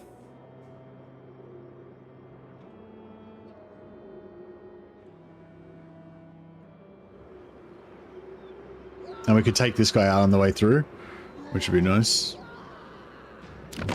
I was wondering if we declare war on these guys. That knowledge alone will be leveraged against you. So wait up. So this is. I wonder if this. I wonder if negative. So this guy's 257. So if I declare war on him, does that change the grudges? What? More sleep grows. I can tell. You come thinking to never. No. So that's interesting. So if we do, yeah, if we do positive, if we do negative diplomacy, it doesn't do anything. Interesting. It is time. Yes, for Slayer Keep. Yeah, I think I'm going to go this way, take that out. That'll piss them off. Then they'll come back and maybe counterattack us or whatever.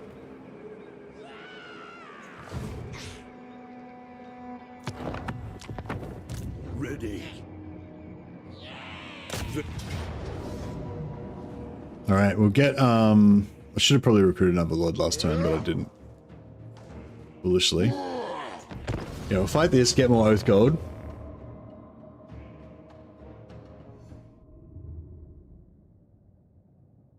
Yeah, it'll say, if it's him that did it, it'll say like acts of aggression or trespassing. If it was that particular army that did the bad thing, if it was another one of his armies, then it'll say faction actions. And if it was another greenskin faction that's not even him, then it'll say empire actions.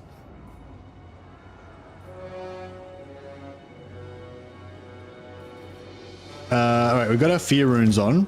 We haven't got our Groth One Eye though. Alright, we'll try to be a bit more...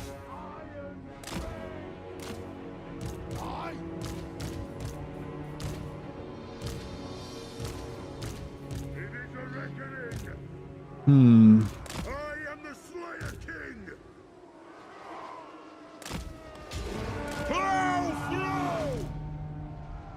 Slayers. Oh yeah, they've got artillery, so we better go over there and kill the artillery for starters. So go, bring me victory. Bring me death.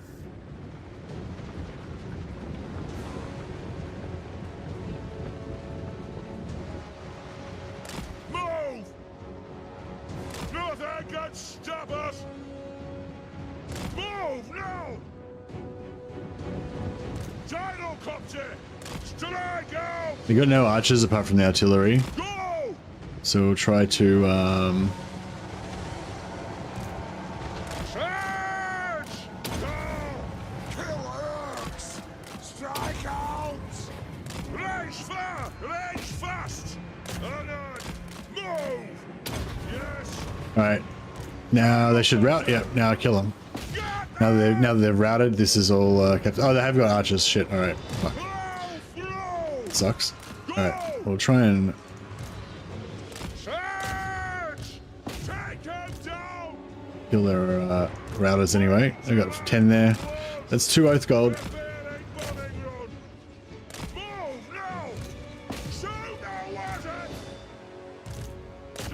Alright, there was only a small squad, but I think we managed to get as much Oath Gold as we could possibly get out of that one. Alright, let's see if we can do the same thing to the archers, because once we disable the archers, then they can't really fight back.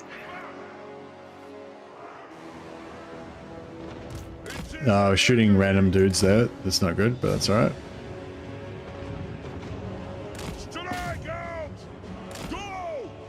I wish that when you issued an attack order with ranged, with fire on the move, that they would actually, it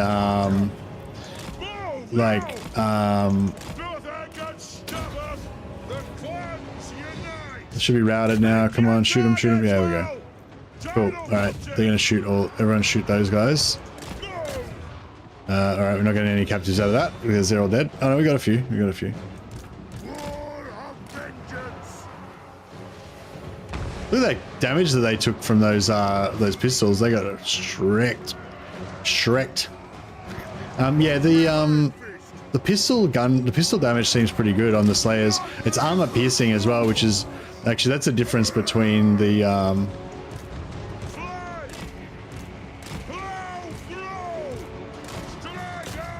yeah. Yeah, shoot them, beautiful. Kill all of them.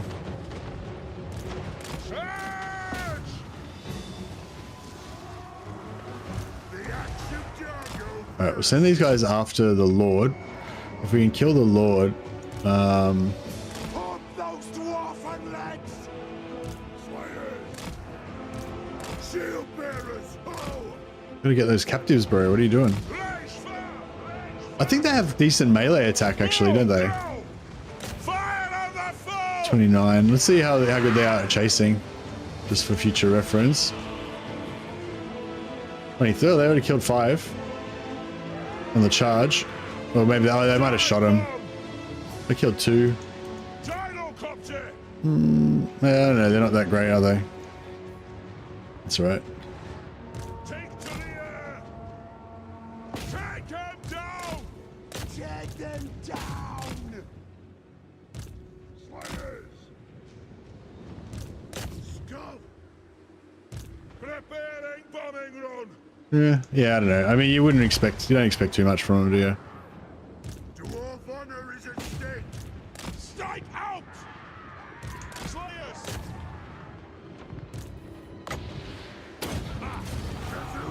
Alright, beautiful. I think we're going to get 100% kills. Although, I guess if we... Yeah, I guess if we didn't get 100% kills, that might be better, because then we could get a second battle from more magic item drop chance, but it's alright. I'm thinking they might move back and...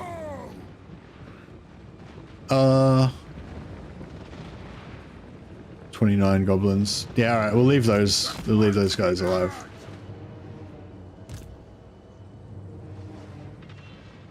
On my oath, they die! Fight! Give me vengeance! No, he's dead. Yeah, we'll let those guys survive. Slayer King! 21 out of 160. Is that enough? Oh, actually, I don't know if that's enough. Is 21 out of enough? No, 21 out of 160 is not enough. We're gonna get 100. We're gonna wipe them out anyway, so we may as well.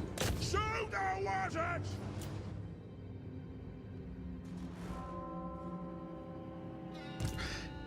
Just turned a decisive victory auto resolve into a pyrrhic victory. I seem to be experiencing a problem with friendly fire. Nice. Which faction, which units are you friendly firing with? I found those out. I feel like those outrider grenade launchers of Elspeth were shooting. Like if I try and melee with them, like the back dudes are shooting at the target while the front guys are charging, and they shoot themselves.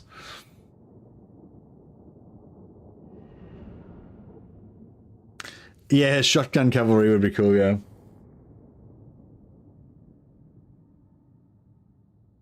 I'd be happy with fire on the move, spreading out the projectiles instead of just overkilling a single model. Yeah, they do that as well. And if you got the outriders, they just shoot randomly in the air, so they don't even shoot anything.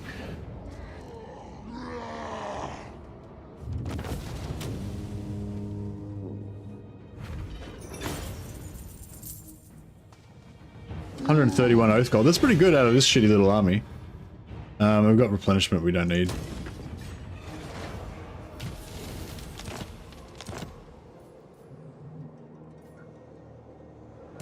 I must fulfill my Slayer oath.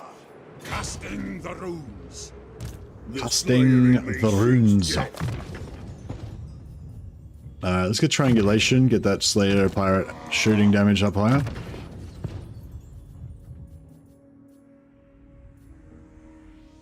Vigor, yeah. Magic resistance and spell resistance. I don't know if they would have either of those really, but I guess they're actually, the missile resistance is actually really good for killing enemy lords. I just realized if we get more of it, that'd be good. Does this doesn't stack, does it? Oh, it does stack. Enemy armies in local province. Ah, cool. So you can, oh, that's right. So you can stack a few of those guys. Interesting. That'd be pretty cool for killing enemy lords and stuff that might have like a fair bit of missile resistance. To war. Hellstorm rocket battery is the worst. Yeah, you can't put anything in front of your Hellstorms if you want it to live. Master of runecraft. I grow restless. Attack them!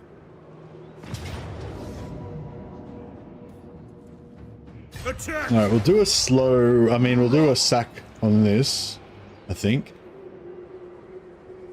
There will be blood. Yeah, we'll do a sack on this, and then we can force march back to about there. Maybe thinking about, yeah, then come back and think about clearing these guys out. These guys have only got one settlement, yeah? Two, okay.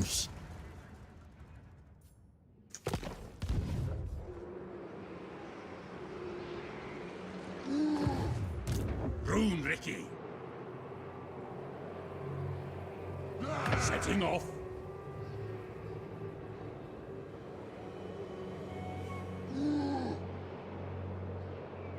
Yeah, I don't want to go too far in here because I don't necessarily want to run into Grimgor yet. I think I'd like to push down to here and maybe get a non-aggression pact with Thorgrim and just try to make Thorgrim not die. Pray I meet with Grimnir. Armed and ready. Pyrrhic victory.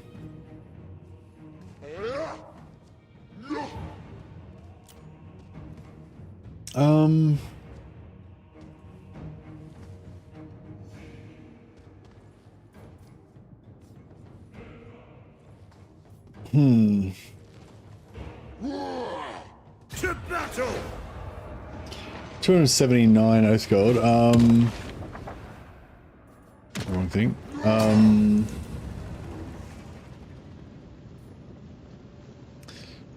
Get 300, so we could do, yeah, so we need, yeah, it's really the Master Rune of Groth One Eyes line I want, because of the fear.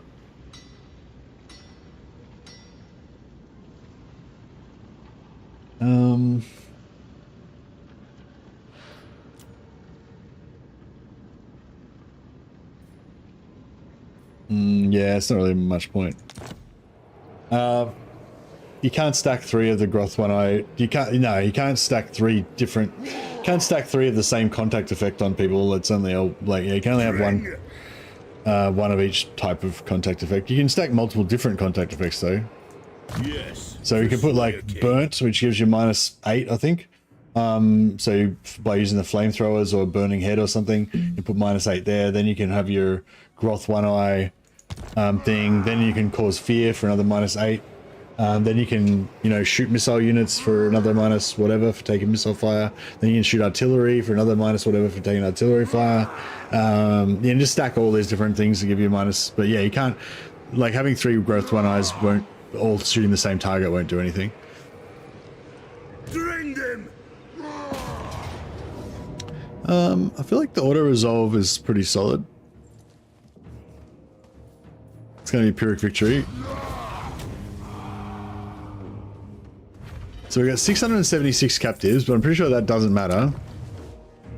Yeah, it's just 84 is from whatever the settlement's doing.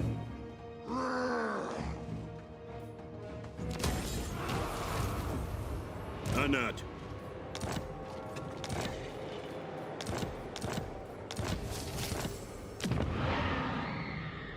Rune Lord. What? 295. All right, we got some runs on the board.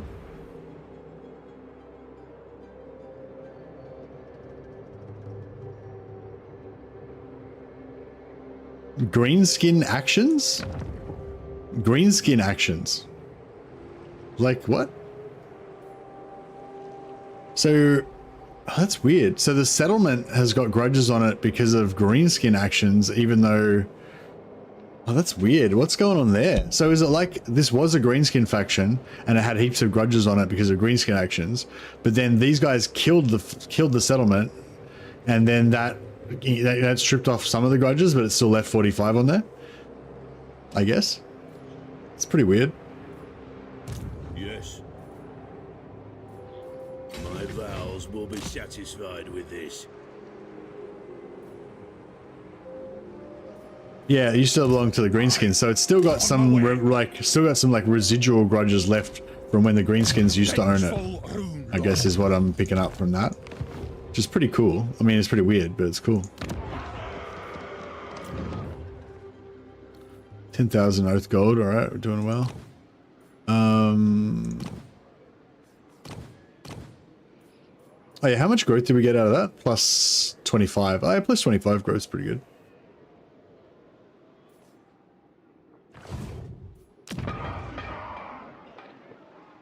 Yeah, now we only got 5 turns to go, but if we could actually capture this back and build a growth building there, it'd be really good.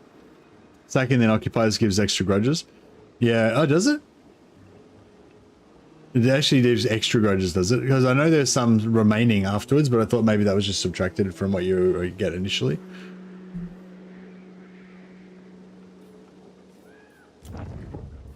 But yeah, sacking first gives you oath gold, which is cool as well.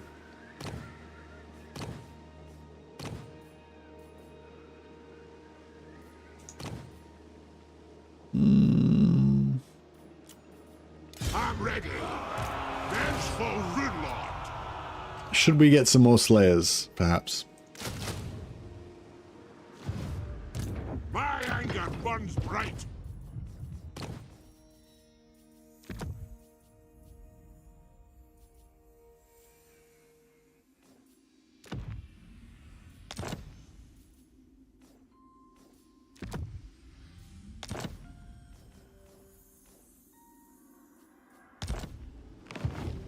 All right. Is there any like Slayer crown? What does that give us? Oh, it gives us 500 settled grudges. I didn't realize that. We could have teleported there to get some sweet grudges. It'd be cool if some of these other ones gave you that as well. Found the missing army, Gobbo army? No. It's yeah, somewhere in here, I guess. Yeah, we don't have vision on this area, so he could be sitting around here somewhere too.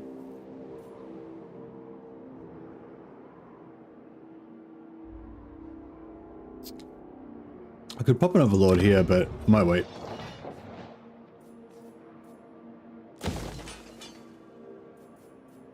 Aye.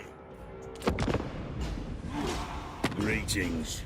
You no doubt have a request. I'll hear it now.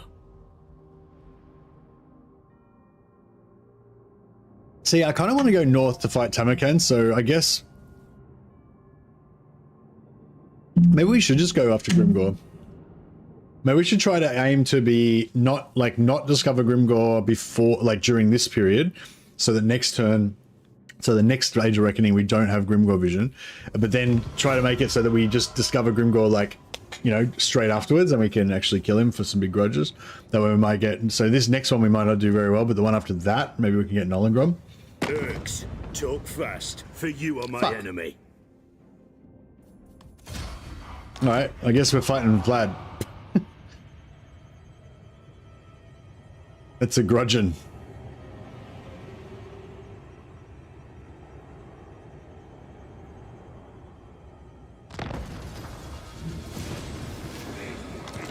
So because he just declared war on me, yeah, see this was all down to like 25 or whatever, right?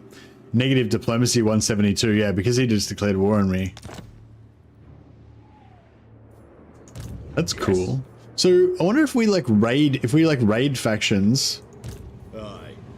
Yes, my oath is intact.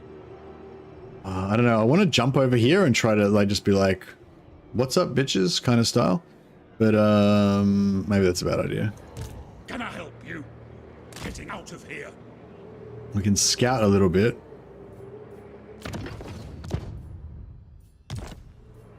I suppose so. Oh, there he is. Zog off. Ready. Yeah, I kind of want to jump over there, but probably a bad idea.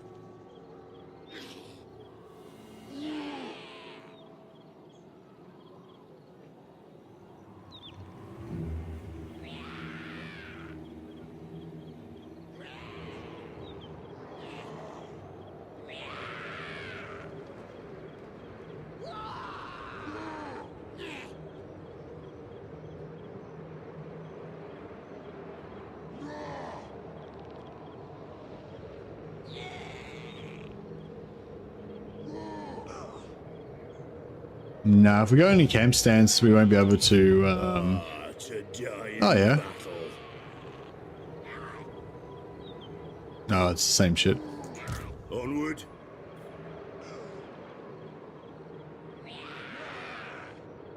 We can get one. We can get a tiny bit closer if we jump. I think. No, it's about the same actually.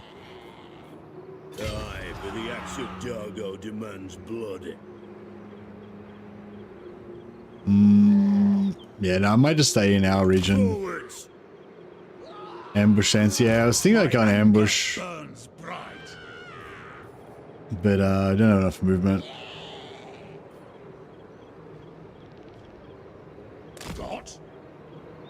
I'm off.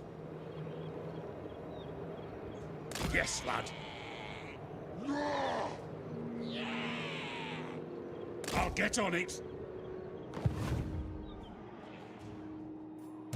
Master of runecraft.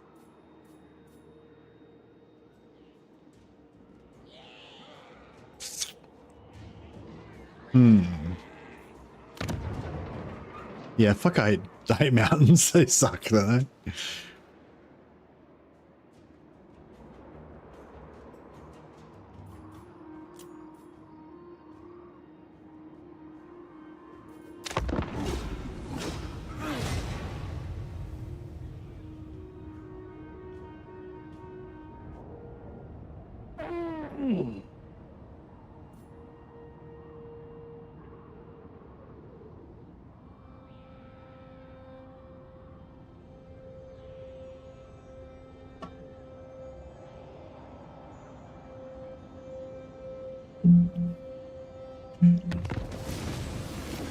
Oh, I just realized I need to put this guy in force march so we could. Oh no, looks like we're gonna make it. All right. Cadrin attacks. Attack.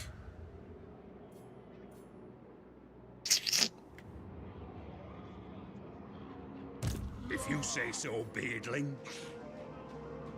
It's as good as done. I am the Slayer King. Iron-willed.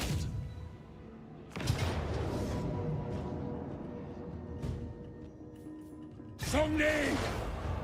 By the ancestor gods! What? Ah! Onward to death. Ah! No. Run, Ricky!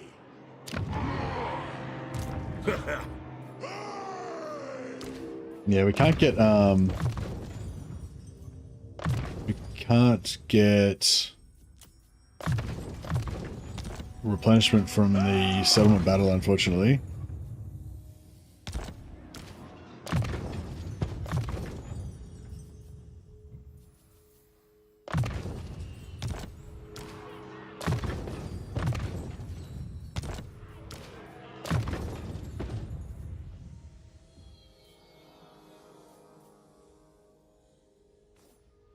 I like these damping, some of these damping ones where you can get negative winds of magic for the enemy. I like the idea of just having like heaps of them stacked up so the enemy just comes in and I have no magic.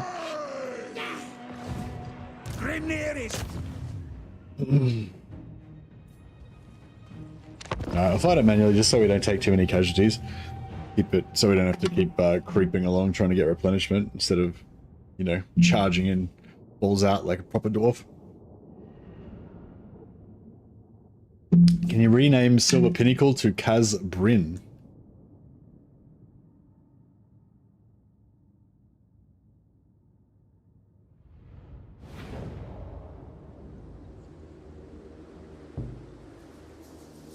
Silver Pinnacle, as the manlings name it, was once the dwarf hold of Karaz Bryn.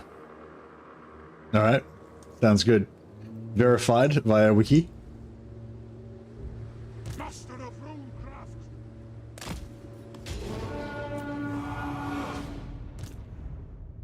Yeah, I don't know. I feel like Slayers are quite different to Free Company. I mean, they're sort of like Free Company in a lot of ways, but they're different, yeah.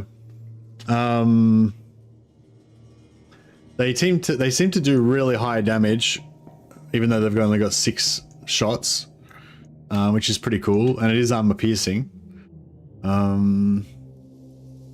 Yeah, they don't have any armor.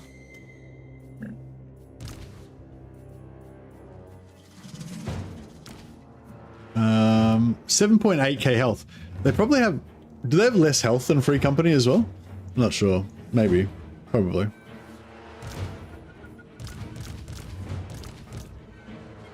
Okay, so we're not worried about captives this time around because we don't get any. That is a very nice hill, isn't it? Hill porn. Look at that. Look at that gradient. Look at that height advantage. Gonna be getting the maximum 30% increased damage. And if they try and shoot up the hill, they get like minus 30%. So there's like a 60% damage. Free Company have 7.3k health. Oh, okay, so they have like quite a lot more health than Free Company. Free Company have a little bit of armor, but fuck all. They have less than 30 armor, I'm pretty sure. Maybe like 25 or something. We have weapon. How the fuck do they have weapon strength 56? That's crazy. Oh, that's because of Ungram boosting them, I think. Yeah, they have 6 ammo, 90 range, but yeah, their armor piercing damage is nearly 60, which is pretty sweet. Height advantage in dwarfs in one sentence. Yeah, that's it.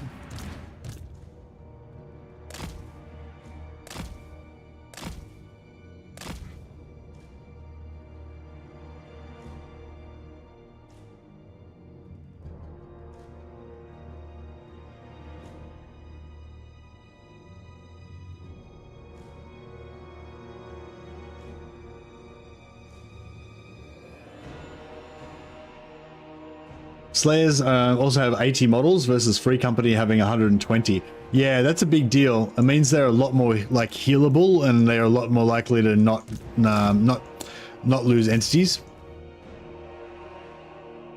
Not that we have any healing, but yeah. So if we get like, if we take like one volley from archers, like, and each individual dwarf has like 100 hit points, whereas the Free Company only have like 60 hit points each. So then you're much more likely to lose entities.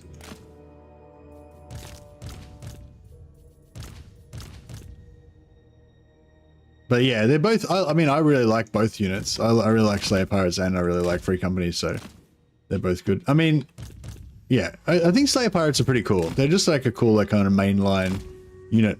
Although I think it is a bit weird that the Slayer Pirates, which I feel like is not like a common kind of unit, is like now the main dwarf unit. Well, if you play an Ungram or Malachi. Range fire! Range bust! Get him! Come on, fake charge. No. Oh, I should have shot them more, but I didn't. There we go. Pick your targets well. Alright, we'll just take these guys out. Oh, actually, I just remembered we don't need to worry about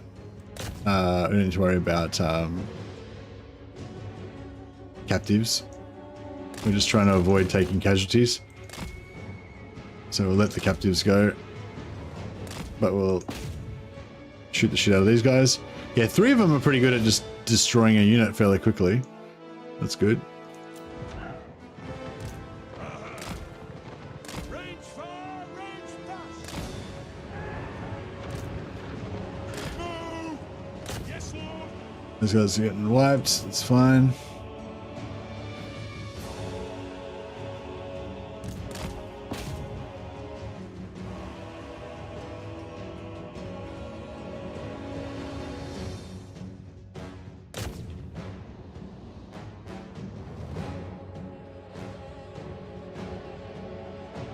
They're shattered. Do you think the blimp needs to be nerfed? I think that the Thunderbarge is tier 5, so it doesn't really come into it. Like, it's, you know what I mean? It's kind of irrelevant for most campaigns, I would say.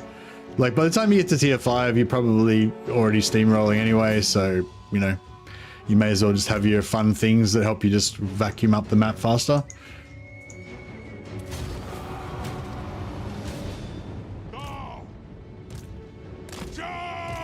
But yeah, I haven't really done any like analysis of how strong it actually is.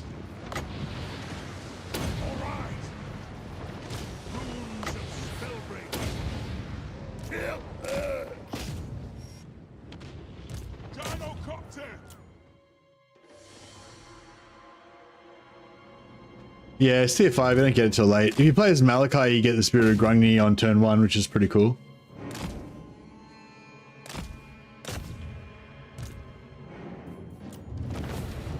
But yeah, Malachi's pretty strong.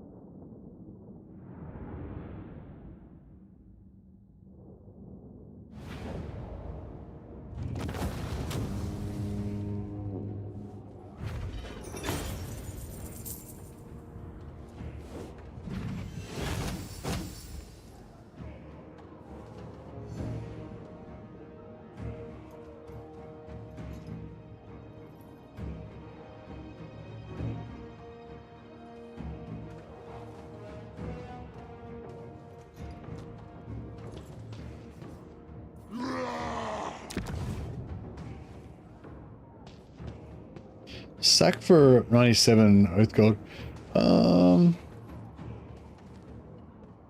Yeah, I guess so. Oath Gold's Oath Gold. Vengeful Rune Lord. Dring! Crap.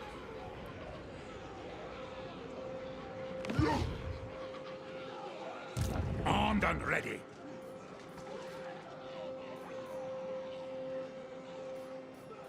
I suppose so.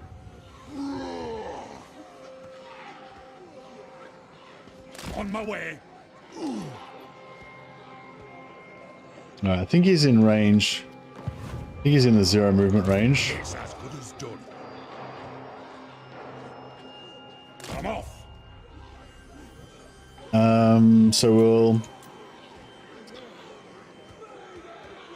It cost me 600 gold. We could just sacrifice one of these guys. Yeah, we'll just get these guys.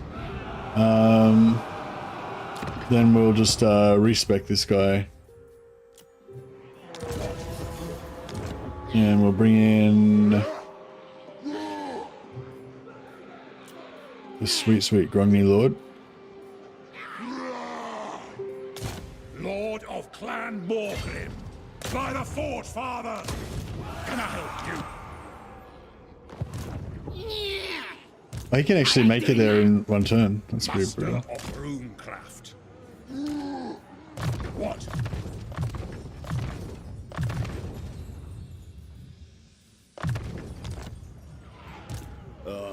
To die in battle. Alright, well, My vows will be satisfied with this. I must fulfill my Slayer oath. I was going to chase him down, but now I'm thinking we can just bring this guy in. Casting the rune. He can jump to there. Get out me head. My anger burns bright. And that way they, he can't get past. Yes. If you say so, Beardling. Alright, got the band back together.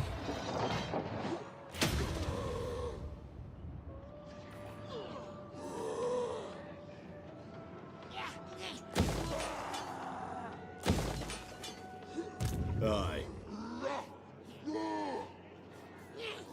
Alright, got 2 armies here. Aye, but the axe of Dargo demands blood. Now why?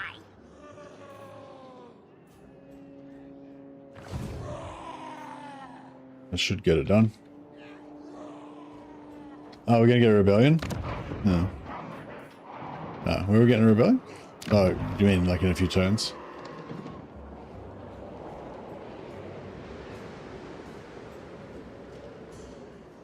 Alright, things are looking good. We've got 530, so we can get another tank head. No, so I just clicked on the wrong thing.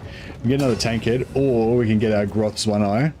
I think I'm going to go for the Groth's One Eye, just because otherwise I'll keep putting it off and I'll just never get it.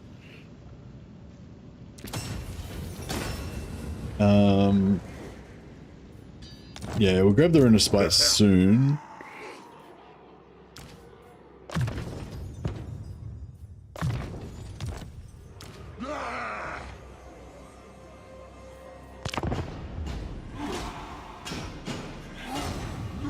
So we kind of have to deal with Vlad. It's actually possible to compare it to the other Dowie. All baddies are dead. Need 320 points and only 150. What the hell are you doing? What the hell's going on with you, Zulvix? So what you've done like full map completion, and you need 320,000 points. Yeah, it is possible, but I think you might have maybe not in your campaign. I think you might have gone too far. Pyrrhic victory. All right, let's do this. Hope we get a good map.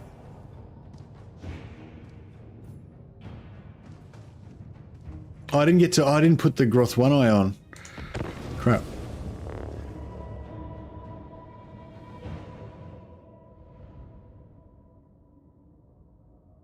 Going to war with them would add grudges on them while keeping theirs the same. If you destroy them, you can still confederate them after death.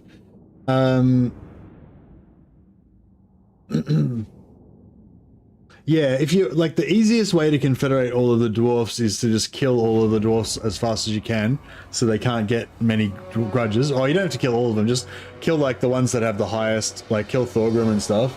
Or if you're not going to kill them, just wait to confederate the highest ones first. If you absolutely have to get every dwarf, like confederate every faction, then yeah, confederate the strongest ones first. But yeah, you need to be really aggressive. Like, you need to be out just fucking smashing grudges everywhere. Don't worry about Nolan Grom. Don't worry, like, you'll probably fail Nolan Grom all the time. Just go out and just be as aggressive as possible. And you need to especially you need to either wipe out or surround the other dwarfs so that they can't get any grudges. Like, if the other dwarfs have like 150,000 grudges, then that's like a lot of grudges that, you know, you shouldn't have let them get, basically, I would say. But yeah, I don't know. I feel like the system isn't really, you know, the system isn't fully worked out yet still. Wait, where's the other? Oh, there's the other one. Okay. Yeah, I think we're still figuring out the system, but that's what I would say probably off the top of my head.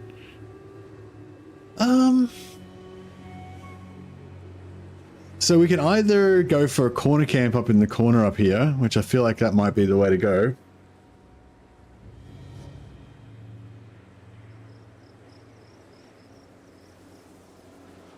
Yeah, I feel like corner camping is going to be the way to go, isn't it? It'd be good if we had some artillery, which we don't, but that's all right.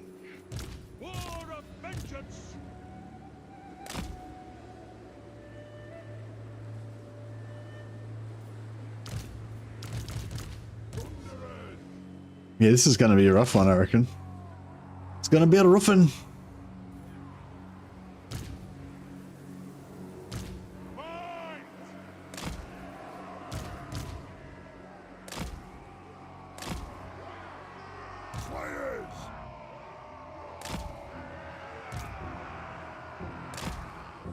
Looks like a good fight. Yeah, it looks like a good fight, alright.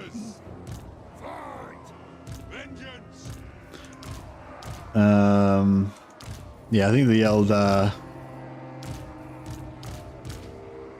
gyro is going to get a bit of a workout. We'll see how we go.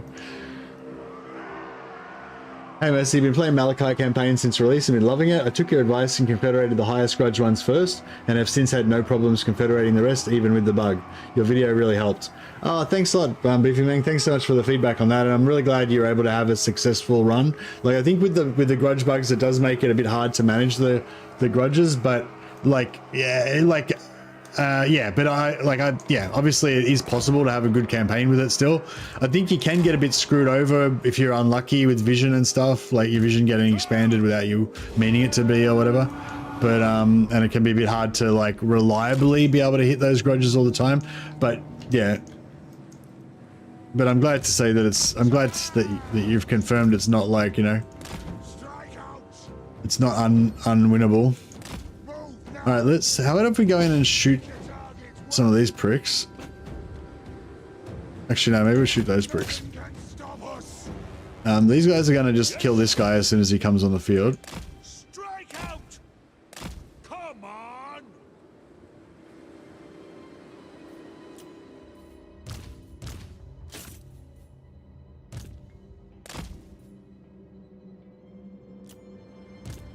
The clans unite! Yeah, I'm going to try and activate these guys so that maybe we can get them to kind of come in piecemeal. Sounds like it's better to wait before playing the new dwarf campaigns. I don't know. I reckon the new dwarf campaigns are super fun, Jogada, but yeah. If you want to wait, like, it might be years before it's perfect, you know? It'll probably never be perfect, so I don't know what you're going to wait for, you know what I mean? But yeah, up to you. But yeah, no, I would not recommend that you wait. I recommend that you would get into the new dwarf campaigns ASAP. Because I'm having a lot of fun. Take them down!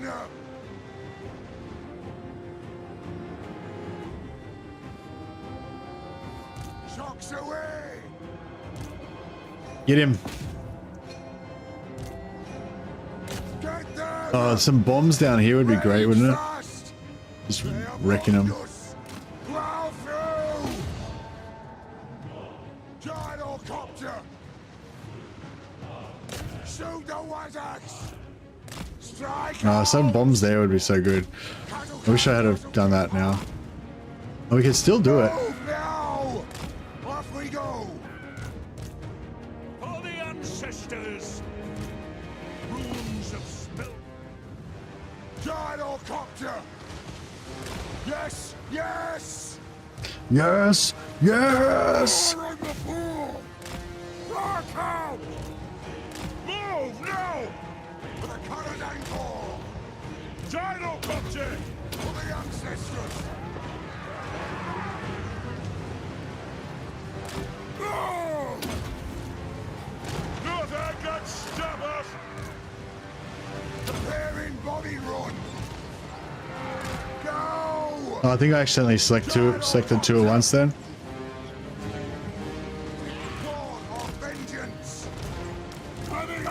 I think I wasted some of their bombs. That's alright.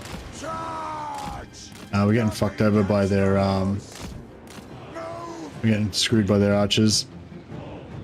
Gotta get out of there.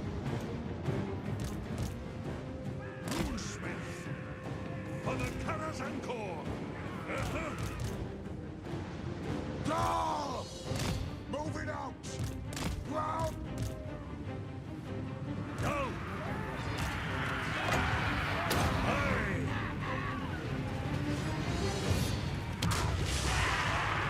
That did a lot of damage. That was good. Yeah, we routed some off the side already. Beautiful. Yeah, so having the mortis, having the spirit, having the Rune of Spite would have actually been pretty good here, but I guess.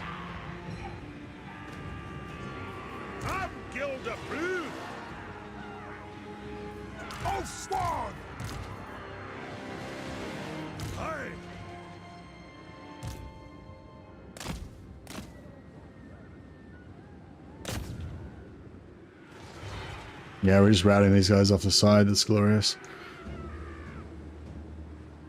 Maybe we just keep these guys here doing their thing, because they seem to be targeting towards these guys. By the Layer's will.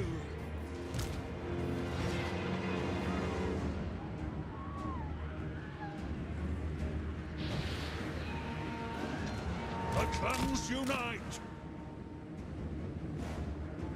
Are they coming for us? They don't seem to be coming for us. Are they? Oh, some are.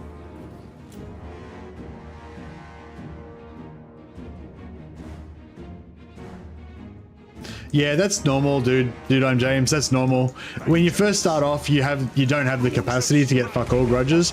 Like if you tally up all the grudges from like every faction that you have vision on in the start, you probably only have there only probably exists a total of like 3,000 grudges. Whereas like once you get up to like turn 60, you probably have like thousands and thousands of grudges in your line of sight. Like whatever it says, whatever your target is for 100%, that's probably close to the total amount of grudges, you know. So like just say it's saying you need to get 30,000 grudges right now. That's because there is 30,000 grudges for you to settle. Like at the start when it says 3,000, you would have only had 3,000 to settle, so there's no way you could have done 30,000. You know what I mean? But if you manage to get vision on a heap of factions that are really far away from you, then that's where the bug comes in. It'll basically say, oh, you should be able to do these grudges because you can see them even if they're super far away from you. So the trick is to like try not to get vision on anything that's too far away that you can't actually kill. You know what I mean? By the Layer's will. Nothing can stop us! Pretty certain I could cromp this way with trash units with only my single entity. I would love to, but unfortunately they're ignoring my single entities, so I can't do it. I can't get them. But yeah, that would be awesome if they would go for my single entities, but they yeah, don't seem to want to.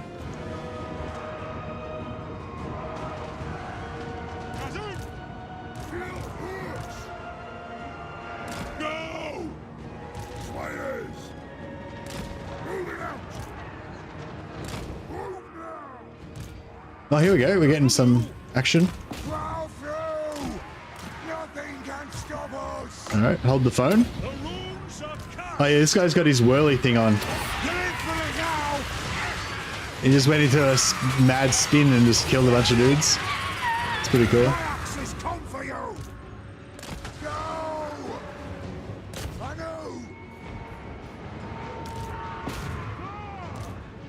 It is an order!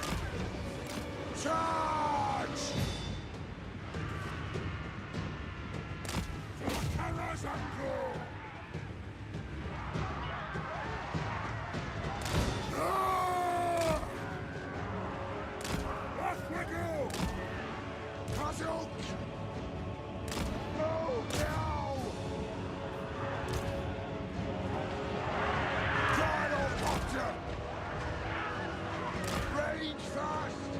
These guns getting him?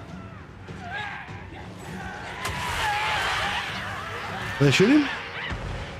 Oh, they're not really hitting, are they? Doom shall come! Serpent Slayer! Vengeance! Thunderers! Kill him! Strike out! If we kill him, it'd be nice. This is really good. This blob's working really well here. I wasn't expecting to get such a good blob, but that's really nice. If we can get him killed, that'll be really good.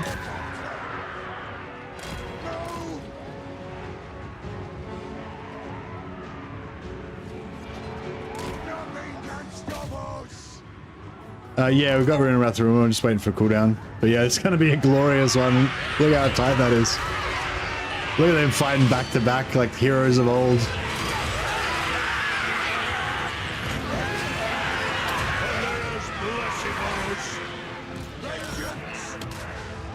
Oof, that was a big one.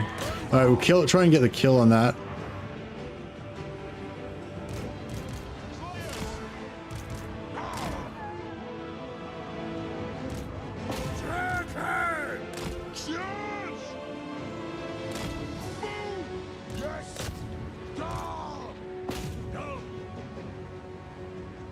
Alright. We'll try and get some captives out of this because that gives us more oath golds, which we like. Alright, we're not going to get much more out of that. We'll wait for the rest. That was a pretty good Wrath and Ruin, wasn't it? Yeah, that's pretty good.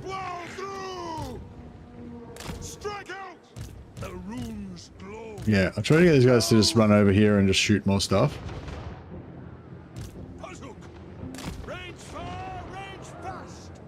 Because the more of this stuff they kill, the more captives we get. If we could kill this guy, that'd be pretty cool.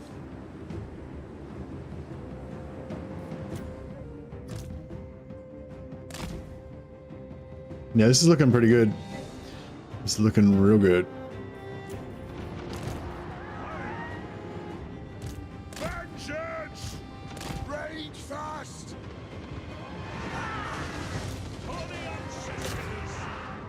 Kill him.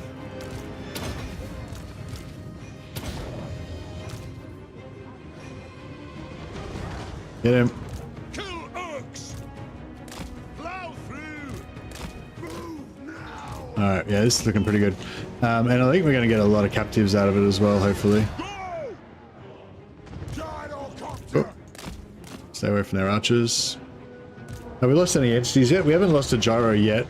So if we can manage to keep these last 36 gyros intact, then that'll be good.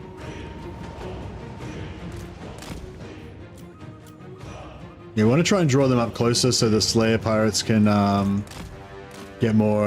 down more captives after the battle.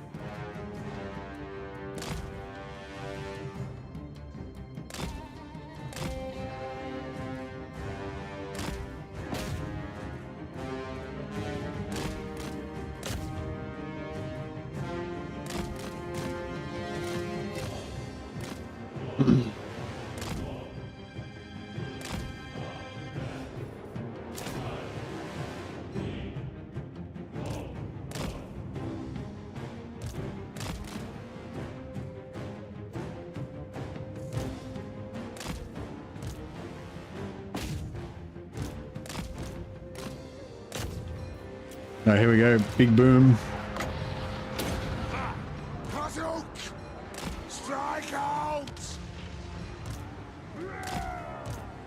Charge in, everybody. Need to get them captives.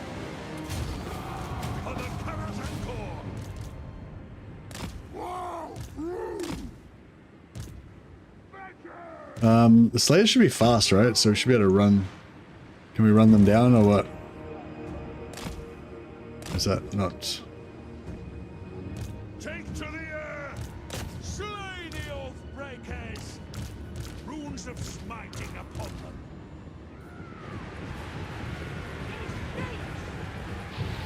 Time for a sundering! You just like killed about 10 guys, but they just Do the weights! Axes out! get after him, boys. It is a reckoning. No shoddy contraptions here. Fulfill our roles and die. Hopefully we'll catch them eventually. 48 speed they've got on the Slayer Pirates. It's pretty good. These guys are only like 33, so we should be able to catch them up. Runesmith. Yes. Rage fast. Flow, flow.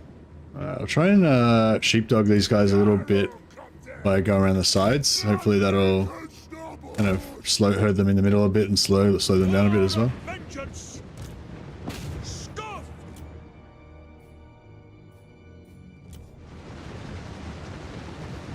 The runes glow.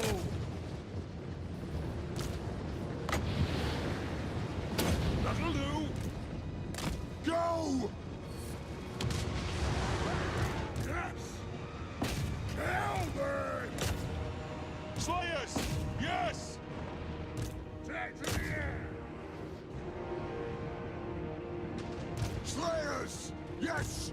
Shoot! Ja! Yes, Lord! God! It's getting more captives.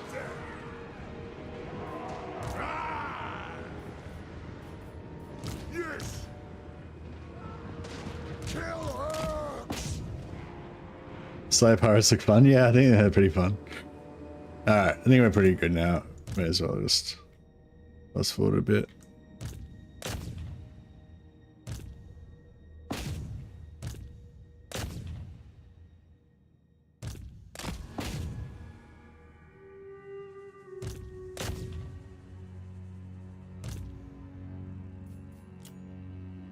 No! The runes are cast! Move now! Alright, they're done. Get moving! Chocks away! Alright, I think we got a crap ton out of this one. There's already a couple of mods to tweak the grudge system. Yeah, for sure. Yeah, basically only sign trade agreements and military access agreements so the vision wouldn't expand too quickly. Yeah, that's a good idea. I basically am not doing any alliances or any trade agreements. Oh yeah, no alliances. Yeah, basically just trade agreements, military access, and non-aggression pacts. What you can do though, if you get into the later game, once you've actually got vision all the way around like a faction, then there's no problem with confederating them or allying with them. But just when you first meet a faction, especially if it's a big faction, don't make an alliance because then you'll just instantly get all their vision and then it'll put you behind. But yeah, like I was saying before, it's not like, even if you do screw up and get vision on like heaps of stuff all around you, it's not really that bad because it's only like short term, you might fuck yourself for the next 2 or 3 Age of Reckonings, but eventually once you've actually conquered all that shit and expanded out to fill up your vision radius, then it's just kind of the same as it would have been anyway. So you haven't necessarily screwed yourself if you just accidentally get vision on one extra faction or something, but not permanently anyway. But you get an advantage if you keep your vision smaller than as small as possible, basically, for as long as possible. Obviously you're gonna expand at some point. 1548. Where's my calculator gone again?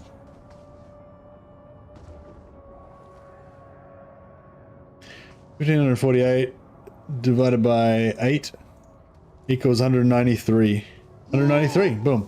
Yeah, so it's 8. It's 1 oath gold per 8 captives.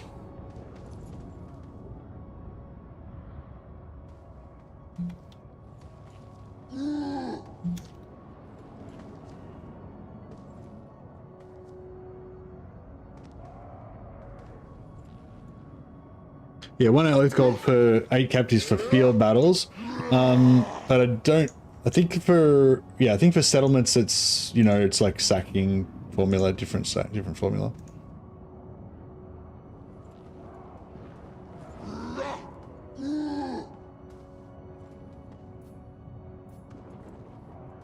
Yeah, we'll take the oath gold. We should have got some grudges out of that too. Yeah, see, both of those, one of them had like 500 grudges on it, and we smashed it down to like 100. Yeah, we've gotten 25% of our grudges done already now. Yeah, so that quest battle, we don't have to worry about doing that one because it's within our vision range. Just don't do any quest battles that are really far away from your borders, otherwise that'll, you know, give you that little bit of a disadvantage of early sight range.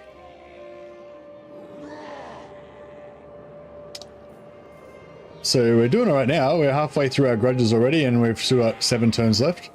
So that's pretty good. This guy's got 144 grudges, even though he's only like a single lord. So that's pretty cool. I'm going to solo this guy because I don't want to waste the movement on my other lords. By the Damask Trot!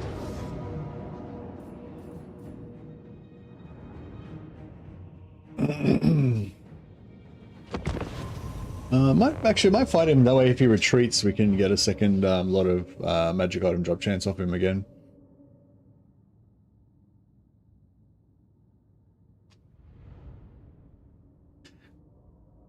Yeah, every time someone says, "Oh, I think it's better to wait before I try dwarf campaign," it just makes me sad. Like, no, you don't have to wait. It's great. It's fine. It's great. It's super fun. Like even bugged out, I feel like the grudge system is actually really fun. Like, you know, it's probably more fun if you understand how it works. But it's not bugged out. It's not. There's not really actually a bug with the Age of Reckoning system. It's actually just there's sort of a design flaw or whatever. It needs some fine tuning. But they have listed it as a bug, so it is considered to be, like, you know, with tech teams you have like kind of like new features or whatever, and then you have like bugs, and bugs are like more, I guess, generally more of a priority because you need to like, so yeah, so basically it's like it has been logged as a bug, like something that needs to be fixed rather than a new feature that's optional or whatever. So that's good for us basically.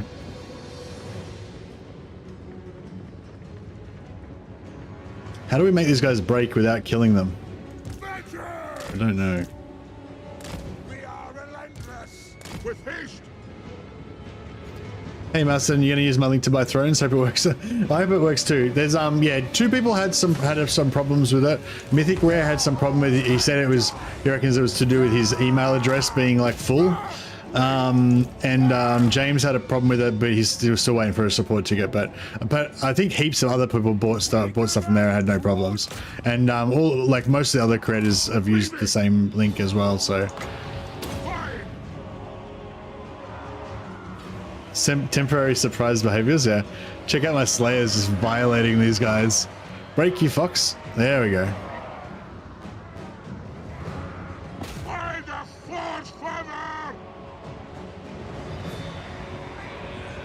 So yeah, I chucked an extra 24 melee attack on them, so they were just like cutting sick. Vengeance.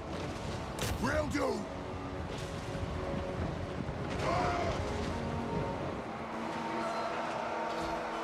Battle ready!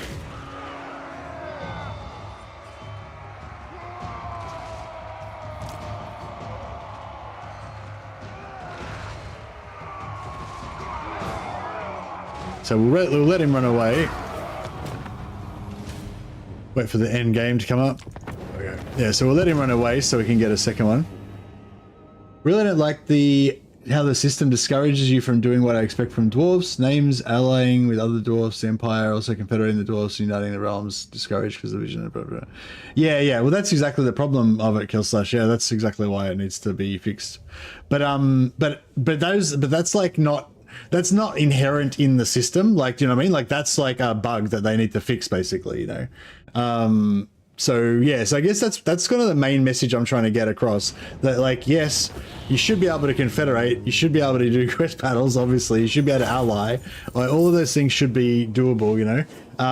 That's, of course, you know, that's a bug, that's a problem with the system. But the fundamental way that it calculates the grudges based on what the actual each army does, and when you like bash an army, then you like solve some grudges and like all that shit, I think is so cool. Like the whole like procedural way that it's works and stuff. But yeah, nobody is arguing that it's bugged and it needs to be fixed. But I guess that's, I don't know if I'm explaining it very well, but yeah, that's basically the overall message that I'm trying to sort of say is basically it's broken, but it's not like fundamentally shit. Like it's really cool. I think it just needs a few things fixed on it.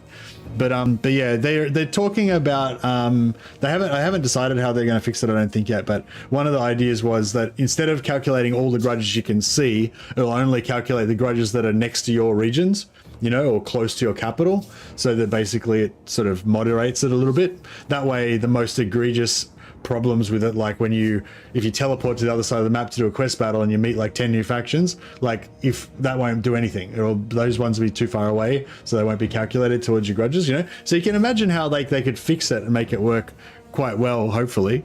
But yeah, it is what it is. Yeah, so it wasn't really worth getting the Oath Gold from that. Or the replenishment isn't really worth it either. Oh, and he died. Alas.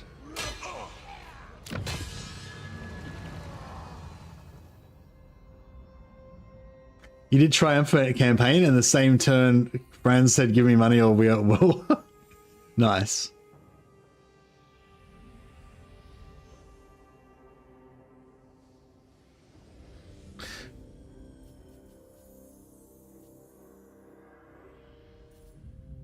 Yeah, I think probably. Yeah, I think that I think it's going to take a while for them to. I mean, I hope that I hope they don't just do one fix and then they leave it at that. I hope that they do one fix to solve the worst issues, and then they go on and do more fixes down the road and get the system working really nicely, so that it feels really real, you know what I mean? Like, you want it to feel like a real representation of actual grudges being created and stuff and solved and all that, you know. That's what I want anyway. So yeah, so I'm actually hoping that they don't fix it straight away. They actually fix it over in multiple patches kind of thing. So yeah, so global replenishment's pretty nice.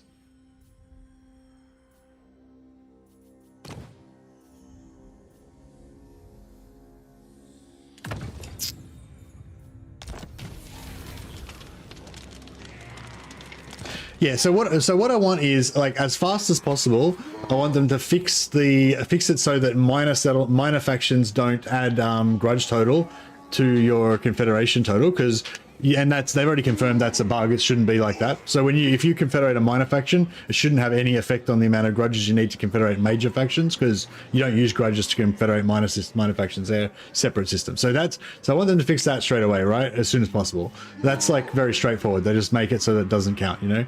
And that seems like pretty obvious. That's going to be easy. In terms of the way that the total grudges are calculated to get to confederations, I don't know. I think we need further testing to see what that's like, but maybe they could lower the amount of grudges you need or something. And with the actual Age of Reckoning system, which I think is the more interesting thing, like that, like the grudge thing, this is like super easy to fix. Like, they just need to stop it, make it so minor factions don't affect it. They were never supposed to anyway. That's just a mistake. And then maybe they need to tweak the totals that you need, you know, or something. But otherwise, I think it's a pretty cool. What's the earliest that you've had enough grudges to confederate someone? Probably like turn 30 or something, turn 20 or 30, something like that. Grombrunel Grombrunel's actually doing all right this time. Most of my other campaigns, Grombrunel died, having only achieved like 1,600 grudges. So as soon as you get to like 17,000, you can confederate him. I'd say raise the flat requirement to 20,000 and then remove the 15,000 increase per lord. Maybe. Or maybe make it 15,000 for the first lord, and then it goes up by like 5,000 instead of going up by 15,000. I think something like that would be more that I'd like, yeah. if you can't even get to a grudge in 10 turns of movement from your armies, it shouldn't count. Yeah, I agree, Zrekala, but I think calculating 10 turns of movement from all of your armies is like probably too complicated. I think it's really easier for them just to make it like only grudges in neighboring settlements count, or only grudges within two settlement distances count, or something like that. But yeah, but anyway, and yeah, that's probably what they'll do. They'll make it so that only grudges that are close to you count. So if you declare war on factions over in Cathay or some shit, then that won't do anything.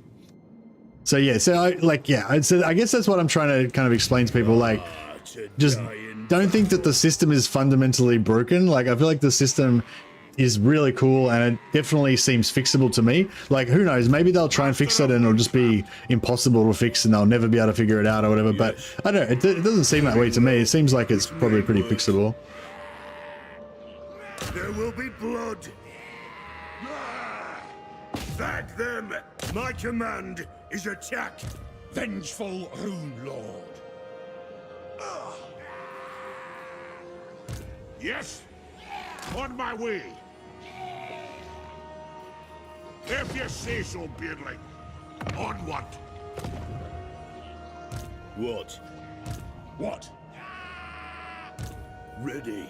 My vows will be and don't be afraid to play dwarfs, because they're really fun, even as they are now. Like, dwarfs are a lot more exciting and strong than they were before. I feel like the post-battle replenishment after battles like really helps them be more active. You know, you don't have to like be so slow and stodgy when you're attacking and stuff.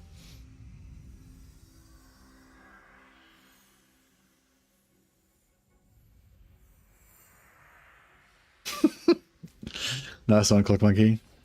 I want that. All right, so we've got to choose one of these other ones. Fighting Chaos and Norska, probably no. Bonus versus large for Slayers is what I'm leading towards. Yeah, we'll get that. So it gives that boosts all of our Slayers. And then we've got Slayer King. So we've got upgraded Journey's End for all Slayers in Lord's army. Hit points 50% or greater. Yeah, nice. So now we've got, now our Slayers should be a lot more durable. And that's another thing that we were talking about before, like the high hit points works really well with the high hit points works really well with the Journey's End. Because like less of them die.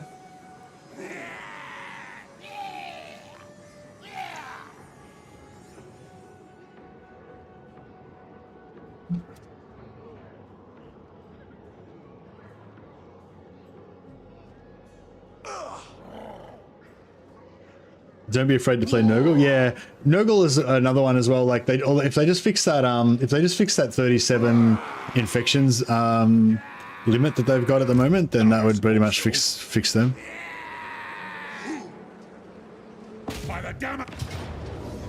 Sorry, I keep fighting these manual battles all the time, but I'm just addicted to getting that oath gold, bro. That sweet, sweet oath gold.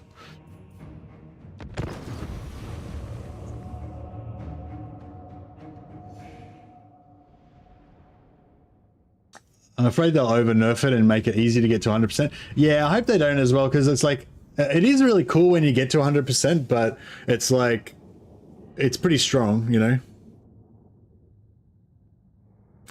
Haven't heard about any egregious bugs when playing as Elspeth.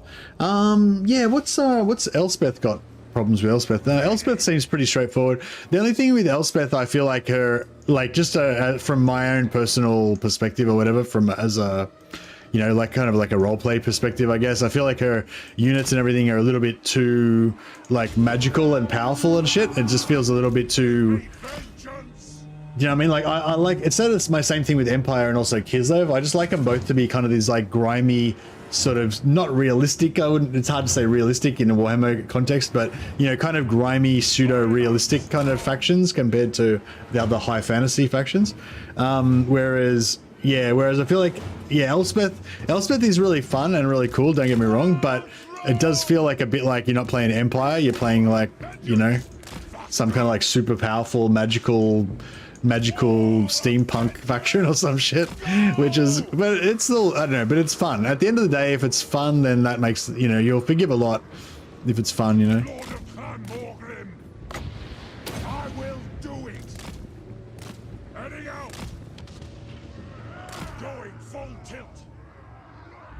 For the cutters and core. Battle ready. With haste. Kill orcs. Shield bearers ho! Yeah, like out of the 3 DLC lords, Tamakan was probably the one that I enjoyed the least, but I still had a lot of fun playing Tamakan, so yeah. I still believe in you despite our differences. I appreciate that, Oswald. You're a noble guy, I'm an Empire guy, but we can, you know, we can meet in the middle. Even without her special units, Empire is super stupid strong now. Yeah, what would you say is the thing that makes Empire stupidly strong now? Just all of the cheese with the Empire, with the engineer traits and stuff?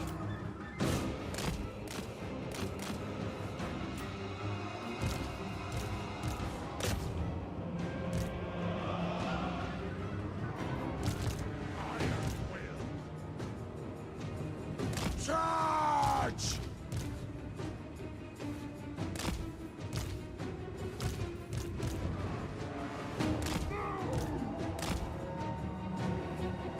Victory will be ours! Nothing can stop us! Range increase in engineer is pretty fun and pretty broken. Agreed.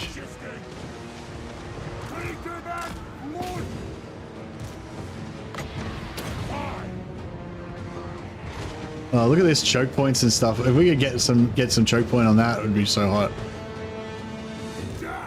I want set.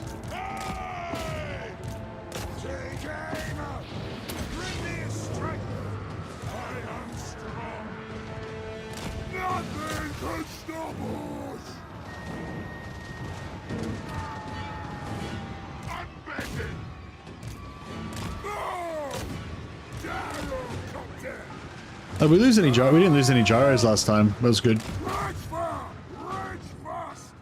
In a fit of rage, I brought the Dwarf DLC and started playing. That's good. That's good. I approve of this. The rage of my ancestors. Slayers! Strike out! Oh, look at this glorious bullshit here. If we can get them to come up this hill. Look at the incline on that. Check out this bit of hill porn. Look at that. It's like a 45-degree angle. So much height advantage for our shooting. So much slowing for them going uphill with their movement. It's glorious. Rims of power! Advance! Abuse the hell out of Grape Shot before it gets nerfed, yeah. Well, even with Elspeth, she's got so much other overpowered shit that I don't even bother building Great Shot. It's funny, yeah, that's one of the things, like with both Elspeth and also with Malachi, with both of them, I've actually like forgotten to put a mage in their army, or I've forgotten to put a runesmith in Malachi's armies, because I've just been like just doing so much damage with their artillery. And I just totally forgot about magic, which I think is a pretty crazy thing in the context of Warhammer. To the terrors and tour! Battle ready!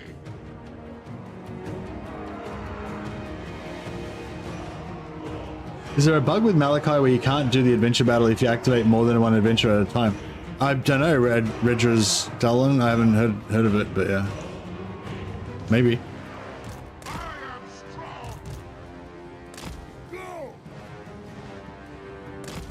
Alright, this guy's about to break, so we'll try and do him first. Move now! Move now! Rage fast! Move now! The lore of gunpowder is more than is all you need, yeah. Your targets will! Kill anything without the head! No! Ah! Slayers! Move now! Shield bearers! All! Are they coming?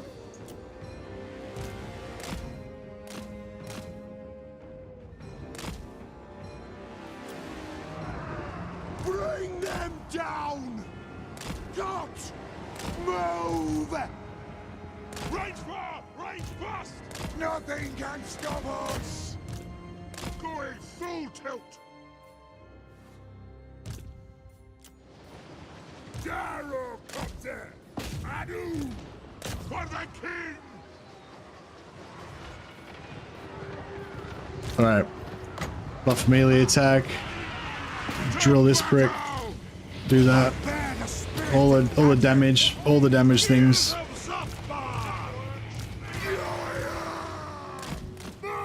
Pull back. Oh yeah, he got wrecked hard. Can we kill him? If we can kill him, we've got to get more if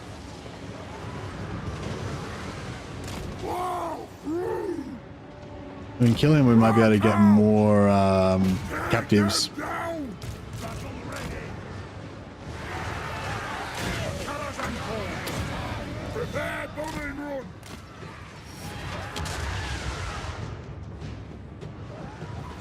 I think we just did a double.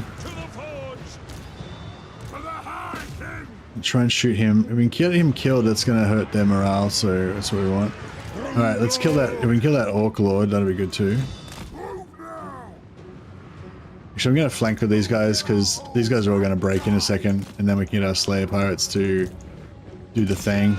Do what they do best. Might be too late by that time, actually. Alright, get these guys to start killing routers straight away.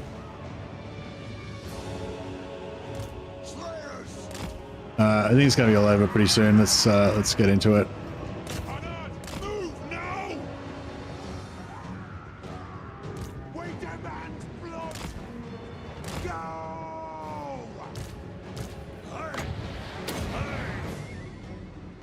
Yeah, they're pretty dead.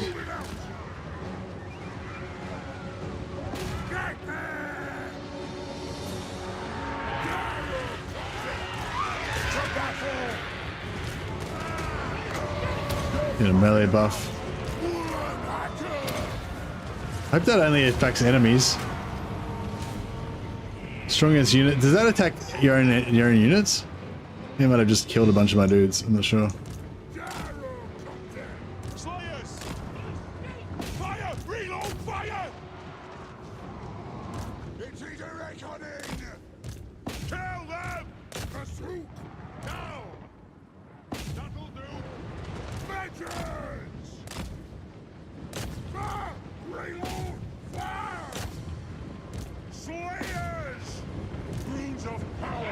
Slaughter the foe! They turned tail too fast. Yeah, I know. We didn't have time to catch them. We'll Rune speed these guys so we can get some more. It is a reckoning as you command. Yes. Shoot. By the layer's will.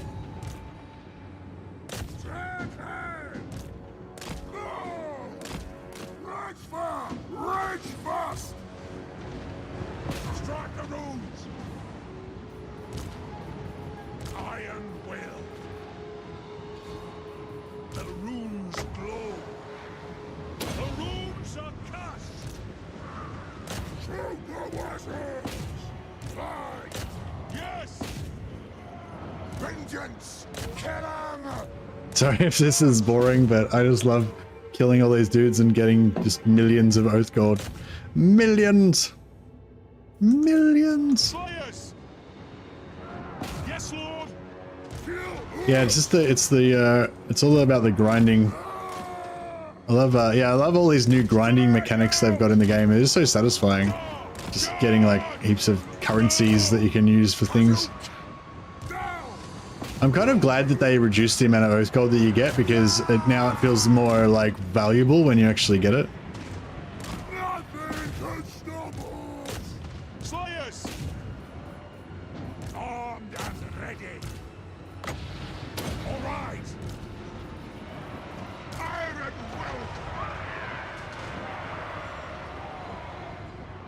will. Alright, glorious. Hopefully a few of their dudes survived so that we can actually get another It's basically farming MMO mobs for gold. Yeah, exactly. Maybe one day the AI will learn that it doesn't have to blob up around single heroes and it can in fact push past the artillery backline. Oh yeah, no, the AI is actually a lot better at not sticking into single heroes now. If you try to just use like one hero, they'll just walk straight past them. They'll maybe just stick like one unit on them.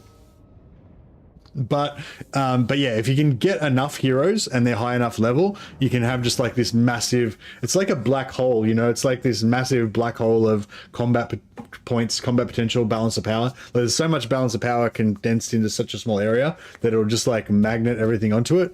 But yeah, if you just put like one lord there, it doesn't work. But if you put a bunch of heroes and they're far enough away from the rest of your shit, because it won't like, you know what I mean? If there's like, even if there's a really valuable target over there, if it's right next to another enemy, it'll just go for the closest one is more weighted, you know? 533 Oath Gold. Ooh, yeah. That's another arena. It's another, it's another, it's another, tankard, or, why do I keep doing that? Or we could go for get the Rune of Spite finally.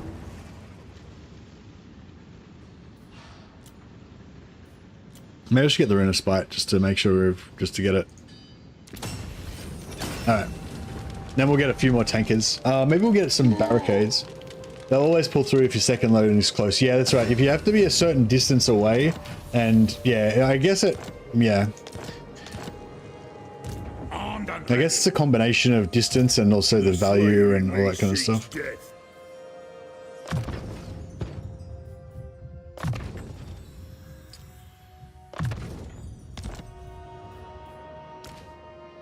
I wonder how much ammunition we need to get it up to, like what percentage of 6 ammunition do we need to get to? 20%. 20% is enough to get from 6 to 7.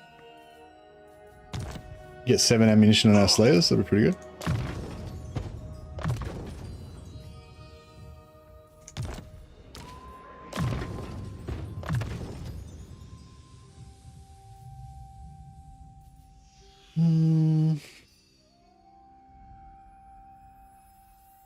Oh yeah, Rune of Breaking is an imbuement that you can cast onto units. So you can cast it on like an archer or something, and then the archer will basically put armor piercing, put armor break onto their target, which is pretty cool.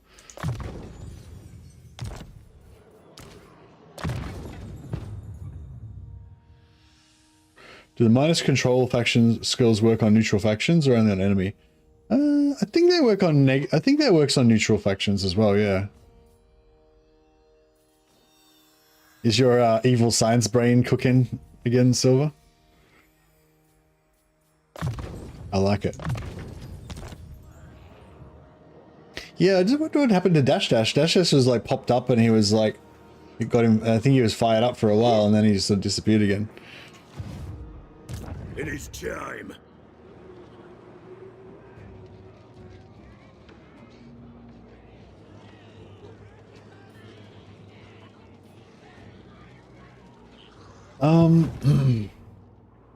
Yeah, so we do need to deal with Vlad, but yeah, see, as soon as we take Fallen King Mountain, we're going to get vision on Skarsnik. Like, we are going to get vision on Skarsnik at some point anyway, right? But,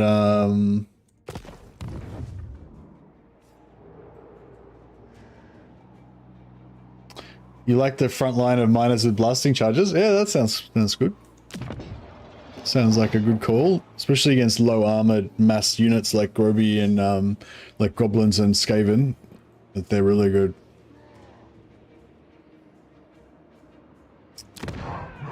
If this is bad news, I'll poke. Oh, what's this quest here? Master Rune of Cleansing.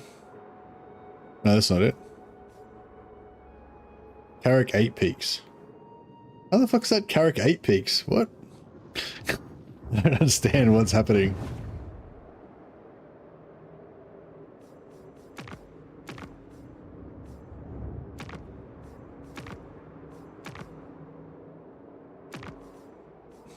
So that quest is just not meant to be there, or what's going on there? I don't know what's going on with that.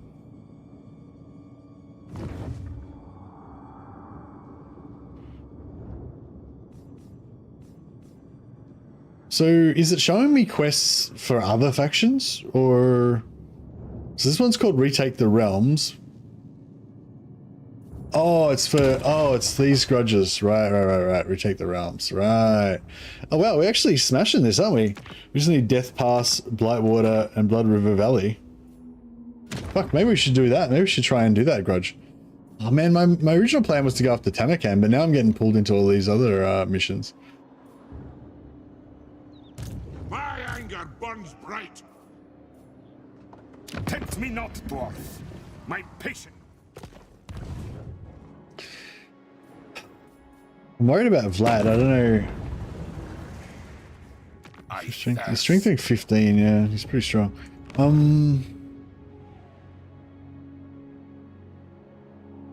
You know what we might be able to do? We might be able to raise this. Rune Ricky, master of runecraft. What? Right. Armed and ready. Lord of Clan I could do some. We could do some egregious cheesing. Rune Lord. Egregious is my favorite word today. I've like said it about 7 times. Onward. If you say so, beardling.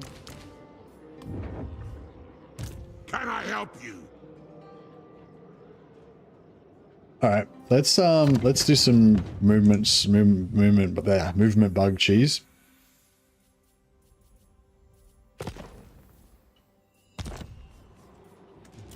We'll Vengeful Rune Lord.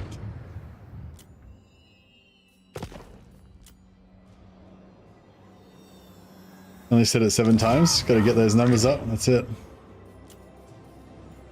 No more grungnies at the moment. Oh, there's a discipline there. It's not bad, I guess, but Time for a save him. reckoning. The throng agrees. All right, so now we can actually hit this turn. Let us settle this.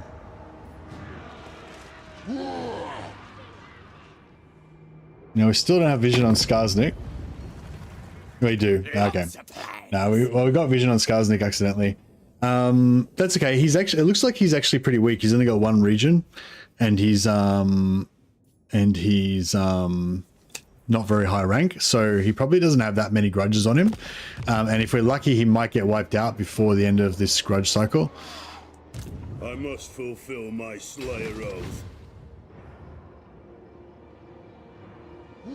Forwards. So I was going to. My axe thirsts for war. I was gonna raise this so that I would take out them without getting vision on him, but we already got vision on him anyway by just coming close enough. So we'll because we've got vision on his territory here, I think, or here. Yeah, we got vision on a little bit of his territory there. So yeah, so in that case we'll occupy it and we'll maybe sell it to someone. To battle! Vengeful Rune Lord. It's as good as done.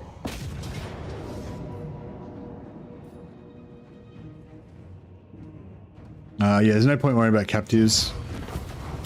Because, yeah, we only got 16 captives. So that would be like... Oh, maybe... Oh, shit. So it is still captives. Oh, okay. Fine. It's still captives, even on settlement battles.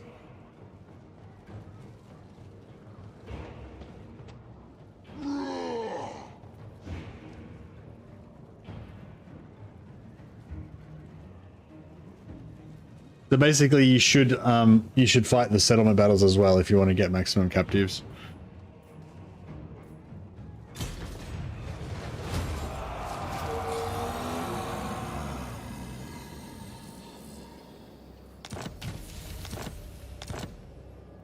Did we meet any new factions? No. So we didn't meet any new... Oh yeah, their faction encountered.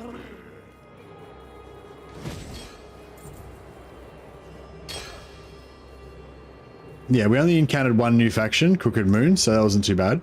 Now, so what I was saying before was if we wanted to, like with Crooked Moon, we just found Crooked Moon, right? They got 491 there. They've only got one settlement, so, but yeah, potentially they've got a couple of the armies that are 2,000. So if I wanted to, I could sell Fallen King Mountain to them.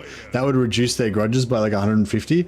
And like if this was about to end, we might want to do that to, you know, make it so we don't get so many grudges next time. But yeah, we don't need to worry about that. I would like to get vision on Karaza Karak so that I can be friends with them, but doesn't really matter, I guess. It's cool how you can keep track of how the other factions are doing by like checking this out. So Thorgrim's killing it. Thorgrim also usually seems to do the best. He's got the most grudges, but check out Grombrindle. How the fuck does he get 3,000 grudges? I don't know. I guess he's just beating the shit out of Malekith or something. Poor old Malachi's not doing too well this time. Look, I don't know if any of these dwarfs are going to get wiped out. They all look like they're doing all right. Maybe Belagar might be the one that gets wiped out this time.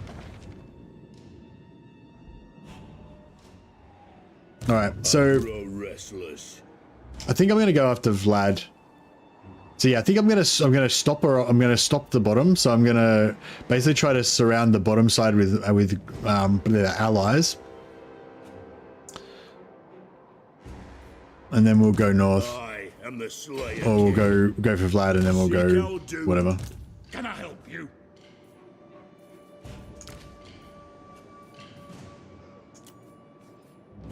Should we get some normal Slayers to help with Vlad? Or I think the Slayer Pirates are doing a good job. Might just keep him because now they've got anti-large as well. Oh no, the ones in his army have anti-large. Yeah. Let us begin. My axe thirsts for war. Anad? We'll respec him out. Oh, this is a pretty good settlement, actually.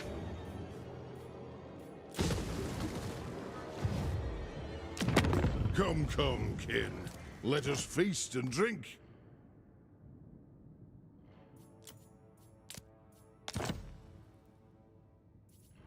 I could probably switch it for Grand Peak if I really wanted to. But if I do switch it for Grand Peak, I'll probably get vision on.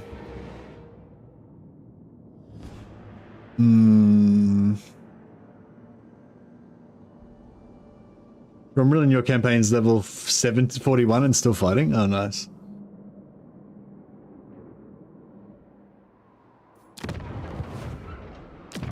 Aye. Let's hear what you have to say. We'll hear it before Oathgold.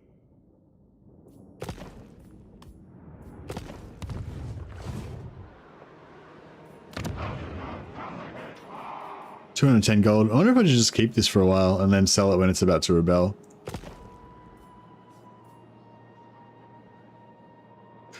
What do you want?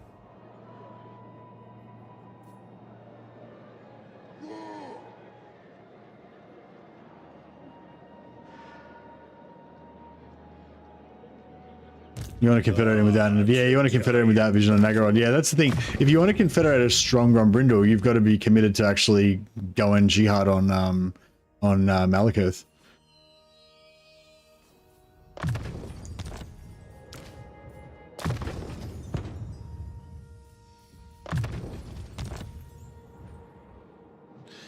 Guess how much wind cap the Empire can get now? I got it up to 450, and it wasn't even like, you know, I could have gotten heaps more. I estimated I could have gotten it up to about 700 maybe with Gelt, but I only actually got it up to about 450, I think. Were you able to get it higher than 450?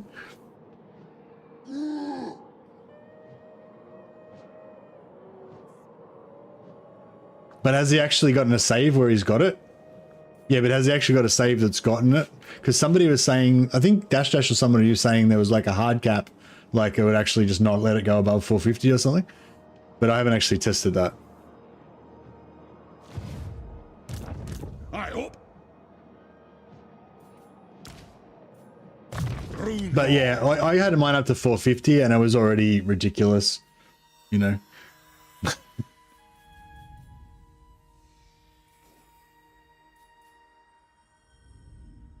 Oh, cool, cool. Yeah, the only thing with I'll check it out.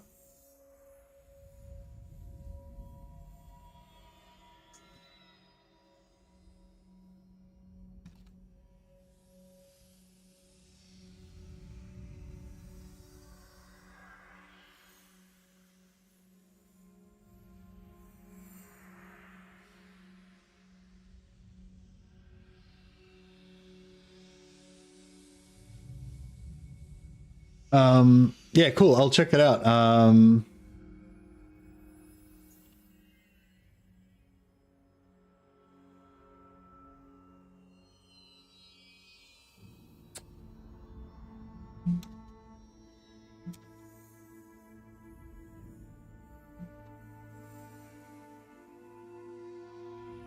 Yeah, I was heading towards getting mine maxed out, but I didn't have it. I guess he used he would have used what do you call it? I'm guessing he would have used console actions to get the apprentices. Because the only problem is getting the apprentices, because you've only got a 4% chance to drop from main lords. So it's like in no normal campaign would you actually get all the apprentices that you would need to get the theoretical maximum. But yeah, the theoretical maximum is pretty fucking crazy. The issue is getting the wins to regen faster. Well, if you have like 19 mages, then it's all right. If you're playing as Gelt. All right.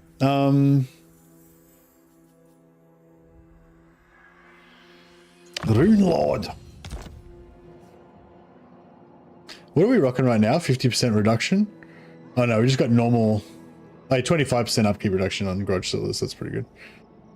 Plus he should have his Slayer ward on.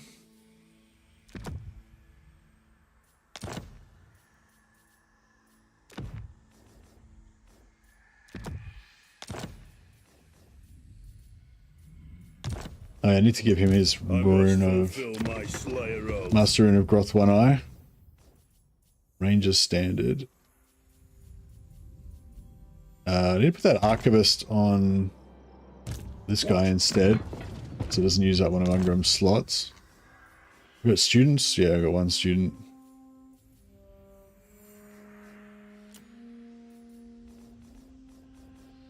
Alright, everyone's got something on.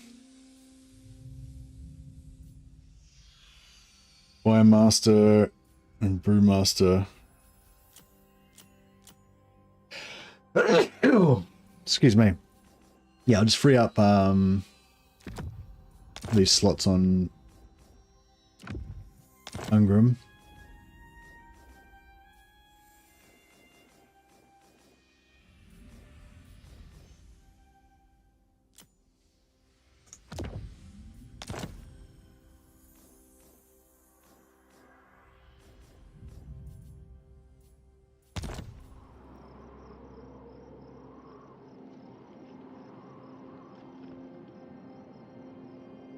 Better building placement? What are your thoughts on better building placement, CH? One rag. The Slayer in me seeks death. Oh, missile resistance for Slayers. Yeah.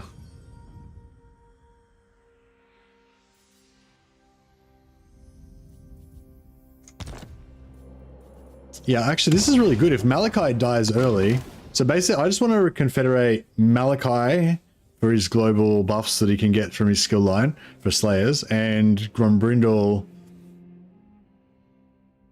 Does Grombrindle give speed to? No, Grombrindle doesn't have global speed. I think Grombrindle gives speed to his own army though, like really high amount of speed, which is kind of cool.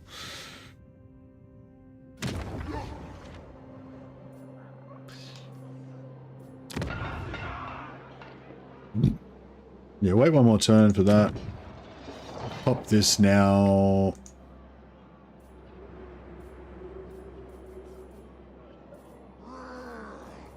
Alright, we haven't got any Grungni Lords available, do we? Nope.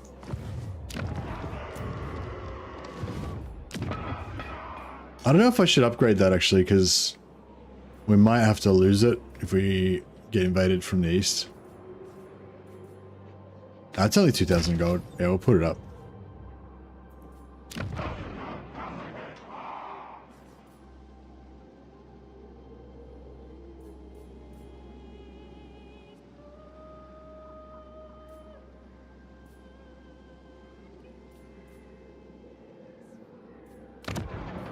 Right.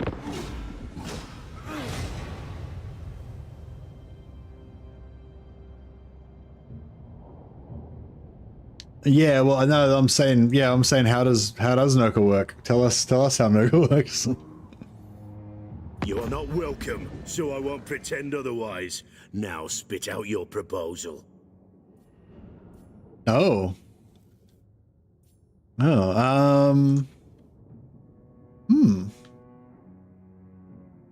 Interesting. All right. How's about this? I hear your proposal. 910 gold is a reasonable amount to avoid a potentially horrific war that would decimate both of our factions. But how about you just eat shit and die? How about that?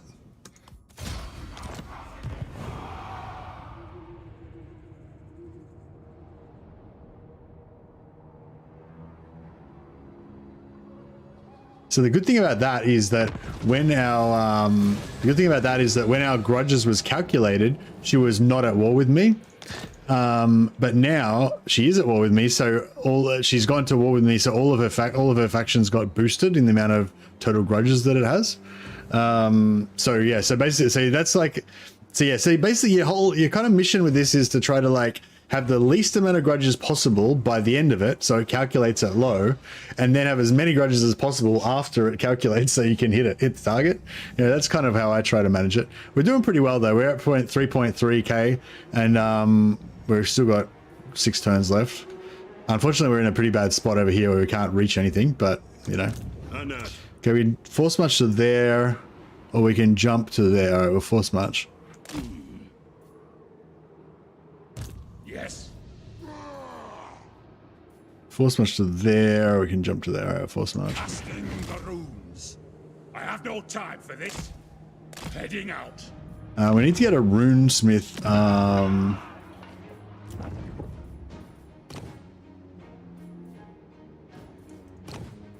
Grungni Lord. Grungni Slayer. I haven't seen a Grungni Slayer before. I didn't realize that you could actually get him. But yeah, apparently you can. Alright, cool. Well, so what are we trying to do here? We're trying to build this, which is 2.5k, which is not that bad, but it's an investment in our future. So we've got this Grungni Lord. Oh, cool. It only cost me... It's cheap. Now it's only going to be 1750. Because he's a Grungni Lord. And then we will switch him out.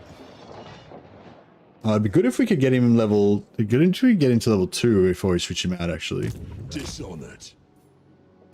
I refuse. All right. What?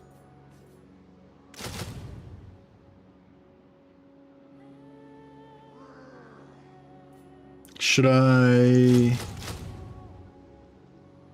get more Slayers? Slayer.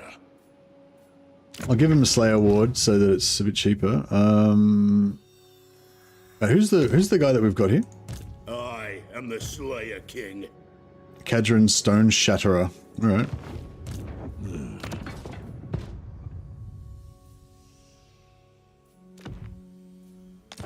Yeah, I thought we had 4 Slayer Awards, so and we'd already gotten 4 in the first couple of turns, so I was like, oh yeah, we'll get heaps of them, so I started melting them down. Now I've only gotten 3, and we've never gotten another one since then. It's like,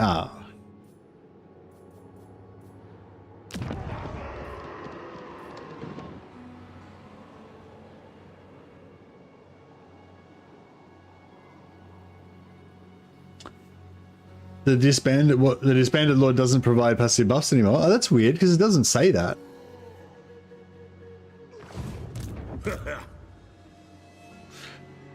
Poop is mulch.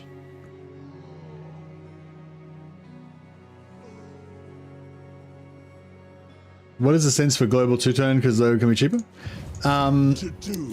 Because that way in 2 turns we'd recruit 7 units instead of only 4. But I might cancel this though. I haven't decided yet. But at least now if I want to keep it, I've got, I've got the option. But yeah, I'll probably cancel it because it's too expensive. But I don't know. We'll see how we go.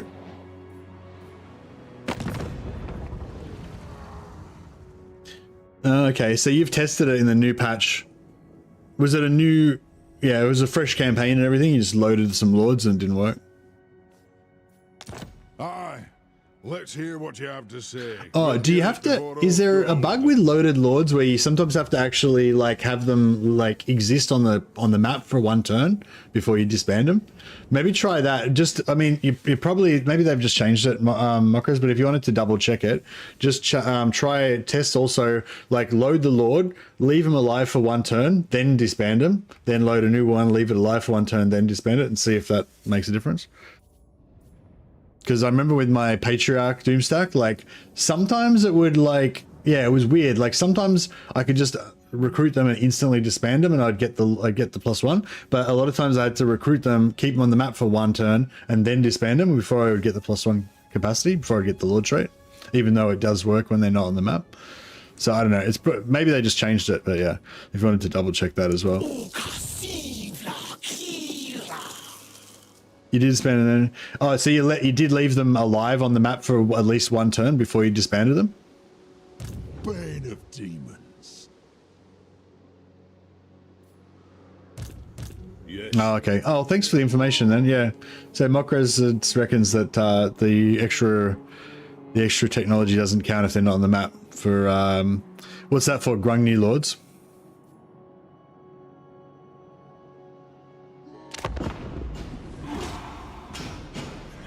Yeah, nice. Well, I'll be able to demonstrate in a second because I'm going to disband this lord as well. I've got two Grogny Lords on the map right now, I think.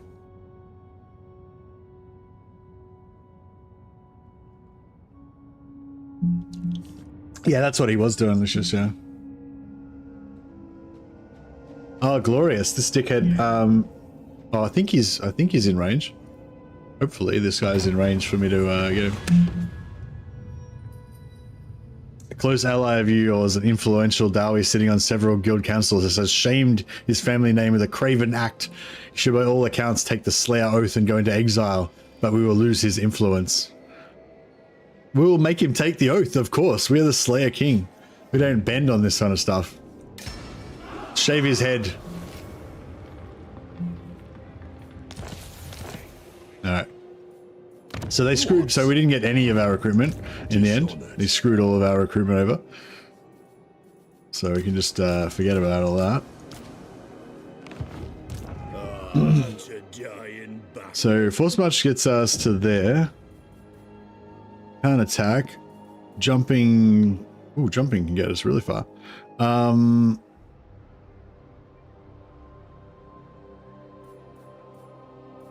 Force march gets to there. Whereas jumping gets us to there. Demands blood.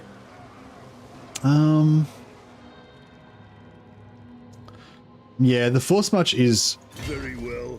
This may work.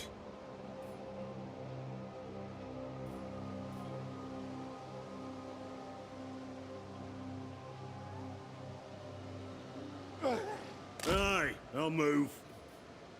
Slayer. I do. I suppose so. I'll get on it. I'll cast the runes. Okay? yeah, jumping's cool. 2%. What's his level? Yeah, he is gonna level up. All right.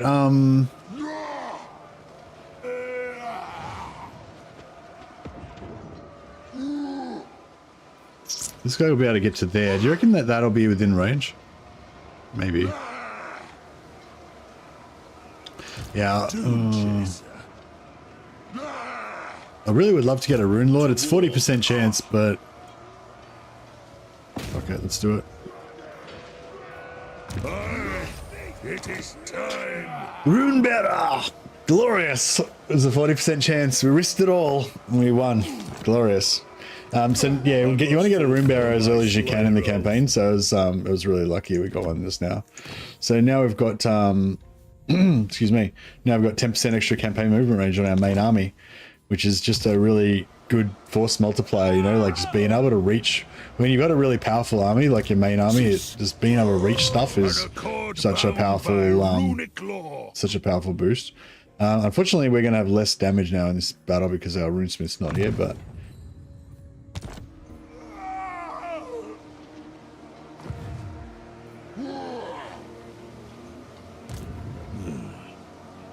quickly!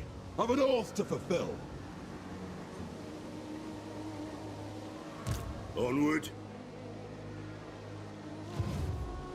Death! No, I could have done it. Rune, Ricky. Could have done it there as well, but it's alright. I'm off. The Slayer in me seeks death. 375. Yeah, we could hit another. Actually, let's grab some banners. Is there another? There's an explosive. Oh no, the explosive one is for.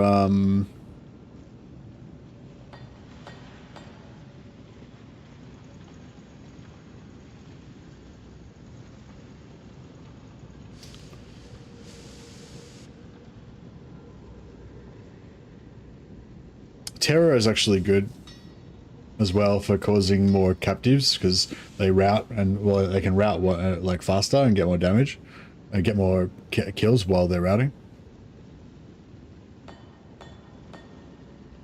Yeah, I wouldn't mind dead in that. Yeah, terror won't help us right now because these guys are all immune to psychology, but yeah, when we fight Dryker, it could be good.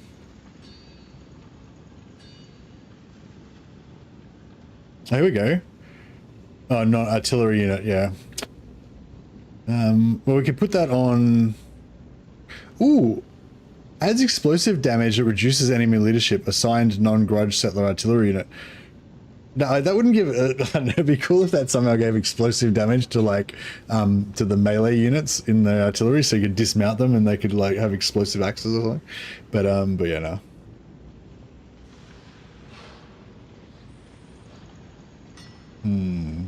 Alright, yeah, we'll just go for the physical resistance, I guess.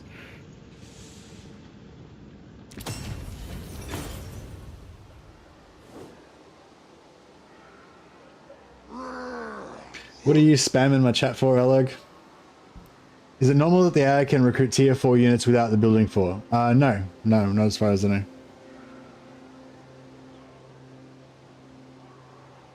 What do you mean? There's like 51 people watching on Twitch right now.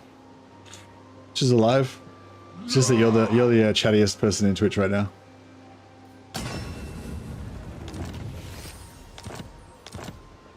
Alright, we'll give everybody a give everyone a banner. Banner for you. Banner for you. Banner for you. There we go. Yeah, no, I'm glad that you guys are on Twitch. It's good that we got a bit of got some people representing over on the Twitch there. Foot to doom. You just want to get this guy up to level 2 so that he can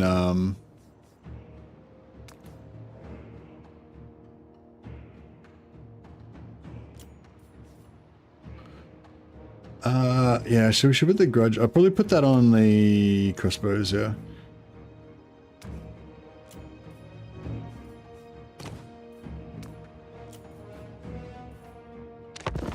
Yeah. Could it in a spammer because you're only right here? Bro, don't get upset. I was just making a joke. But yeah, if you don't want to watch on Twitch, then you're welcome to watch on YouTube, whichever you prefer.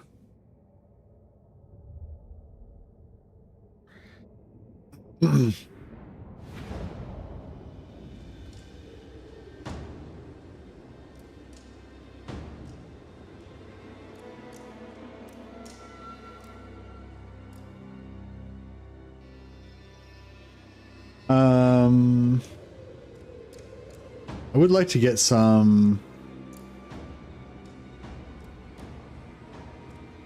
I would like to get some captives in this one. I wonder if we get them up here actually, because that way they'll be kind of in this little... Oh no, that's no good because there's a wall right there. Oh, they don't route. They don't route, so it doesn't matter. Yeah, no, we'll just put them back where they were, I guess. Yeah, it's fine, whatever. Maybe your book of grudges got bigger? No worries. Alright, nice one, Alec. Kill something. Go.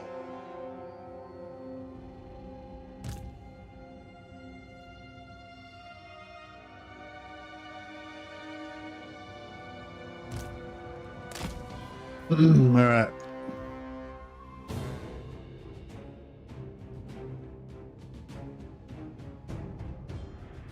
Was there a trickster's helm unequipped? Oh yeah, maybe. Maybe. I was, yeah.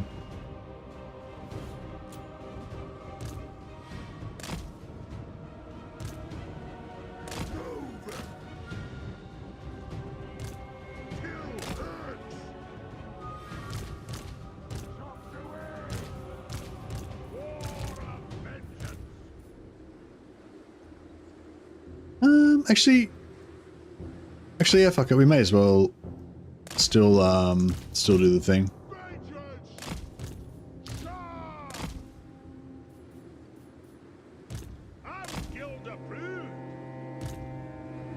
Alright, everyone's getting their, is he attracting the trolls? Yeah. A little bit. Alright, let's,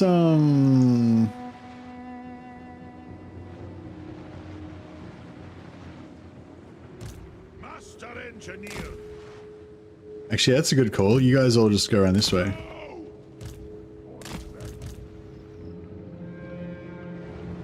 Yeah, try and pull them in this way. Try and shoot these bats. Yeah, that's good. So it's like knocking them back as well. He's trying to stop it. Keep firing. Keep firing. Hopefully they start crumbling in a second. No. Alright. Cancel. Let's get out of there. Get out of there, my bros.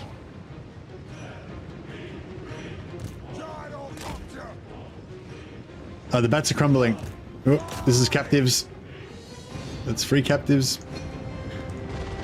Every kill we get while they're crumbling is captives, so it's all good.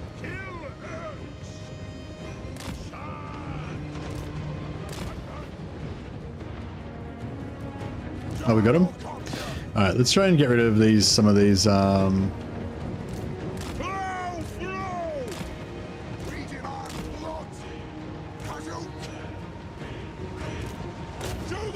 don't know if we can actually damage them much, but...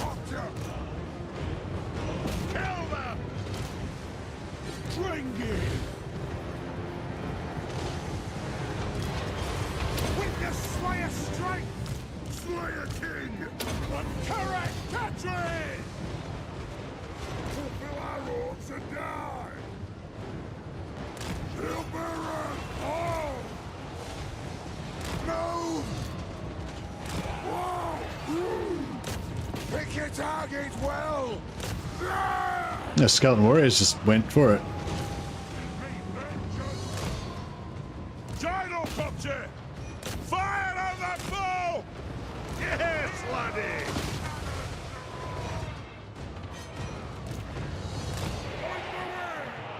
Kazoo! Move now! Kazoo! Charge! Dive bomb! Charge! Plow through! Range fire! Range bust! Yes! Get him! Gyrocopter! Go! Preparing body run! I will do it! Slayers!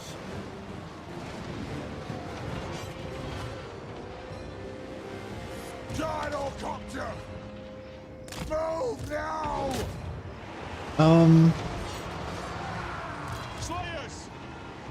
Attack the Orcs! Strike out! Shoot! I know! What? I think we need to kill this guy first, then we'll get more crumbling. Yes! Serpent Slayer! Time for a sun! Actually, I just deleted that little circle of dudes there. Gyrocopter!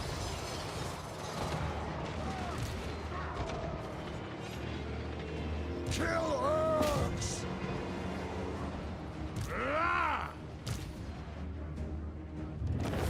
Alright. I reckon we might have gotten a little bit there.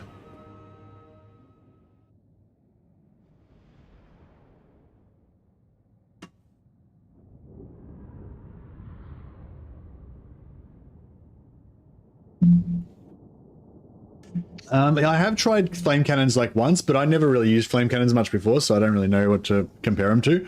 But they still seemed really powerful. But yeah, I'm guessing they were even more really powerful before, you know.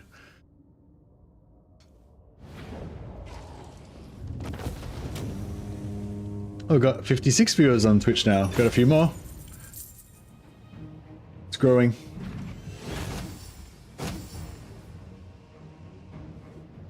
Yeah, gyrocopters are fun now.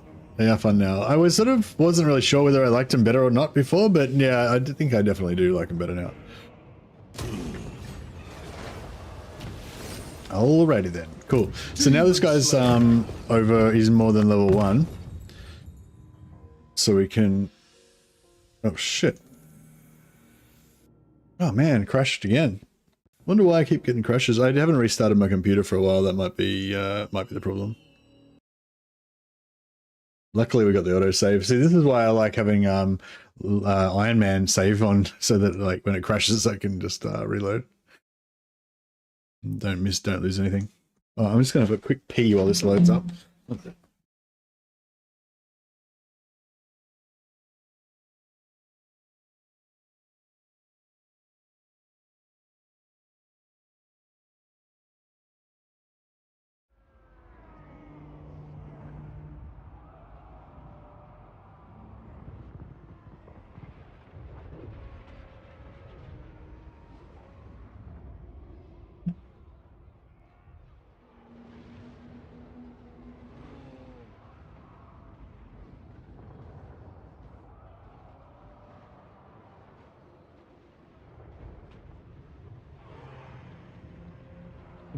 Man, I just looked in the mirror and I was like, shit, I'm looking a bit haggard.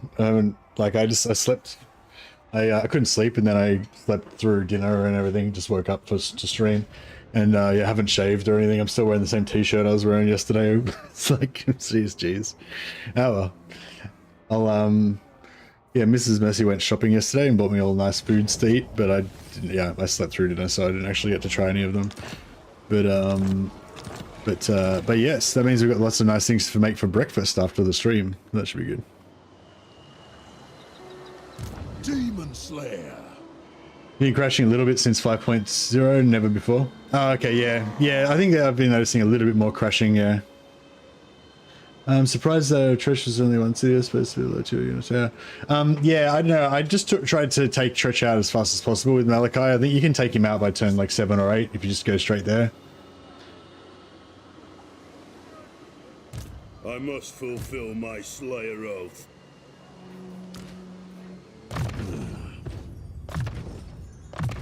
Gonna need a rememberer for this.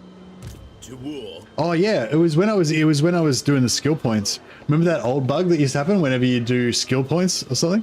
Can't remember how did it work? Was that because you could sort of avoid it a bit by, I guess, just by not leveling up. My clan. Yeah. There's probably some crashing problems that are fixed since 5.0, and some new crashing problems that are in now that weren't there before. Speed for Heroes Army. Oh man, our speed must be going through the roof right now.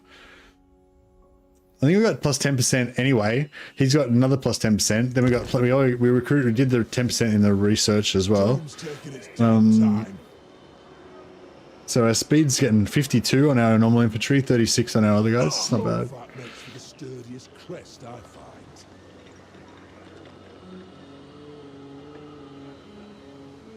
No, you're right, Alec, that's fine, yeah. But yeah, no idea what's going on with that. Which city did you leave him with? Oh, Tretch. I thought you were talking about Throt. Are you sure? Was it a purple one? It wasn't like a regiment of renown.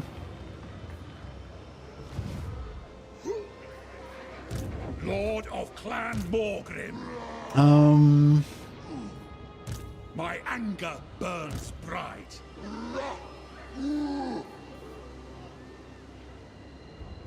My vows will be satisfied with this. Got them. Alright, we'll go to the edge here. We won't go into the vampire attrition territory. How are we doing? We're fucking smashing this one. 3.5k. We've still got 5 turns left. Yeah, we should be able to rip through the vampire lands here. Oh, that army's pretty crap. I refuse. Still, there's like 500 there. But yeah, we need to go after Draker. I'll see it done.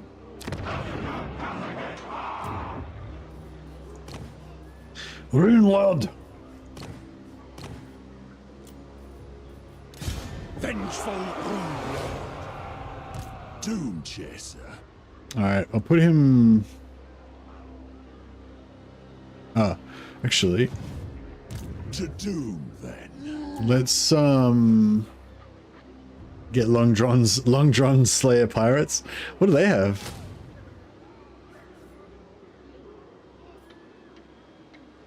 Dwarf Rum. Affects enemies in range. Oh wow, that's cool. They just get everybody drunk around them. That's pretty cool. We sharpen our own axes here.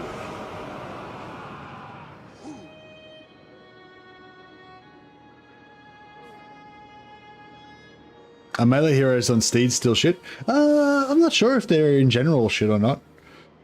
They're definitely not as tanky as the on foot ones though, most of the time. Armed and ready.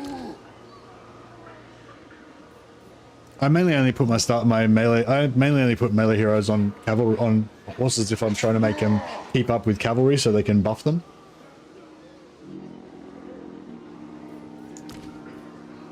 Master of runecraft.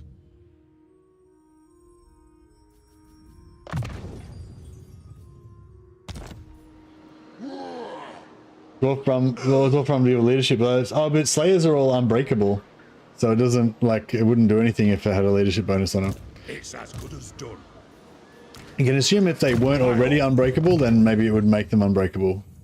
But they're already unbreakable, so... I wonder if heroes and mounts count for Bruckner. Bruckner's probably pretty good for, Bruckner's probably pretty good for killing enemy heroes when he's mounted, I'm guessing.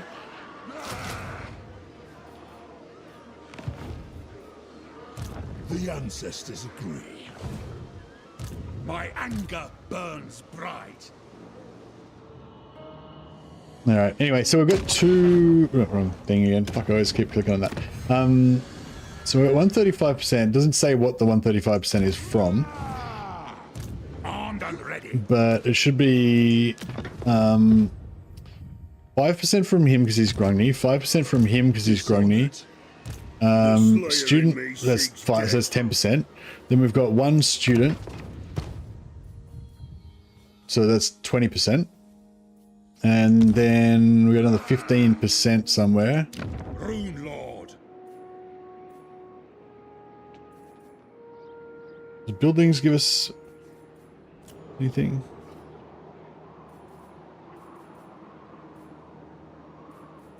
Nope.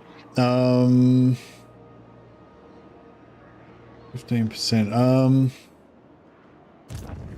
Maybe these guys.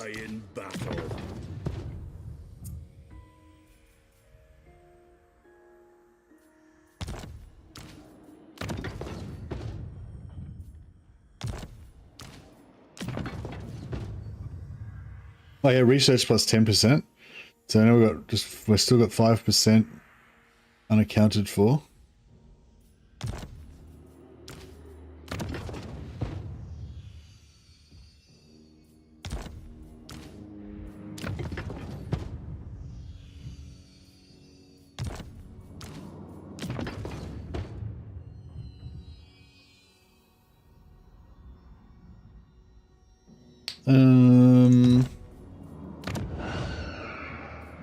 What? Vengeful Rune Lord.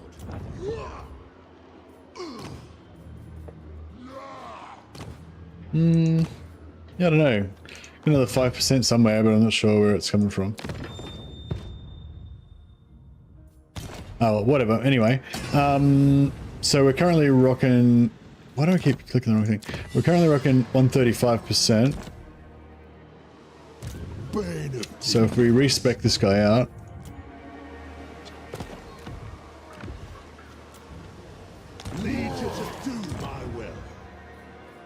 We'll put in Hardy Dwarf Lord. I don't think we've got any Dwarf Lords yet, have we? Oh, we've got one, the Ranger one. We've got the one the Ranger one. Yeah, we'll get one Hardy Dwarf Lord in there. Summon me if you dare. 130. Yeah, so just confirmed what Mokras was saying, but yeah, they don't, the 5% research doesn't count when it's not on the map. So is that like a general thing? Because like, yeah, somebody else sort of said that like in this patch, like things that aren't on the map don't count or whatever, as like a general thing, and I thought that was, you know, not correct. But it's only things that specifically say that they have to be on the map, like the Chaos Dwarf stuff, you know, that was like that. Got then. On to glory for the ancestors. Who's that? Is that that's Striker? What a bitch. How dare she? I'm ready. Heading out. All right, I don't know what they're gonna really do there, but give it a try. I don't know if I should build this here or not. In 5 turns, it's going to be worthwhile, but it's probably going to get taken out by these guys. Strength being 81. Yeah, they're probably going to come for us.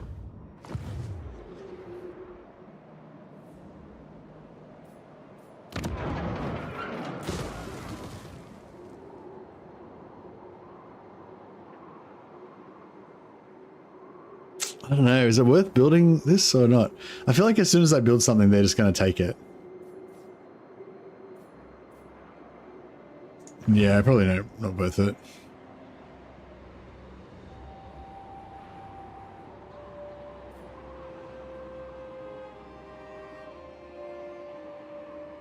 That's odd. Loaded Grungni Lords with research traits work just fine. Oh, really? Because Mocker said that his loaded Lords didn't work. Are you sure they're still working when they disbanded? I am Iron Fist. Some call me.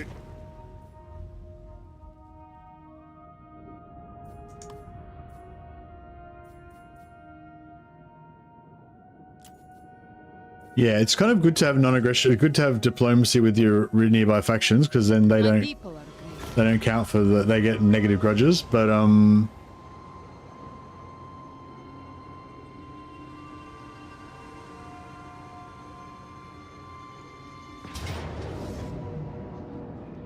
right. Oh man, Vlad, the Vladinator. Shit, I wish I'd have put some more what do you call it? Tankards on these guys.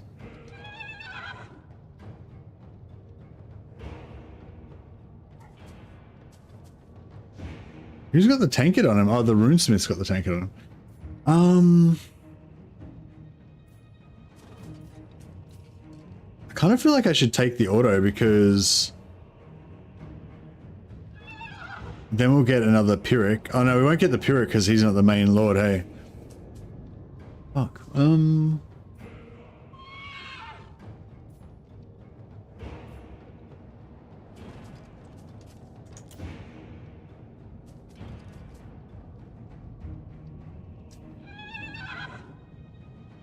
Retreat, you reckon? I don't think I... Oh yeah, I did put him in...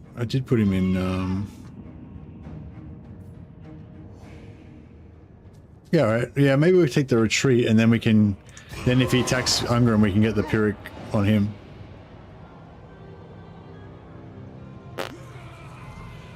Ah, shit. I know, I should have taken the attack and then I could have jumped over and fought Dryker as well. I didn't think it through.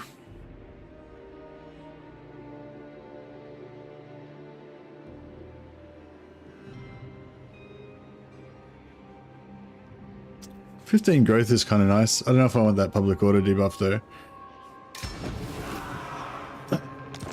Yeah, I sort of feel like I regret it now. I should have fought this battle here and then jumped over. Then I could have jumped over there as well.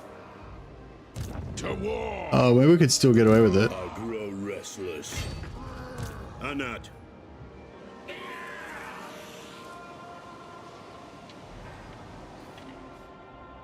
Yeah, maybe I'll what a coward. Them's fighting words. Very well. This may work. Alright. I have the forge fire's glory. Oh, actually, no, I can't put him in there, otherwise it won't be good. I suppose so. If you say so, Beardling. He's level 9. Level Lord 6. of Clan Morgrim. Level 1. Alright. Fight! Ready, axes?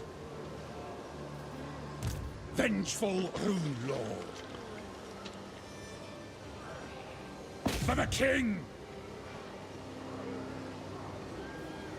You think he's gonna run? Burns bright. Vengeance! The runes are ready. It shall be done. Casting the runes. He's gonna run, isn't he? He didn't run. Glory. Okay, decisive victory this time with low casualties. Pretty hot. Will low be low though?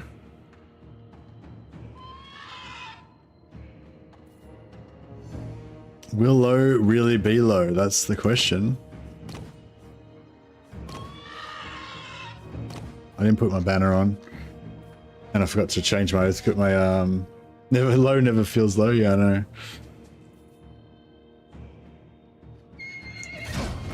Oh, low did not feel low.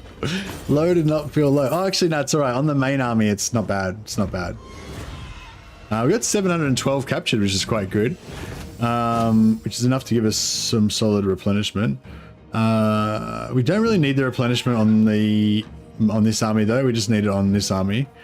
It's only one unit, really, so might take the Oath Gold. Oh, was he in Force March? I wasn't paying attention. Yeah, good call. 89 Oath Gold's pretty nice.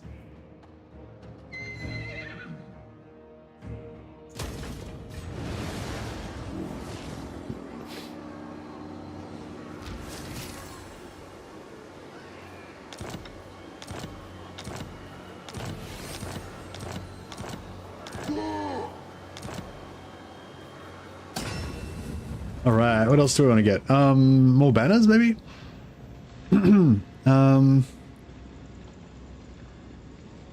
Speed banners could be good because they could get them onto on our gyros.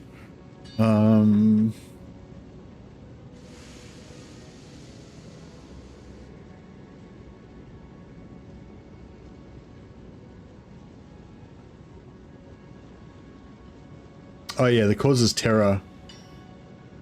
Bit of extra terror in there could be good.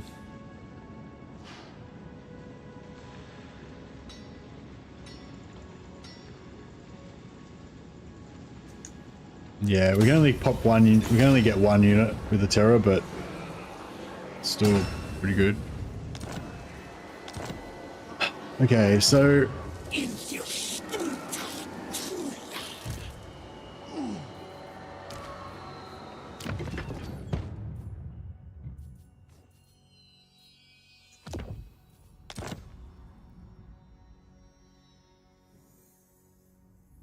hey Vasily, what's going on? Have you have you cracked the case?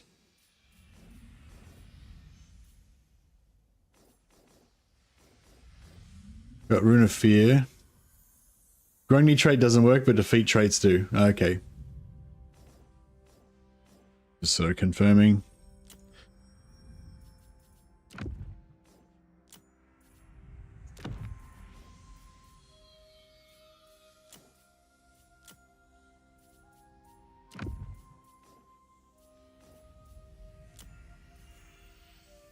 Should I smelt these down? Yeah, I'll probably smelt them down. Go blue. Talisman of Preservation, yeah, that's better. Alright, cool. And let's get a Rune of Dismay.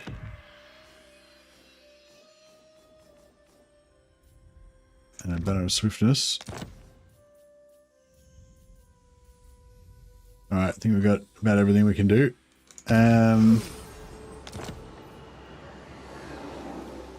Now, if she intercepts, then Lord of Clan Morgrim.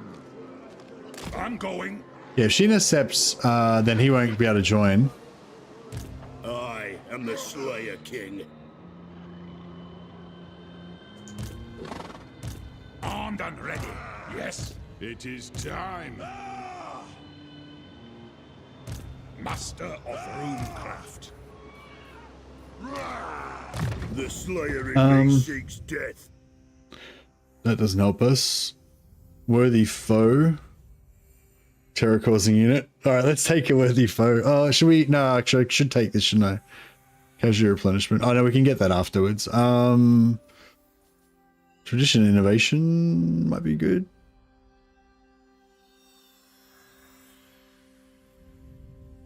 I kind of wanted to get that just so we can see him like chop up, hopefully chop up Vlad, but I don't know if it'll actually work. What's this give us? Instead of 10 ammo, we get 5% range, and yeah. I think our gyros are going to be in trouble. Oh, Vlad, this is not Vlad, this is Draco, right?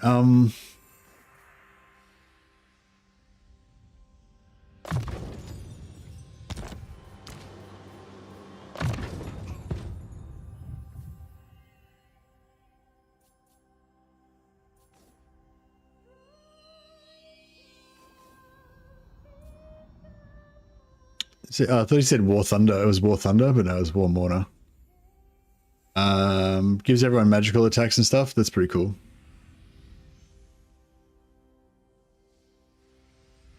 Wait up. Oh no, 15% weapon strength for Slayers, yeah.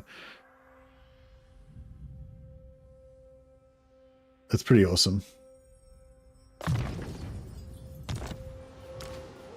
Alright, what do you want, bad boy?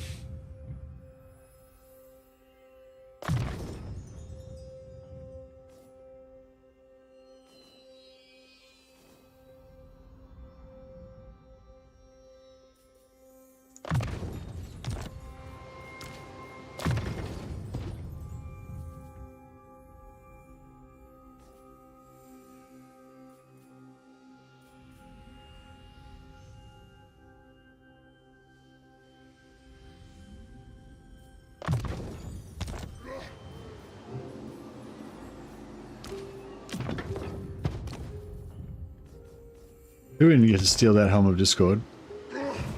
Onward. Yes, the Slayer Cape. So he's got a rune.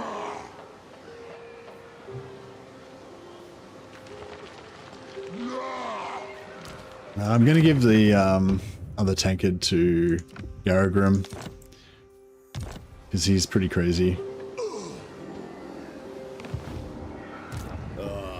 To die in battle.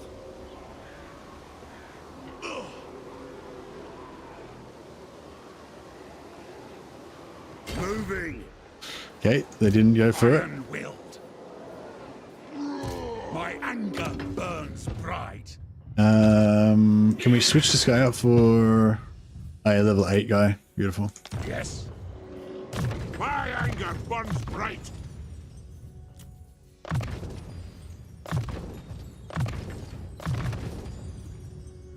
Damping? Maybe.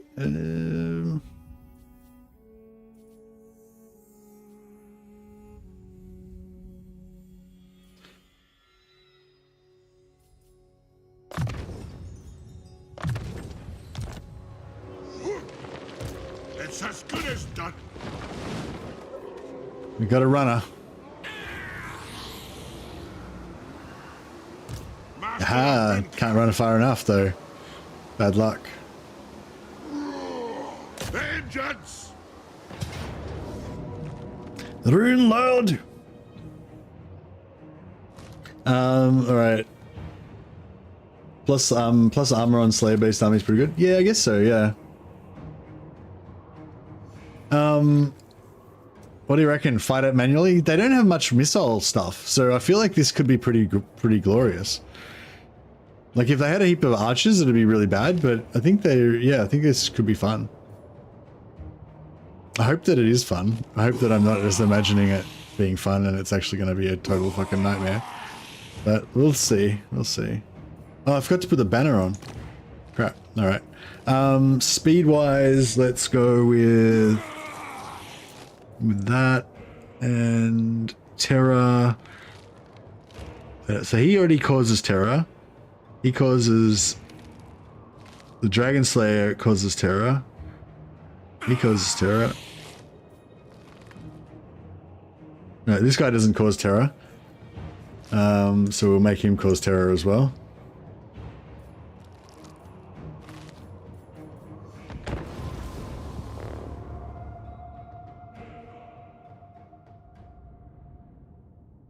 Grudges will be sated. Wrongs put right.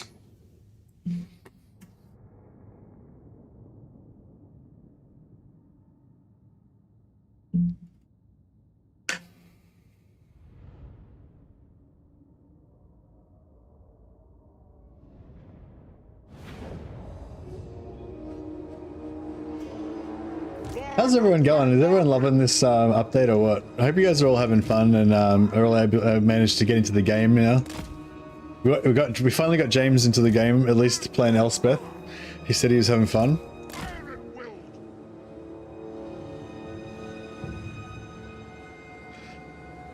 I came for skulls and grudges and all out of skulls. Nice. Henrietta's loving it. E.L. Masri is having fun. Love the doughy. Good. It's a good time to be a Warhammer fan, I reckon. All right, where do we want to go? I want to be up here actually. Let's just see. Let's just see if they'll come straight for us or if they're going to give us time. Oh shit! Jesus fuck! What the fuck was that? I think that was the. All right, let's set up here. Oh. I thought we were going to be like way up there. No, that's not that exciting actually. I guess here is pretty good though. Yeah. Slowly building up the range of your handgunners with Elspeth. Oh, very nice.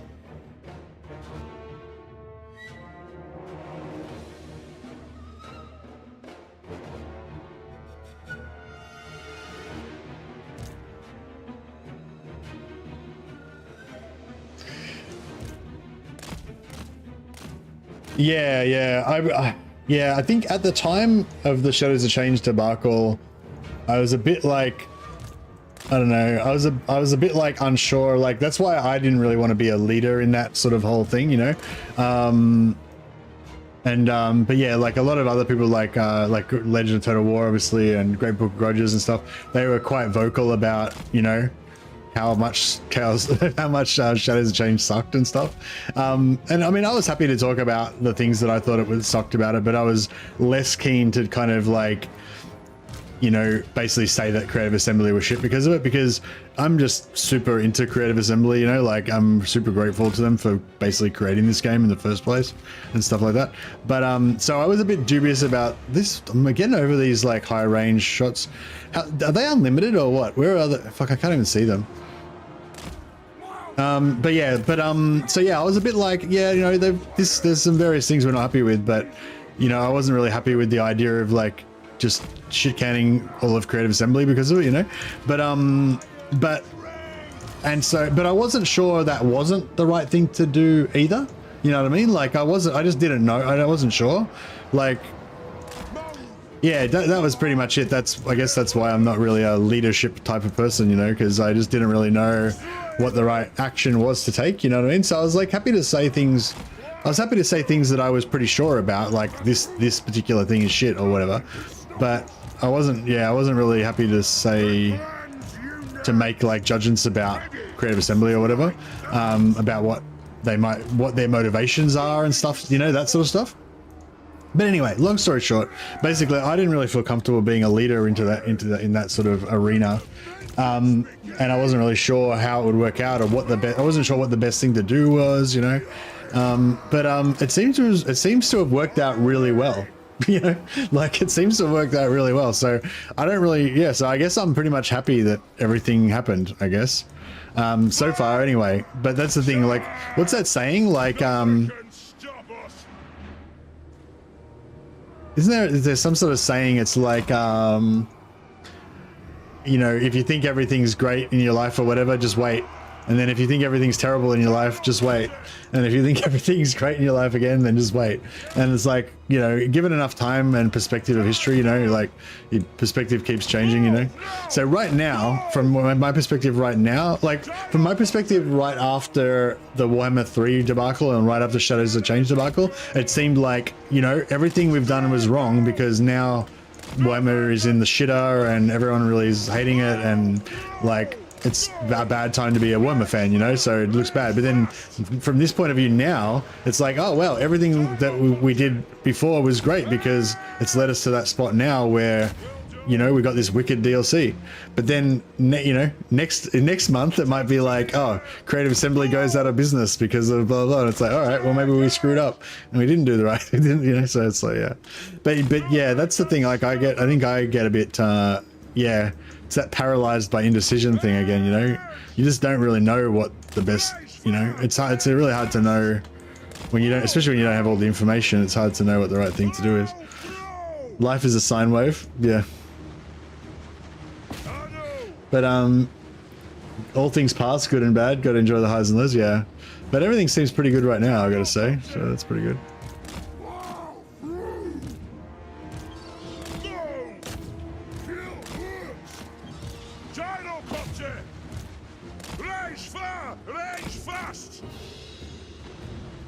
Those dogs are gonna get wrecked, so fuck them. Oh yeah, I forgot these were real bats. I thought they were like vampire bats that were just gonna melt, but no, they're just gonna run away. But they're gonna die because, yeah, have some Slayer pirate guns to your face. Have they stopped like annihilating my units with those long range, those crazy long range abilities that they had?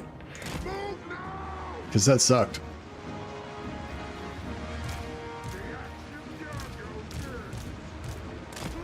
Hey Henrietta, I never enjoyed the Empire before this DLC, now I'm having a blast. Wow wow.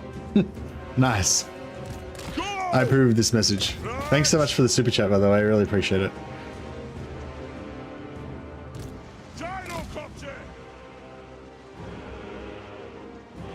Yeah, no, it's a good time to be an Empire fan, that's for sure. It's a good time to be a Dowie fan too. I haven't really gotten to fully explore the Nurgle stuff, but I know Great Book Grudge has played like a massive campaign where he was up to like turn 130 last time I saw it, and he was having a great time, so. Seems like Nurgle's in a pretty good place as well.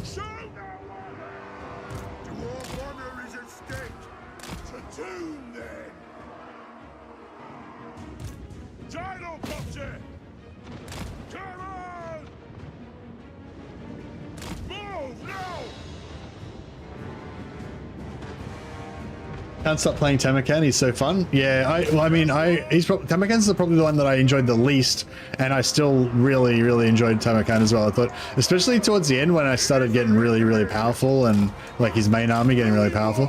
I'd have to play again. I wouldn't mind playing Tamakan again actually, and try to like be more more strategic focused, like more like playing it like a Total War campaign, whereas I was playing it more like, you know, my kind of like role play of Tamakan being like just a beast war leader kind of thing. Like, I wish they would stop shooting my Iron Drakes. I'm not really digging that.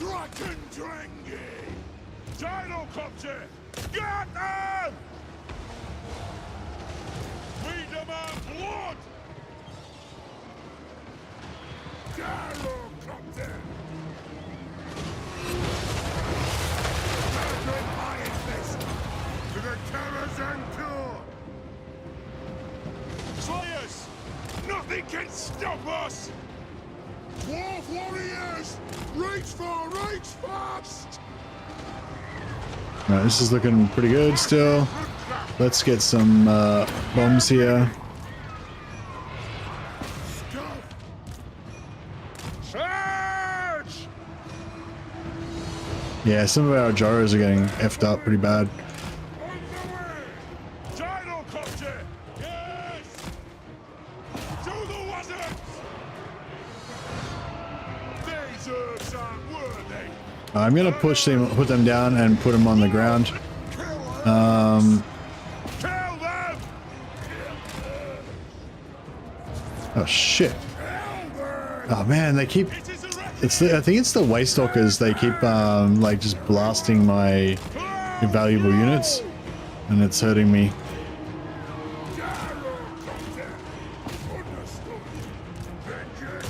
Oh shit! This guy needs to get the hell out of there. Take him down!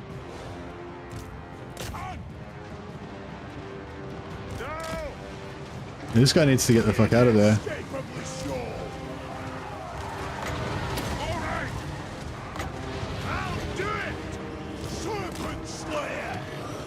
Can't get him out. There's too many heavy fucks in the way.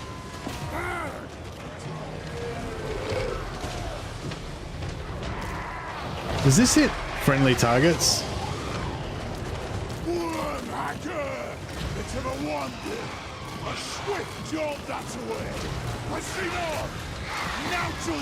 He's on his feet. He's on his feet now. Proceeding with axe. Assuredly. Lording. Doom shall come. Dragon Slayer. Alright, we got him out of there. He's out of there. He's free. Just gotta get this guy out of there because he's not immortal, so.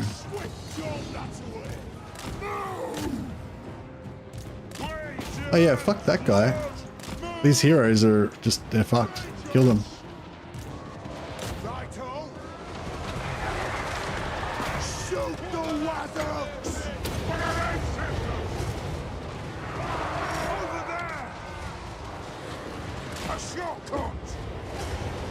Kill that prick.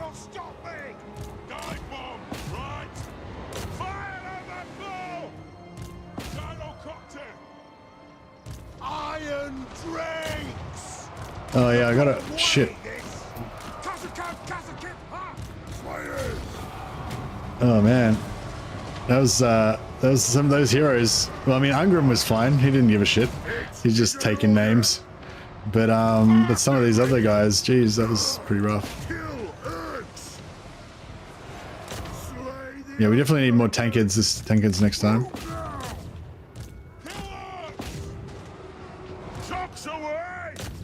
And these yeah, these Waystalkers, they just kept shooting me with their arrow of Kurnos, was just like violating me.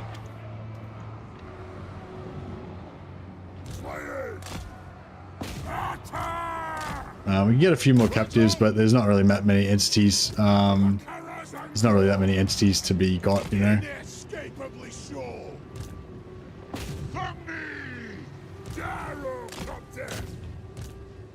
Pick your targets well. Yeah, Arrow Kurnos is really rough, especially on low entity units like this one, because they've only got a small amount of entities. So when it comes through and kills like 4 guys, it just, yeah, it's a little bit pretty rough. Slayers.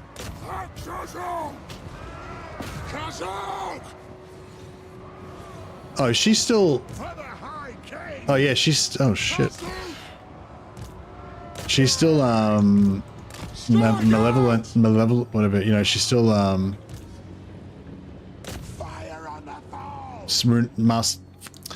am I trying to say? Killing my dudes in an AoE. She's still got the thing happening.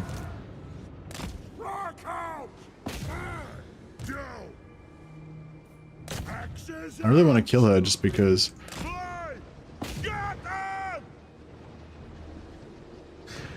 Declaring war on Dowie factions and confederating via the book would result in grudges gained? No, I don't think so. I think you only get grudges by killing stuff.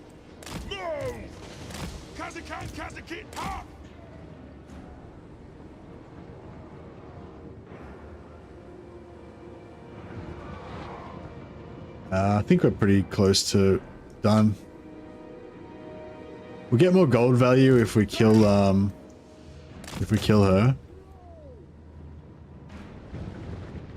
Which I would like. Iron brakes! Kazu!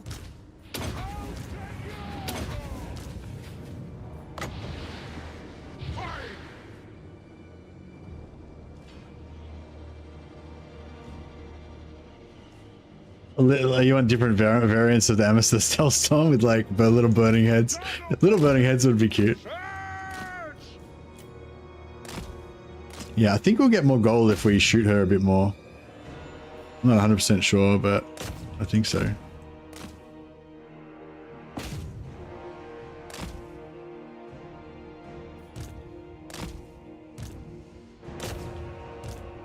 Bit of friendly fire action there.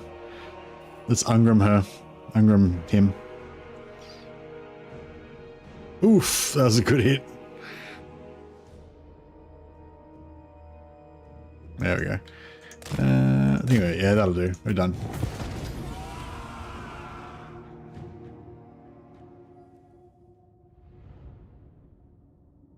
Grenade launcher on Engineer Lord's pretty good, yeah.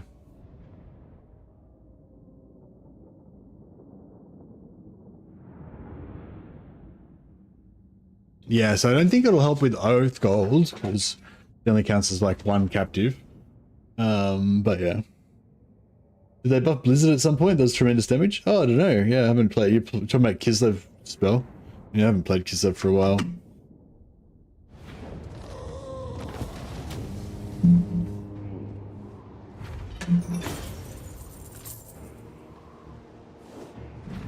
Um... 59 Oath Gold, yeah, we didn't get many captives.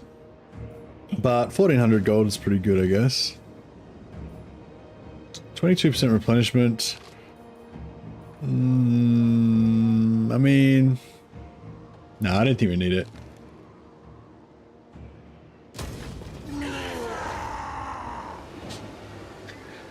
How do you deal with expanding in legendary difficulty? The moment I take more than a couple of provinces, I get declared on multiple fronts. Just happened in my Malachi game. I don't know. There's not. I don't think. Yeah, I don't know. I don't know if I can think of a generalized answer like do X and you'll win every campaign. I think it's more like every campaign. You need to learn every campaign, and with every campaign, you can get away with different stuff. You know. But yeah, Malachi's in a pretty precarious position. You know, if you want a campaign where you've got your back to the wall and you just go in one direction, then you could play as like Grumbrindle or something like that.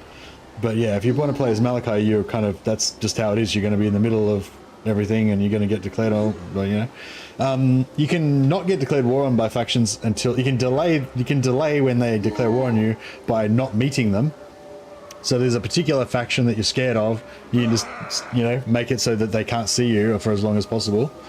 But yeah, if it's one of the factions that you start off with vision on, like Demon Prince and Epidemius and stuff, like there's nothing you can do. They're always going to declare war on you. Probably, maybe not always, but yeah, likely they always will, regardless of what you do. I am the Slayer King. Vengeful Rudlord! But yeah, you can, I don't know, like if you want to go to the west and you know that as soon as you go west, the factions on the east are going to declare war, you can like go west, but then recruit another army on the east side and quickly smash them before you run out of money, then beat them back for a while, and then I don't know. There's like so many different things you can do. This depends. But yeah, I think the more useful thing is just to play one campaign and kind of learn what the order of things that happens. Like I'm going to go here and I'm going to do this, then this guy's going to declare war on me probably, and then you just prepare for it, But it's not really like, I don't know, maybe other people will disagree, but I feel like it's not really like you just generally have an answer for every legendary campaign. It's just like, yeah, you just like learn the faction, learn the opening moves, and once like if you know the faction really well and you know the opening moves and you know all the early threats and stuff, then you'll be a lot better off. Like for you right now, I'd recommend you just start a new, pause that campaign if you reckon it's not redeemable, and then just start a new campaign, or just if you start a new Malachi campaign, or keep playing that campaign for another 15 turns or so, expecting that you're going to lose, and then you're going to restart, but you'll get that little bit of extra information. So when you restart, you'll do better, you know?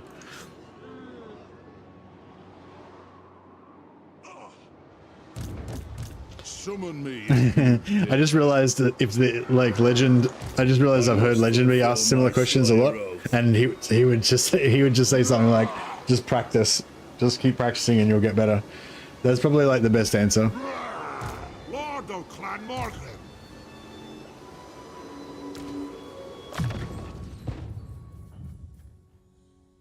But yeah, there's heaps of little tricks and tips and stuff as well.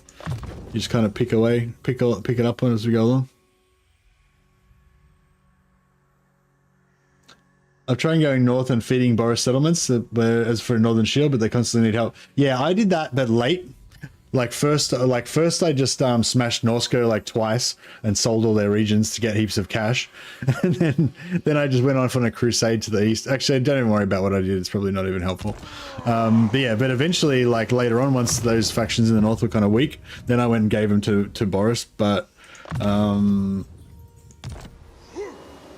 you probably can't really expect for the AI to be a strong ally for a long period of time, but even if they just hold out for a while, like if you don't want to have to deal with that territory right now, then it still works to just give it away and then get it back. Oh, we've Nollengrommed, guys. We've still got 4 turns left as well.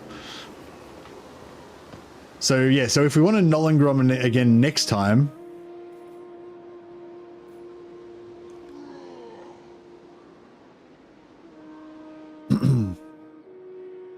so wait up. So our Grudge Slayer army is going to come out at our capital in 4 turns. So we can use that to go and like conquer a bunch of her stuff maybe.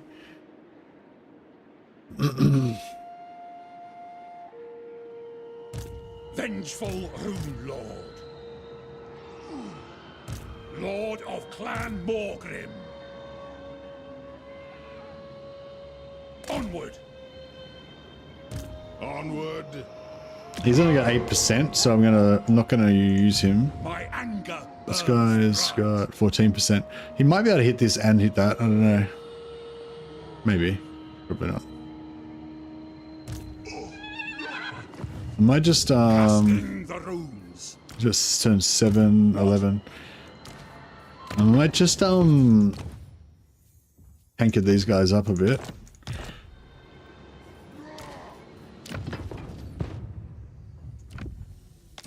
Just temporarily.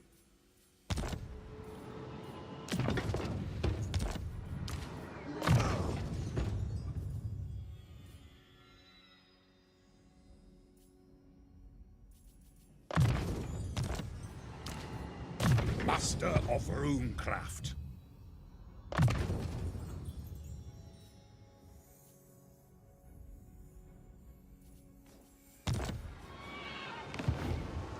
Armed and ready. Vengeful Rune Lord. My anger burns bright. Yes?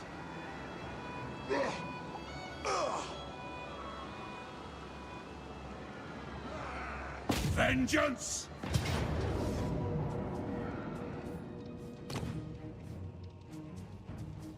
Oh yeah, so what were you saying, Silver? You saying so I can put this banner onto this army, and then this, even though this banner's on this army, this guy will be able to keep it on him for as long as I want, basically. Pray to my Slayer Shrine.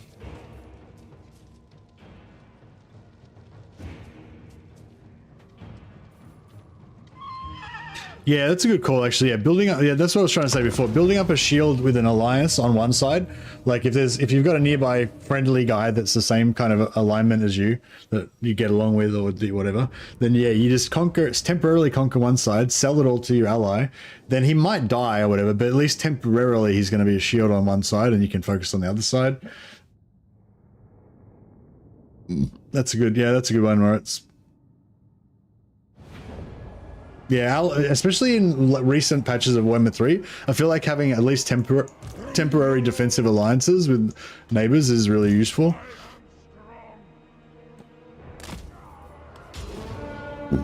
Not if you're playing dwarfs, obviously, because that'll give you vision on everybody.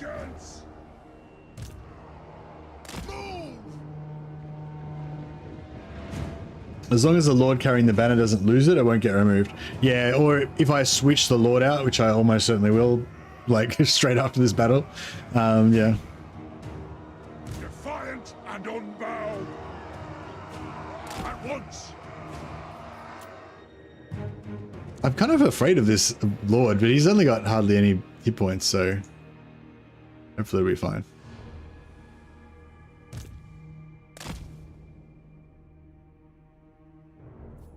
What do these guys have? Armor break? No. Yeah, armor break, yeah. So we'll save them till we fight the Lord and get them to run in and armor break him.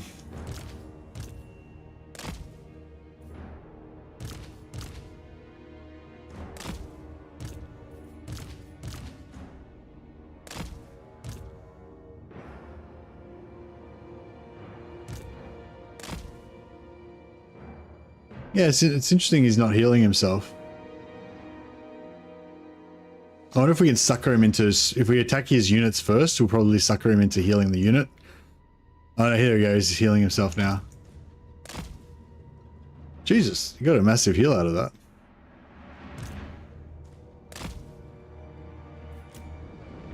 Battle ready. I will do it. By the Layer's will.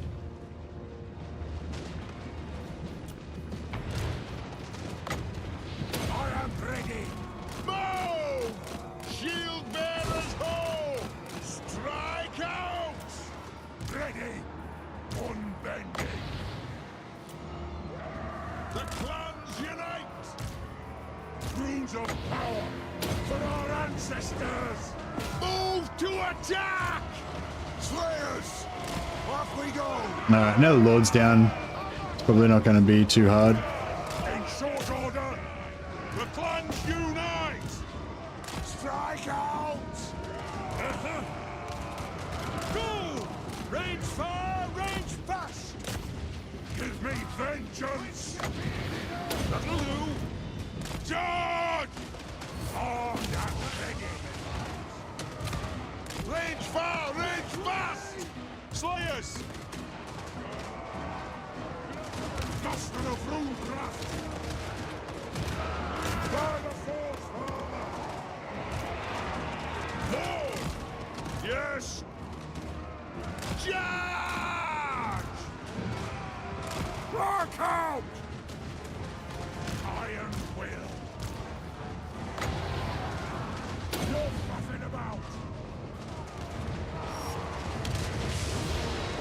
Slayers! Nothing can stop us! Move! Nice. Smashed.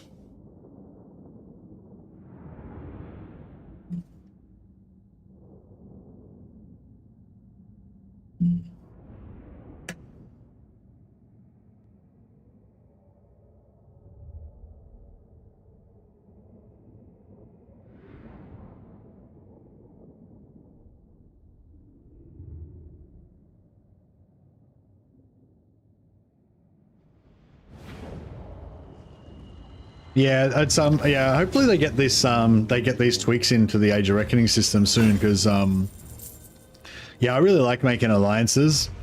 And but yeah, I'm not, it's not bothering me too much. I just make like, I just sort of like pretend I have an alliance, you know. I just do a non-aggression and a military access, and then I just pretend that I've got an alliance, and if my ally gets to attack, then I like join them in wars and stuff, you know.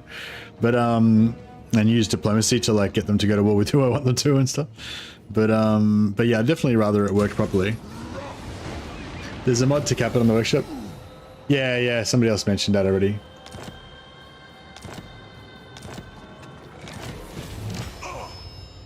Yeah, I'm interested to see how they end up tweaking it, and if it, you know, if it's going to work. And oh, prick! There's more of them. They're like a plague. They're like a plague. These filthy tree men. Master of Rune. All right, yeah, we couldn't quite make it with that. Lord of Clan Morgrim. The throng agree. Bring them! My anger burns bright. I'm off. Rune, Ricky. Suppose so. Alright, we got two, we can attack this. I might, are those ranged slayers? Yeah, they are. Ranged, pirate slayers. Vengeful Rune Lord. Let us settle this. What do you want? Rune Lord. And we're in a hotfix for Grudge. I don't know if there will be a hotfix for it, Felix. I reckon it might be more of a bigger patch, you know? Well, it might be part of a bigger patch. So it might be a while. That's why I was telling people, like, don't not play dwarfs for like 3 months until like the Grudge system is perfected, because it might be ages, you know? I know when they did say they were going to try and, you know, they were going to try to get something done fairly quickly on it, but, you know, it might not be straight away. I hope.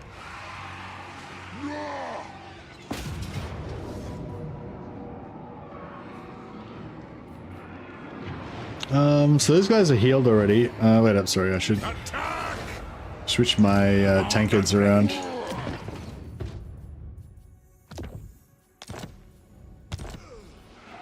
Time to slay oathbreakers. My anger burns bright. Lord of Clan Morgan.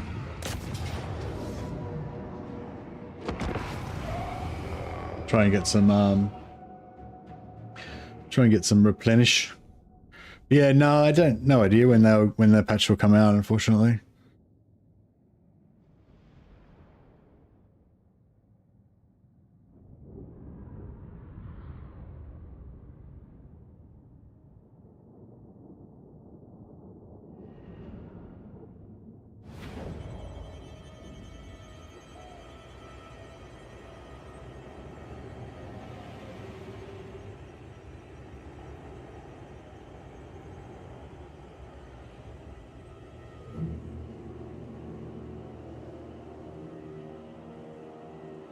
They might nerf Grape Shot. Yeah, they'll probably nerf Grape Shot. They'll probably dwarf. They'll probably nerf Thunder Barges.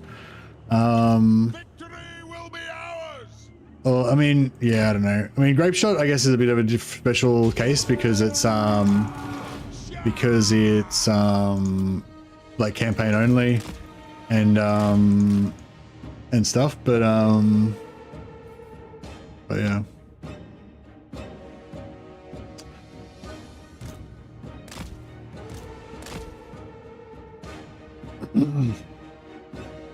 Yeah, I don't know. I don't know. I hope they do some hot fixes. How long was the first hot fix after Shadows of Change? Does anyone remember? It was like a week or so, wasn't it? Yeah. There was a hot fix within about a week or two, wasn't it? Can't remember. Whatever that was, hopefully that's their new, you know, their new standard, and it'll be the same kind of turnaround route effect here. But yeah, I don't know whether, like, I don't know, like, I feel like the grudge total thing that you need for the Lord Confederation, that seems like something they could hotfix. You know, or, you know, that it should be like, they should be able to fix it straight away kind of thing. It's super straightforward. But unless there's some complication, they can't find it or something. The Age of Reckoning grudge system, yeah, maybe they can just, maybe, yeah, who knows.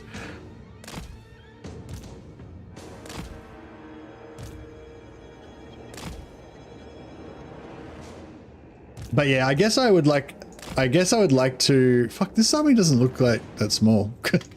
I guess I would like to, I guess just have people like have that expectation that it may take a while for them to fix it. Like, even if they do put out a patch in the next couple of weeks, that may not, it won't fix everything. Like, they're only going to fix a few things, you know, in one patch, and then there'll be another patch later on that'll fix a few more things and stuff like that, you know. So I just sort of, I guess I want people to just like expect it to be like an incremental thing. Like, I mean, if they fix everything in one patch, that's great, but just, yeah, I don't know. Just don't be too busy to, don't be too ready to just rage out if every single thing isn't fixed straight away, because it probably won't be, you know?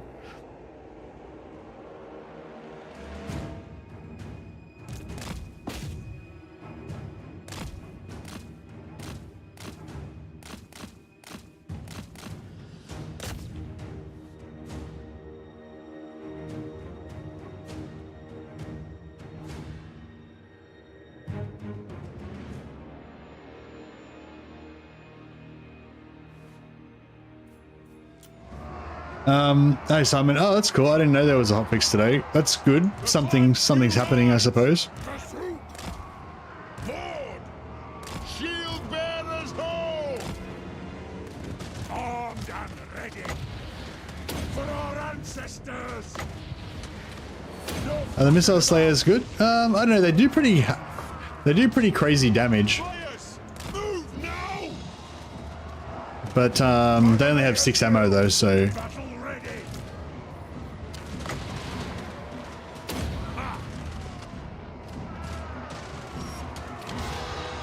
Hey! Slayers! Whoa! Ready axes!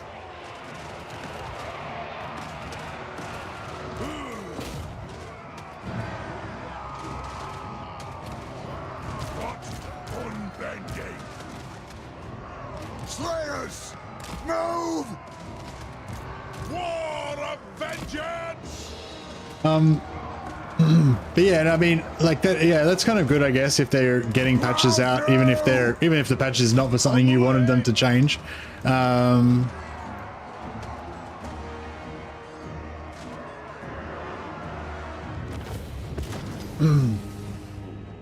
But yeah, that doesn't really. Yeah, it doesn't. That's probably like us not really relevant, I guess, to when we're going to get the hotfixes for the stuff we really want.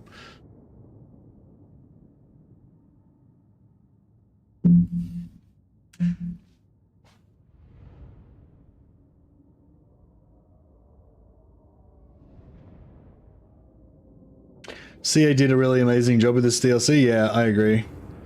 Really, really good.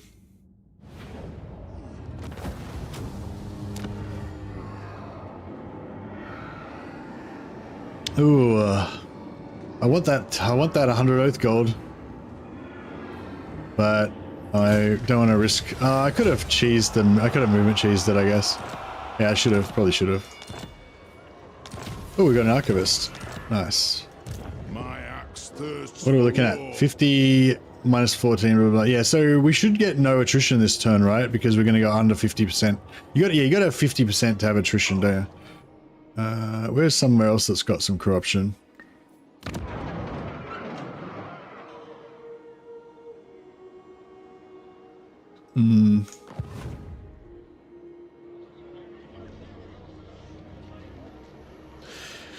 Winky says, ignore the bugs, they can be fixed. The content they added and the fact that they listen to the players is worth a lot. Yeah, I agree. Why would they nerf Thunder Badges? I don't know, probably because they're too powerful. My anger burns bright. What do you want? I'll cast the runes. Master of runecraft. Casting the runes.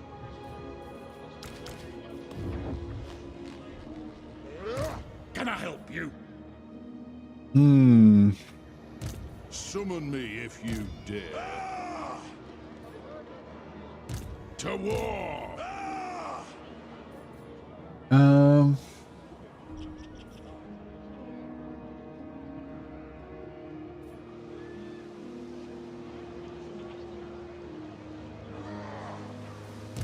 The Slayer in me seeks death. If you say so, Beardling.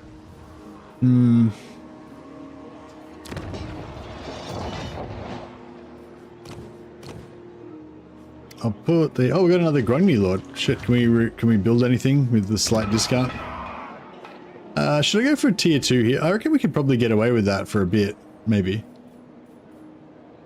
Yeah, fuck it, let's do it.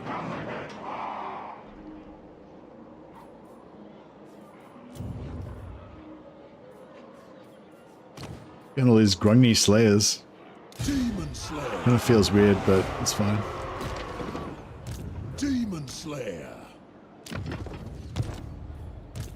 Dishonored. Bossy no, slaying I can do.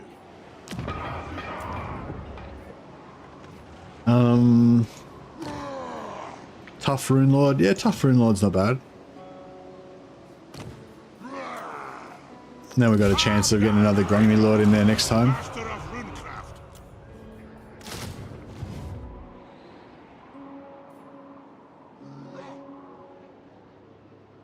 Oh, they got a janky hitbox today. Ah, okay. I was wondering why they don't seem to really take any damage when, like, you can just park them above an enemy army and they just never really die or take any damage.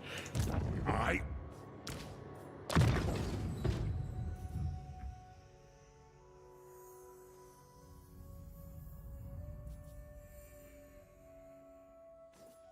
Spell resistance is good, I guess. Yes.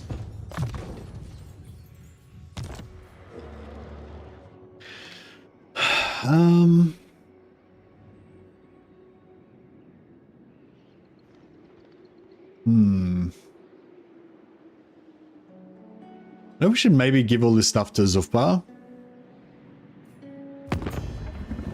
How's Zufbar feeling about us right now? Yeah, they're pretty happy. Yeah,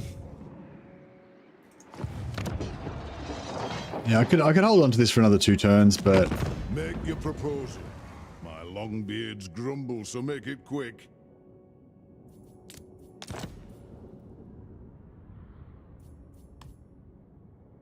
mm, 800 gold. Povos. All right, maybe we'll wait one more turn because we can get away with waiting one more turn as long as I don't forget, and then we'll sell it to the next turn.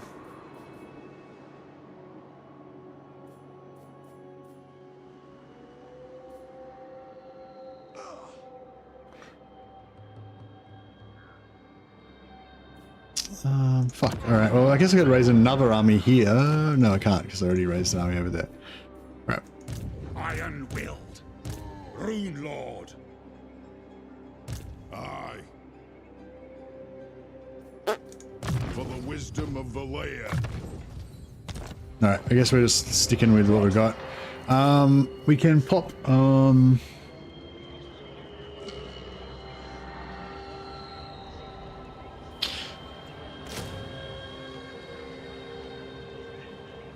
Yeah, fuck it. Let's just go hard. That's all right. Let's get this done. Aye up.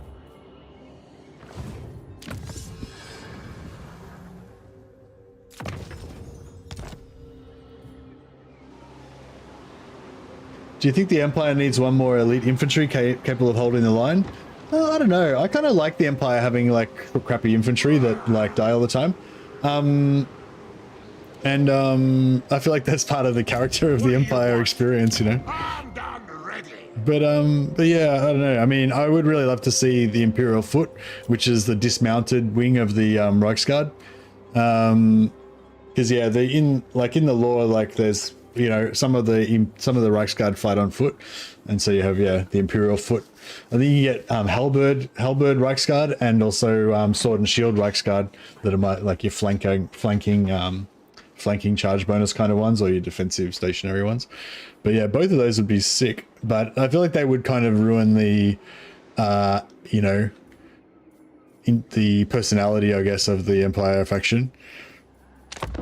All right. Hopefully we don't get screwed by vampires here, because we've got one of our lords in Force March there, and there's a good chance there's a vampire army just out of range that's gonna, you know, screw us.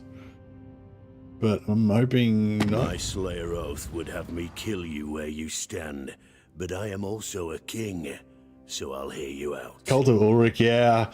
I want to get Knights of the White Wolf, having like big knights. Actually, it'd be cool if they made Knights of the White Wolf a bit like, oh no, I guess that wouldn't really work. But I guess like, yeah, kind of tanky, kind of like the, I just want all the knights to be tanky now, like the Knights of the Rose. I feel like the Knights of the Rose are a bit overly, like a bit too tanky though. Alright, that's alright. It had to happen. He's just level 1, isn't he? Yeah. Should I try and punish them a little bit? I don't think we'll be able to do anything to them though, because their stuff's too strong.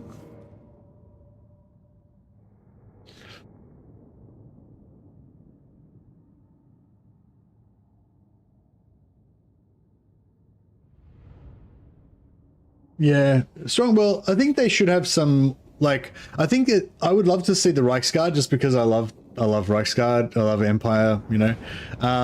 But yeah, I'd love to see some dismounted Reichsguard, but I'd like them to be, I guess, on the same kind of power level as greatswords, you know, about that same level, maybe a little bit more durable. I am strong.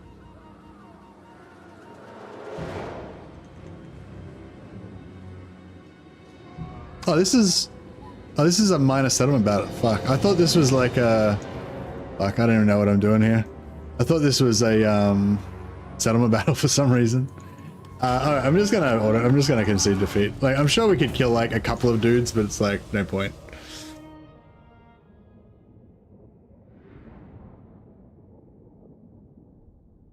But yeah, I think I'd like maybe some dismounted Reichsguard, maybe have them maybe give them some sort of like hold the line type ability or something, but like a new one that you can stack with other, like that you can stack with hold the line, and you can stack with you know, the melee buff that you get from Caribou greatswords and stuff like that, so that kind of maybe make it like, even though the Empire infantry is pretty crap still, if you have like all the buffs, you know, if you have all the different types of units all given their different inspires and everything, and you have like your captains giving you buffs, and like you can just about make a actual line that will hold, you know.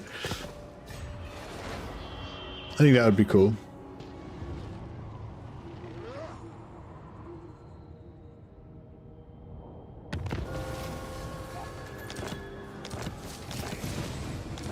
Yeah, so I made an error there. So the reason that I recruited that lord was so that I could counterattack this army if I was in range with Ungram's army, which which I actually am. But now I can't because I didn't put them outside the settlement.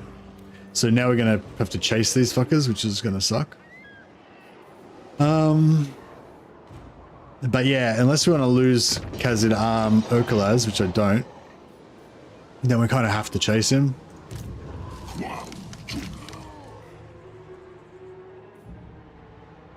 It's as good as done. I suppose so.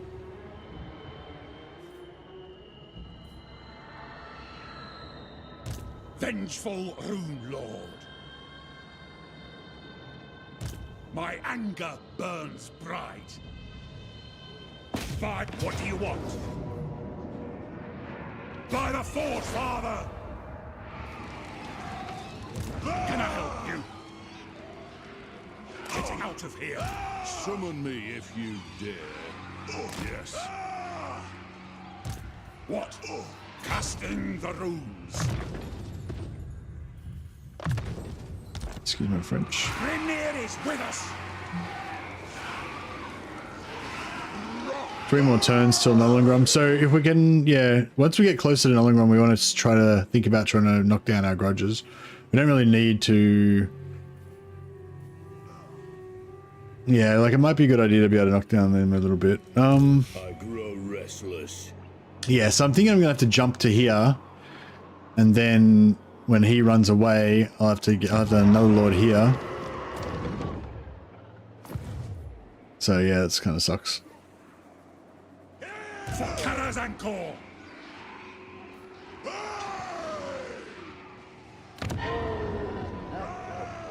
Ayeshin's tier 3. So if we just loot and occupy, we'll get it at tier 2. Won't get, we might otherwise...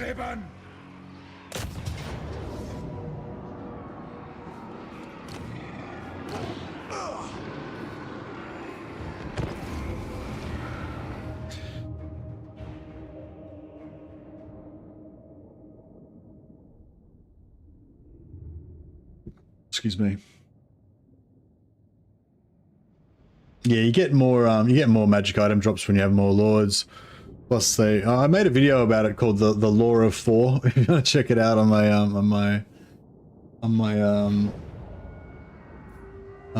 YouTube channel. Yeah, there's a few different advantages to having multiple lords. The big disadvantage, obviously, is that it costs you a lot of money. But sometimes it's worth it. I probably do it more than I should, but every time I've noticed that like almost every time that I think, oh, I've got too many lords and I disband some, I almost always regret it, and then I don't have enough lords to do what I need to do.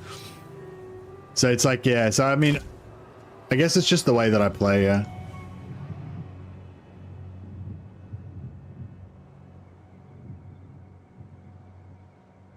Don't think we're getting multiplication from the Oath Gold. I think it's just a set rate. You used to get multiplication from the on the slaves, but they fixed it now.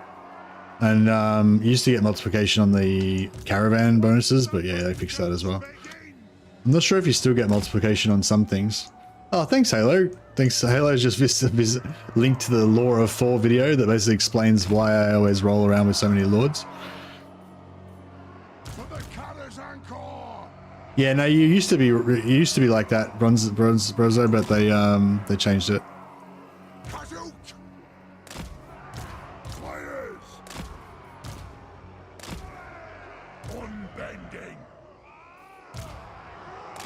All right, something like this should hit it.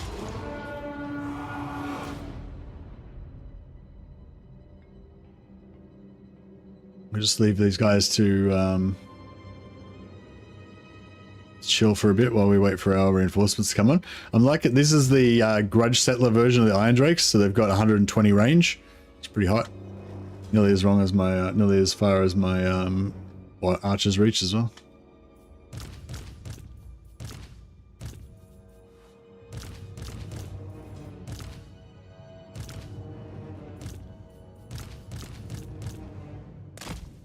All right.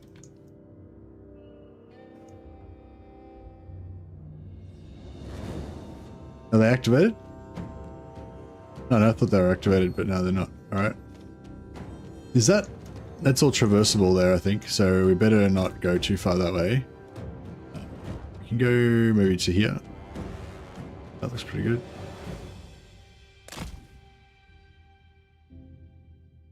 What do the Coilers do? They've got... Oh, they've got Shield Breaker. That's cool.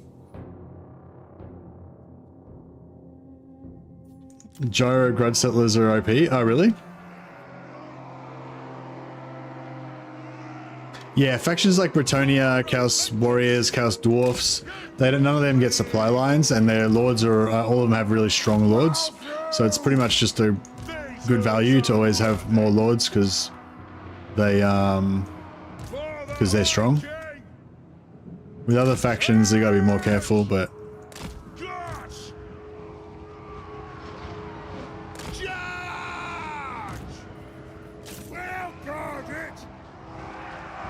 These are non-AP still, right?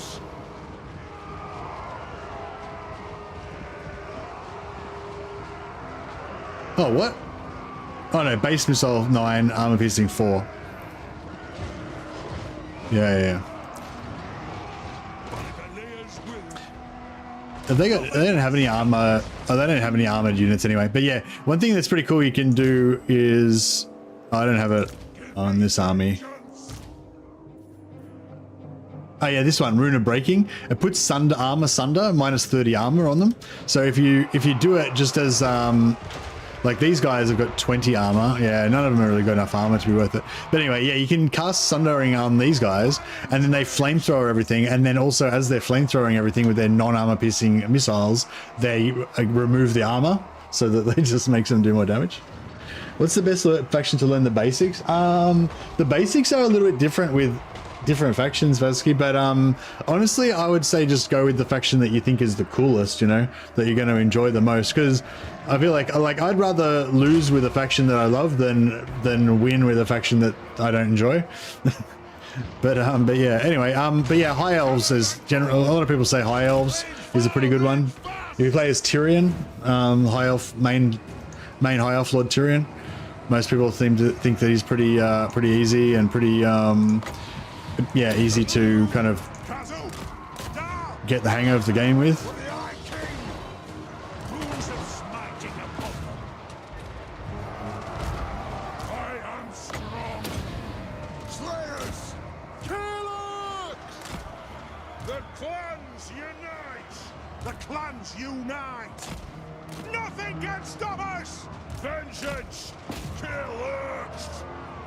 These bats can fuck off. The clans unite. All right. Go! Oh yeah, the flamethrowers are rocking and rolling again. Fire! Reload! Fire! Recruit. Ready to serve. War of vengeance! Attack! Vengeance! Obey me. Elder! Fulfill our oaths and die! Strike out! Fulfill our oaths and die. That's what it's all about. Rage fast! We demand blood! Nothing can stop us! Iron tricks! Burn, heretics. Make no mistakes! Like these earth Might have been a little bit of friendly fire. Bit of fire, flamethrower, friendly fire, but you know, such is life. will do! Quarrelers! Fight! Range firepower! Ready! To the forge! Iron will! Nice. New fire looks kind of good. Yeah, it's kind of cool how it's sort of invisible a little bit, like kind of like an actual flame. It's not all like bright orange. Friendly fire exists. Yeah, friendly fire does exist on legendary. Is there friendly fire on easy? I think on lower difficulties there might be like reduced friendly fire or something, but I can't remember now.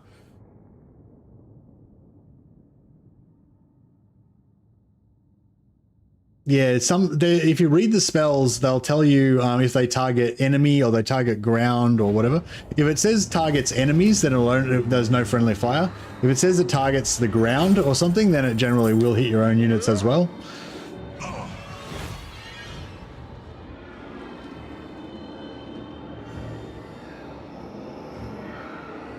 Is there a good way to pit two units against each other, test them? Yeah, in custom battles.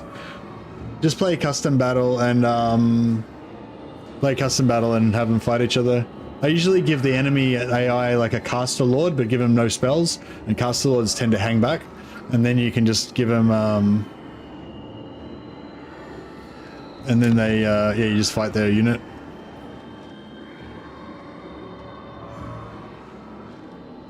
So we can sack it for 158, or we knock it down a level, or we loot and occupy. Oh, actually, yeah, fuck it, let's sack it, because I'm not going to hold on to this land.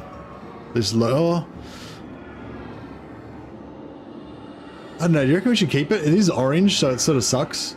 But orange doesn't affect oath gold production, so...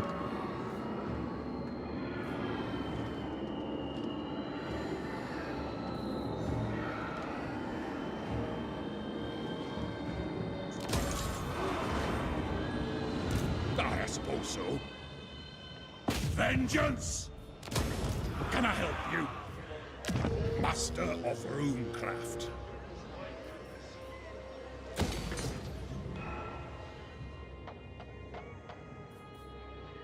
My anger burns bright. Let us begin. What? 92, yeah, so we're not going to, Wamrag. By the Grudge bearer's will. Yes? I'll cast the runes. Onward! see, I think we'll try and take Castle Tempelhof next.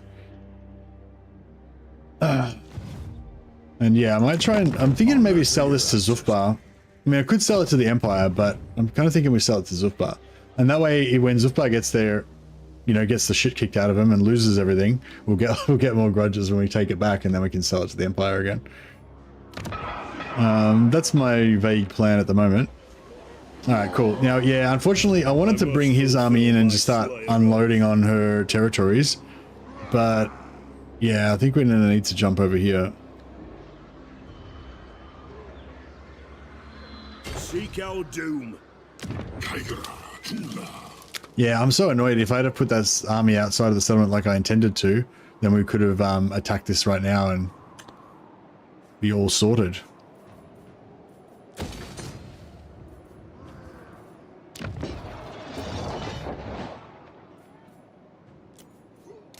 My axe thirsts for war.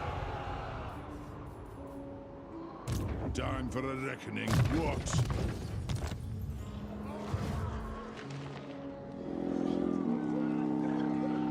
Oh, yeah, I don't know. I was wondering about that as well, Eshin, yeah. Does anyone know what level you need to make demon princes with the monogod factions?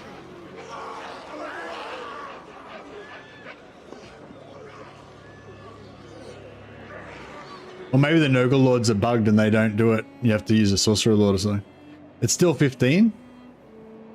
Has anyone done it with a one of the new Nurgle melee lords? 15, but not sooner than next turn. Oh yeah, it doesn't pop till the turn afterwards. Did he level up 2 times in one turn, Eshin? If he just hit 16 in, like if he went from 14 to 16 in one turn, you just have to wait till the next turn.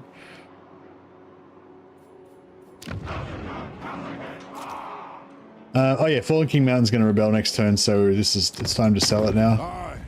Let's hear what you have to say. We'll hear it before Oath Gold. Fallen King Mountain. 1,000. That's pretty pathetic. I wonder if we sold this. I mean, I'm not going to sell it to Skarsnik, but if we did, just saying, if we did, he would give me 4.3k. Maybe we should just temporarily sell it to him.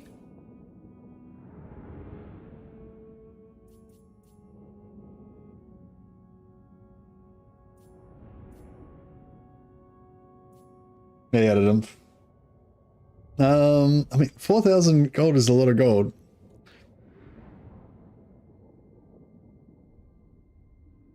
But that does put Skarsnik on our territory. But if we so I'm saying if we don't want to go for Skarsnik, then you know, basically he's got these 500 grudges and he's probably got more grudges on him. So you basically want to, when you get towards the end of your thing, you want to either kill him or you get ready to kill him, or you want to reduce his grudges, you know.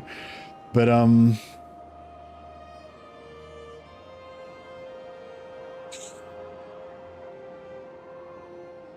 yeah, maybe I'll do it. Maybe I will do it. It's a little bit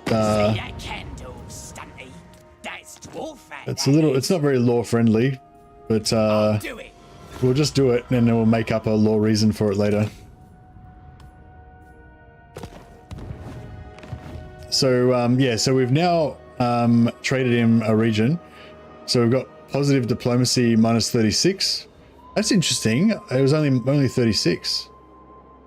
Interesting. Oh yeah, also these regions, he's got no grudges, even though he's got a lot of grudges on his settlements. You only get the grudges if they occupy it. So you see he says grudge will grudge anyone who occupies the settlement but dwarfs. So if you sell it to a grudge faction, it doesn't do anything. So it's kind of interesting. And we've reduced their grudges as well. So that's like if you're not going to kill the faction and you want to reduce their grudges before the next Age of Reckoning, then do diplomacy with them. I'm not going to actually, I could reduce it more if I had have traded it for like a non-aggression pact or military access and all that sort of shit. We probably could have got minus 150, but that's a little bit too law breaking for me, even for my heresy. Yeah, so I think we're gonna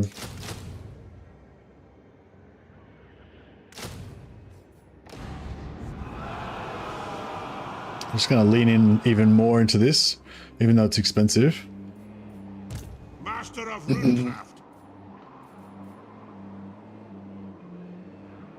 I'm going.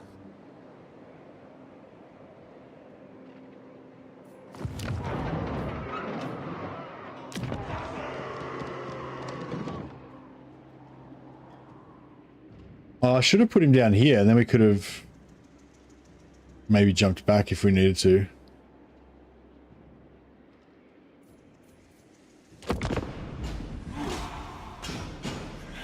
Not sure if this is good or not, but halberdiers last for 1 minute against chosen with great weapons. I mean, I guess it's good if you've got enough artillery and guns and stuff to kill those chosen in 1 minute. World Root's interception, come on. Why couldn't that have intercepted with Ungram? I wonder if they weren't there, if we would have got the interception.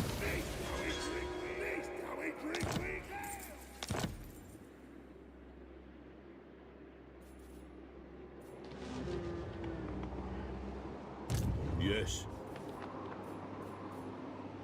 Very well. This may work. String them!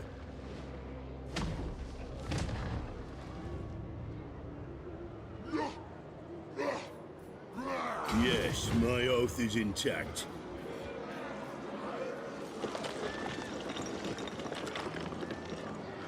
Sure. Fuck, I might just kill these fucks. I mean, I know it's a bit rude. I'm just gonna movement bug it again. So this is the problem with using movement bugs. Like once you use it once, then you're just like you've got no honor anymore. So you may as well just go all out, you know.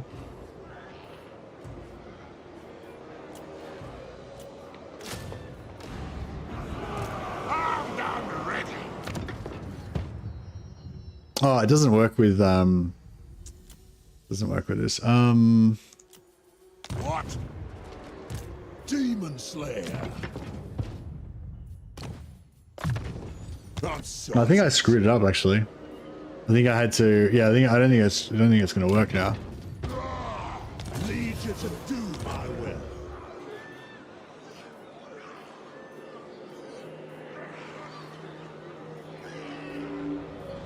Well, that'll teach me.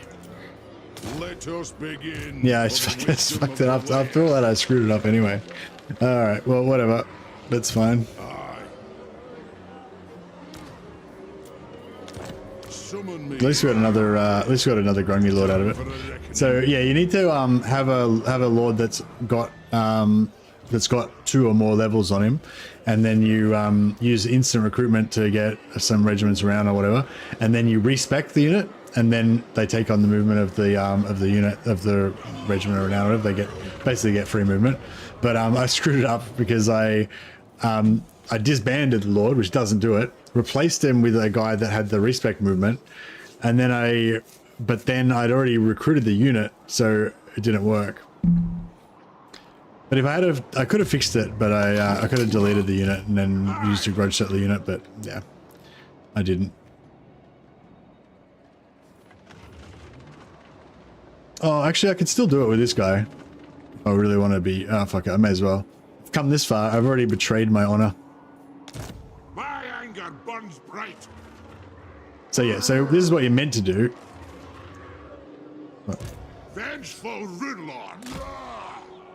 You get a Lord who's more than level 1. Then you use any sort of instant recruitment. Regiments of Renown will work, or this guy will do. And then you respec him. And then when the new Lord comes in, the new Lord will take on the movement of the recruitment, the unit that we recruited. Armed and ready. And now we've got full movement again, so we can initiate onto this Wood Elf army here. Onward. One rag.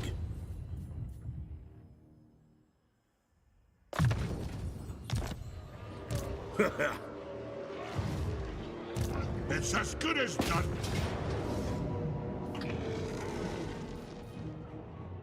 Auto-resolve. Yeah, I might just auto-resolve because we can't get that many captives out of this anyway, so...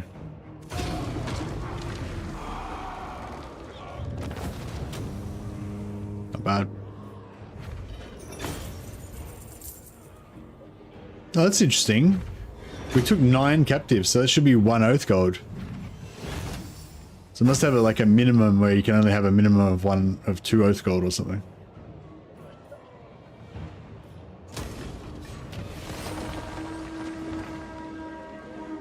Empire Jezzails feel a bit underwhelming, not sure. the Hockle and long rifles.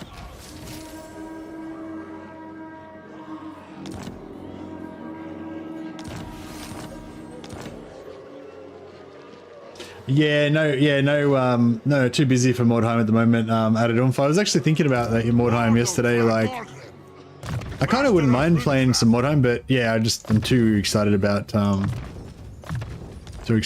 at the moment. I am the Slayer King. Aye up! If you say so, Beardling. On my way. And since we've come this far, we may as well just. So yeah, now I've got this guy in Force March, but I don't want him to be in Force March in case he gets killed. So I'll respec him out. Yes. I'll put in a new Lord again. Time for a reckoning. And we'll get rid of these hammerers because they're a bit expensive. The axe thirsts for war. And we'll get rid of this Lord. Oh shit, I forgot to take that settlement. My axe thirsts for war. I've run out of cheese to do. Let us begin. Beards in belts.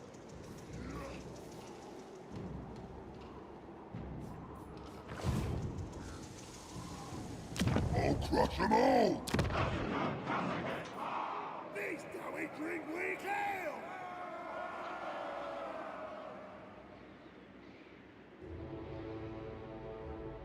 ale. What? Mordheim and Necromunda feel different on PC. What else can you play them on? I thought they were only on PC.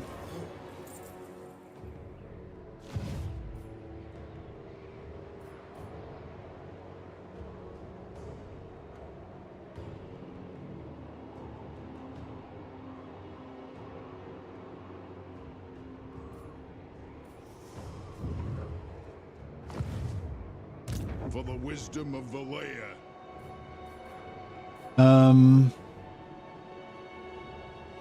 Need to sell some more stuff, basically.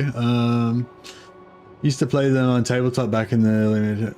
Oh, tabletop, right, sorry. Yes, of course, yeah.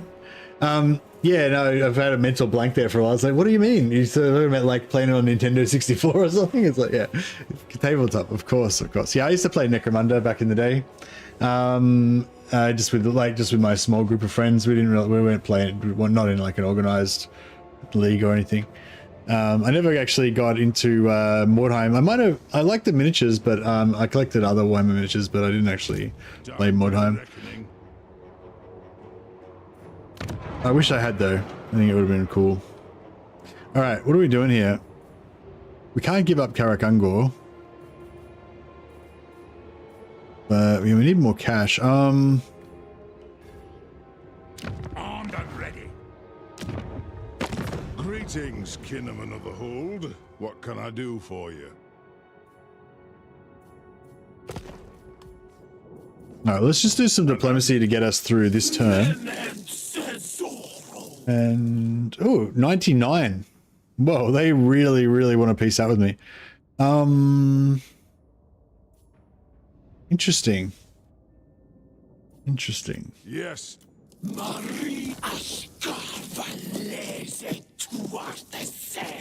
So if we just make them give me back Karakangor, we could just about be friends then.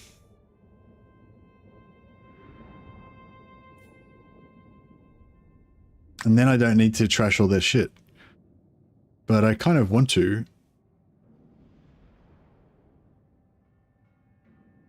Much to my surprise, it looks like I filled my very first Age of Reckoning as Malachi. Yeah, nice. Yeah, I got my first one as well, I think.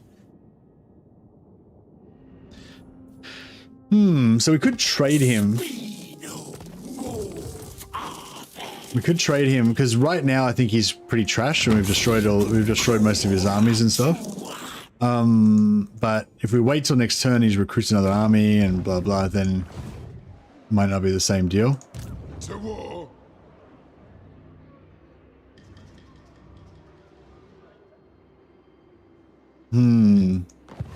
Yeah, I might just, I don't know, like we've got some, there's some good grudges there to be got, but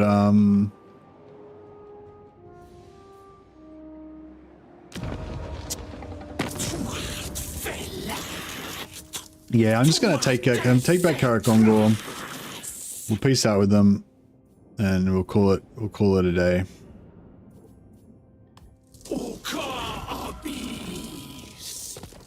Alright, so this is what I was talking about before. So because we just did some positive diplomacy with them, all these now have gone down by 85, which is, and she's got a bunch of settlements, so that's like 1, 2, 3, 4, at least 4. How many settlements she got? 5. Yeah, 5 times 80, 5 times 85.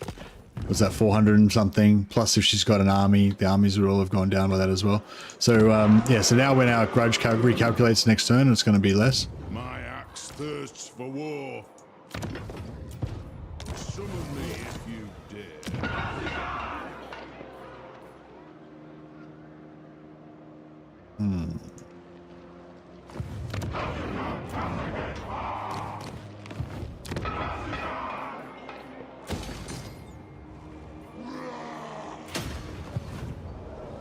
Time for a reckoning.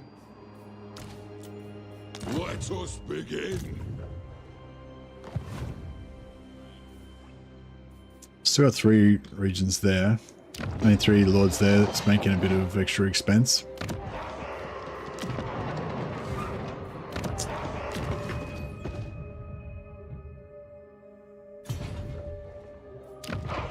No, I think we're good.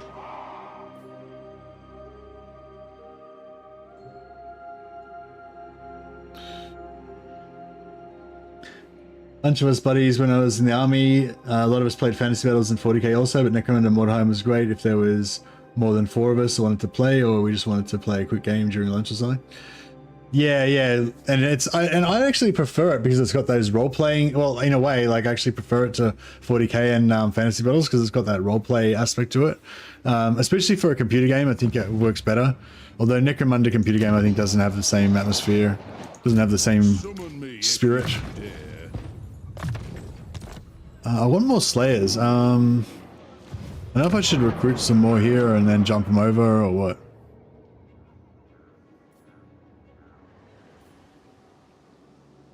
Maybe I'll just wait. Lord of Clan Morgrim.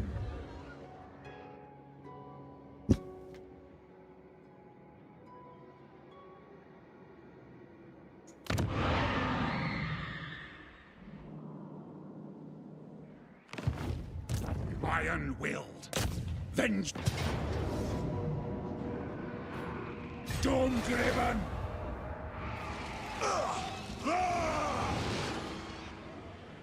Ooh. I will. Vlad von Kastan.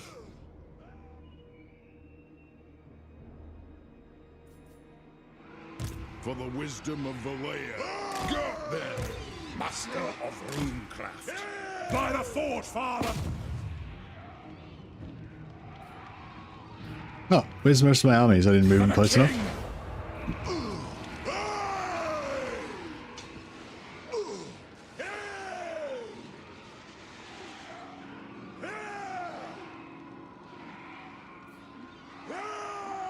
To war. Let us begin. What do you want? I casting the runes. That's better. Grimnir is with us.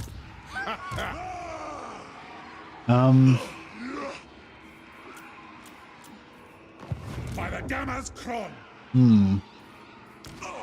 We need For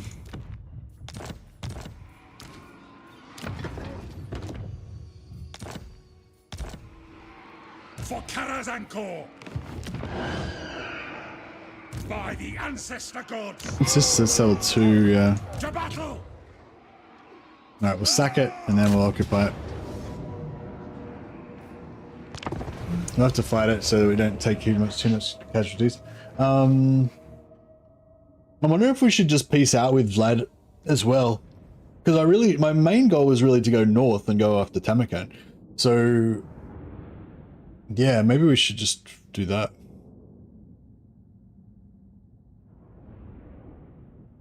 Oh, actually, no, we're gonna get a Grudge army in 2 turns.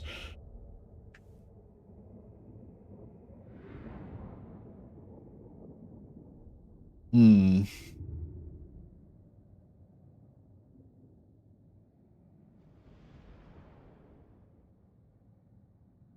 Yeah, I don't know. I think it's a feature at the moment, Ancient Hoplite, yeah. You gotta look after your Amethyst units.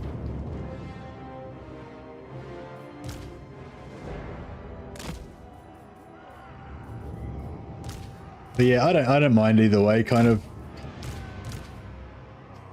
It's yeah, it's pretty brutal if you do lose one, like it really sucks. But I kind of like that bit of like having some consequences, you know. The clans unite. Where's my other age?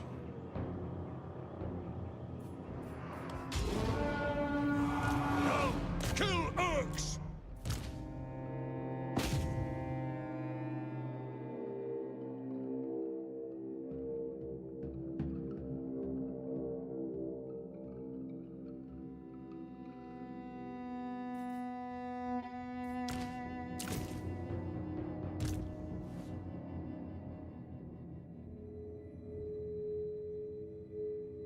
You got wiped in the moot and lost 2,500 worth of schematics.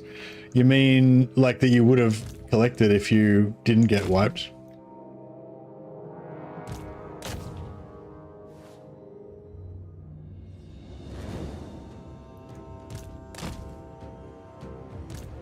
This map needs to get removed.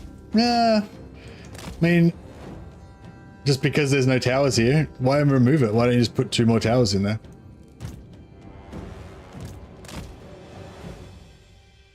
I know, I kind of like it because I kind of like having like this easy siege, you know. I lost 2 Amethyst units that cost 2,500 schematics to get into the pool. Oh, nice. Yeah, that sucks.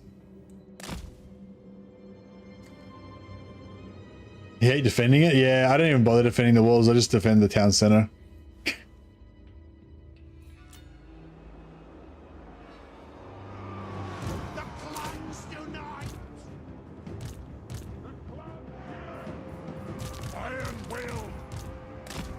Alright, my dudes, get in there and start blowing shit up.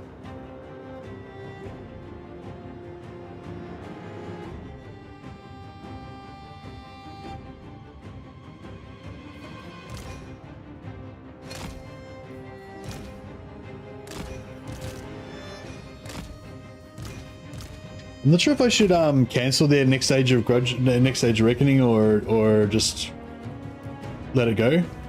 Yeah, I love attacking this settlement as well. It just like, it kind of just feels like a holiday, like, you know, yeah, just when you get a good settlement, when you get the other settlements, it's like, oh no, I'm going to attack this one, I'm going to take damage. And then you get this one and it's just like a little like holiday. It's like, ah, this siege is going to be cruisy. And it just, yeah, it's kind of nice. Even though it's, you know, that's broken, it shouldn't be this way. But, you know, it is kind of nice anyway.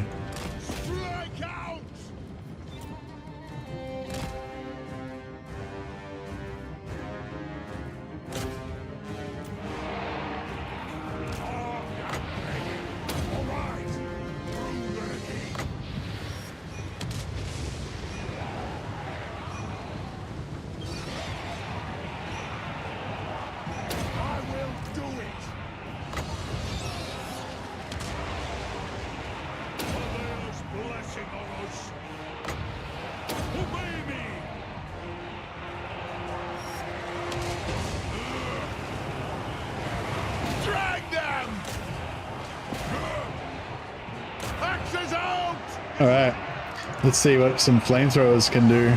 Yes, Lord! Range fast! Range fast! Thunderers! Strike out! Fire at will! Range far! Range fast!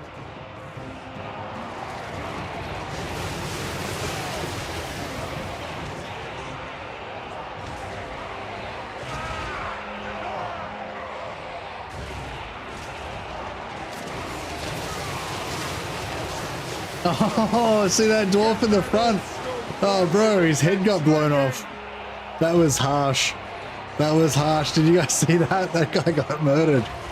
Oh no, he got caught inside the flame stream. He got like burnt and he fell on his knees and then his head got blown off. That was hectic. That was the worst thing I've ever seen. Oh my god. I moved him back a little bit. I feel bad. There's one guy missing out of that unit now. Fuck, that was horrific. They should put like a children's warning on that or some shit. The dwarf that did that has to become a slayer. Yeah, I know. Or am I to blame because I was the leader?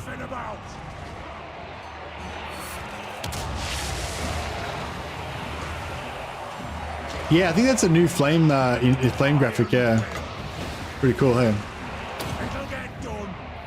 Runes of spell breaking.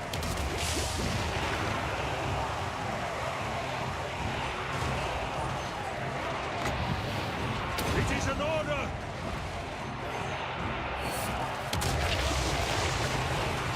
For the Kara's Anchor! For the ancestors! I, Grimnir, I order thee! Right! And expect us to do nothing?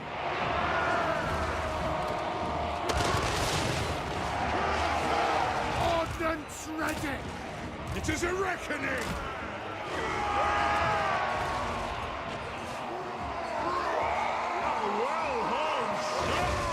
Iron Drakes! Get your men bloody!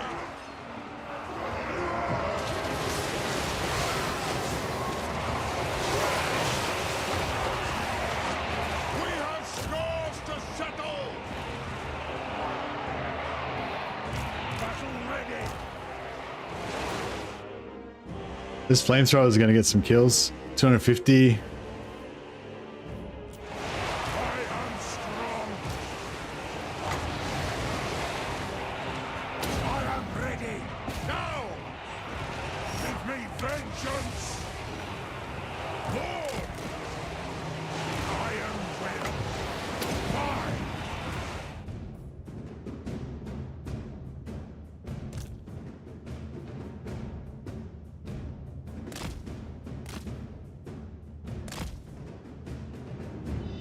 Done.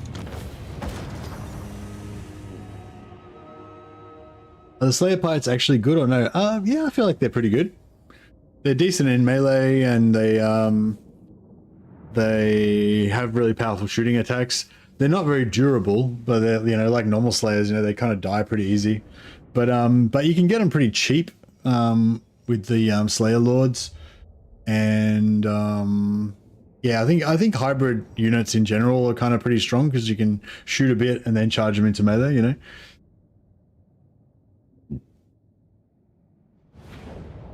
But yeah, I haven't done like a side-by-side comparison with any other units, but yeah. The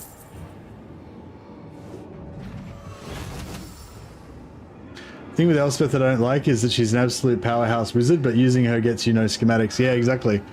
You don't really want to use any magic with her. So I just use her debuff, the one that goes to minus 30 armor, and that gets my free company and my pistoliers get more Let us begin. my pistoliers and free company get more kills that way.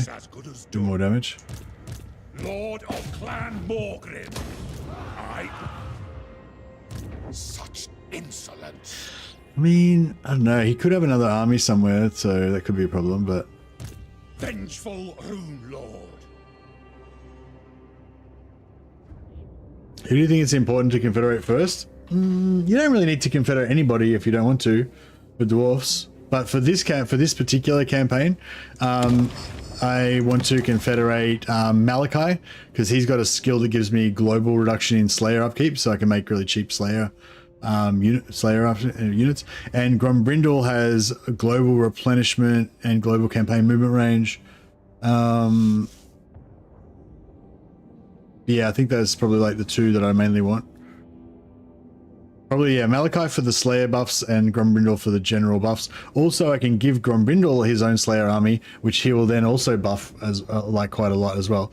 So yeah, so basically Ungrim and Grombrindle can both have really powerful Slayer armies, and Malachi can just be there to give everyone cheap stuff. cheap slayers. All right. I don't know. I feel like we're gonna get wrecked here, but what's our? Master of Runecraft. Oh, wait up. Onward. What are we getting there? Vampire attrition. Oh, so what? I thought we had to. I thought under 50% was no vampire attrition. Is it under 40% or something? How low do we have to get it? Is it different for different?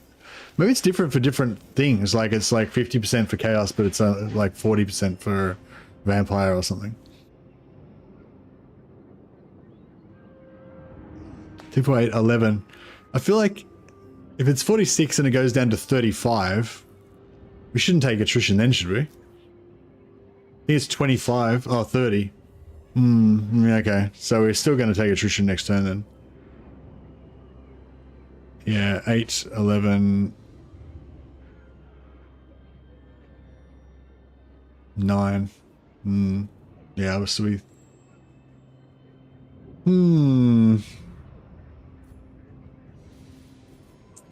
Alright, well, it's 7 AM, so yeah, it's a bit of a shorter stream tonight. I'm going back to I guess I'm going back to my normal thing of doing about 7 hours a night instead of about 9 hours a night. So yeah, might wrap this up now. I heard Mrs. Mercy's just woken up, so I might go and hang out with her and make some breakfast with all of the lovely groceries that she bought us yesterday.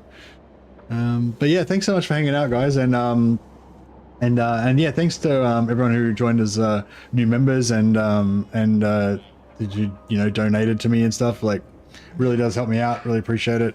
Like, yeah, fuck it. Let's name everyone. Let's name and shame them. Henrietta von Winklebottom, Ortas, Wolfspaul, Makati. Thanks to you, all of you guys especially, and I think also we got a bunch of new followers as well. Thank you everyone who followed, and Tim subscribed on Twitch. Thanks, Tim. I don't know if I missed anyone else, but anyway, thank you to all. Appreciate it. You're all legends, and everyone who just who hung out. Really good chats today as well. I felt like there was lots of interesting things being discussed, lots of information about the new patch and everything. So yeah, it was good. Well done, everyone. Let's all give ourselves a pat on the back. Anyway, I'm gonna piss off now, and I will leave you guys all to it. I will, I'll chuck a host over to somebody else who's doing some Warhammer, and so you'll get punted over there in a second. All right. Thanks, guys. Have a good one.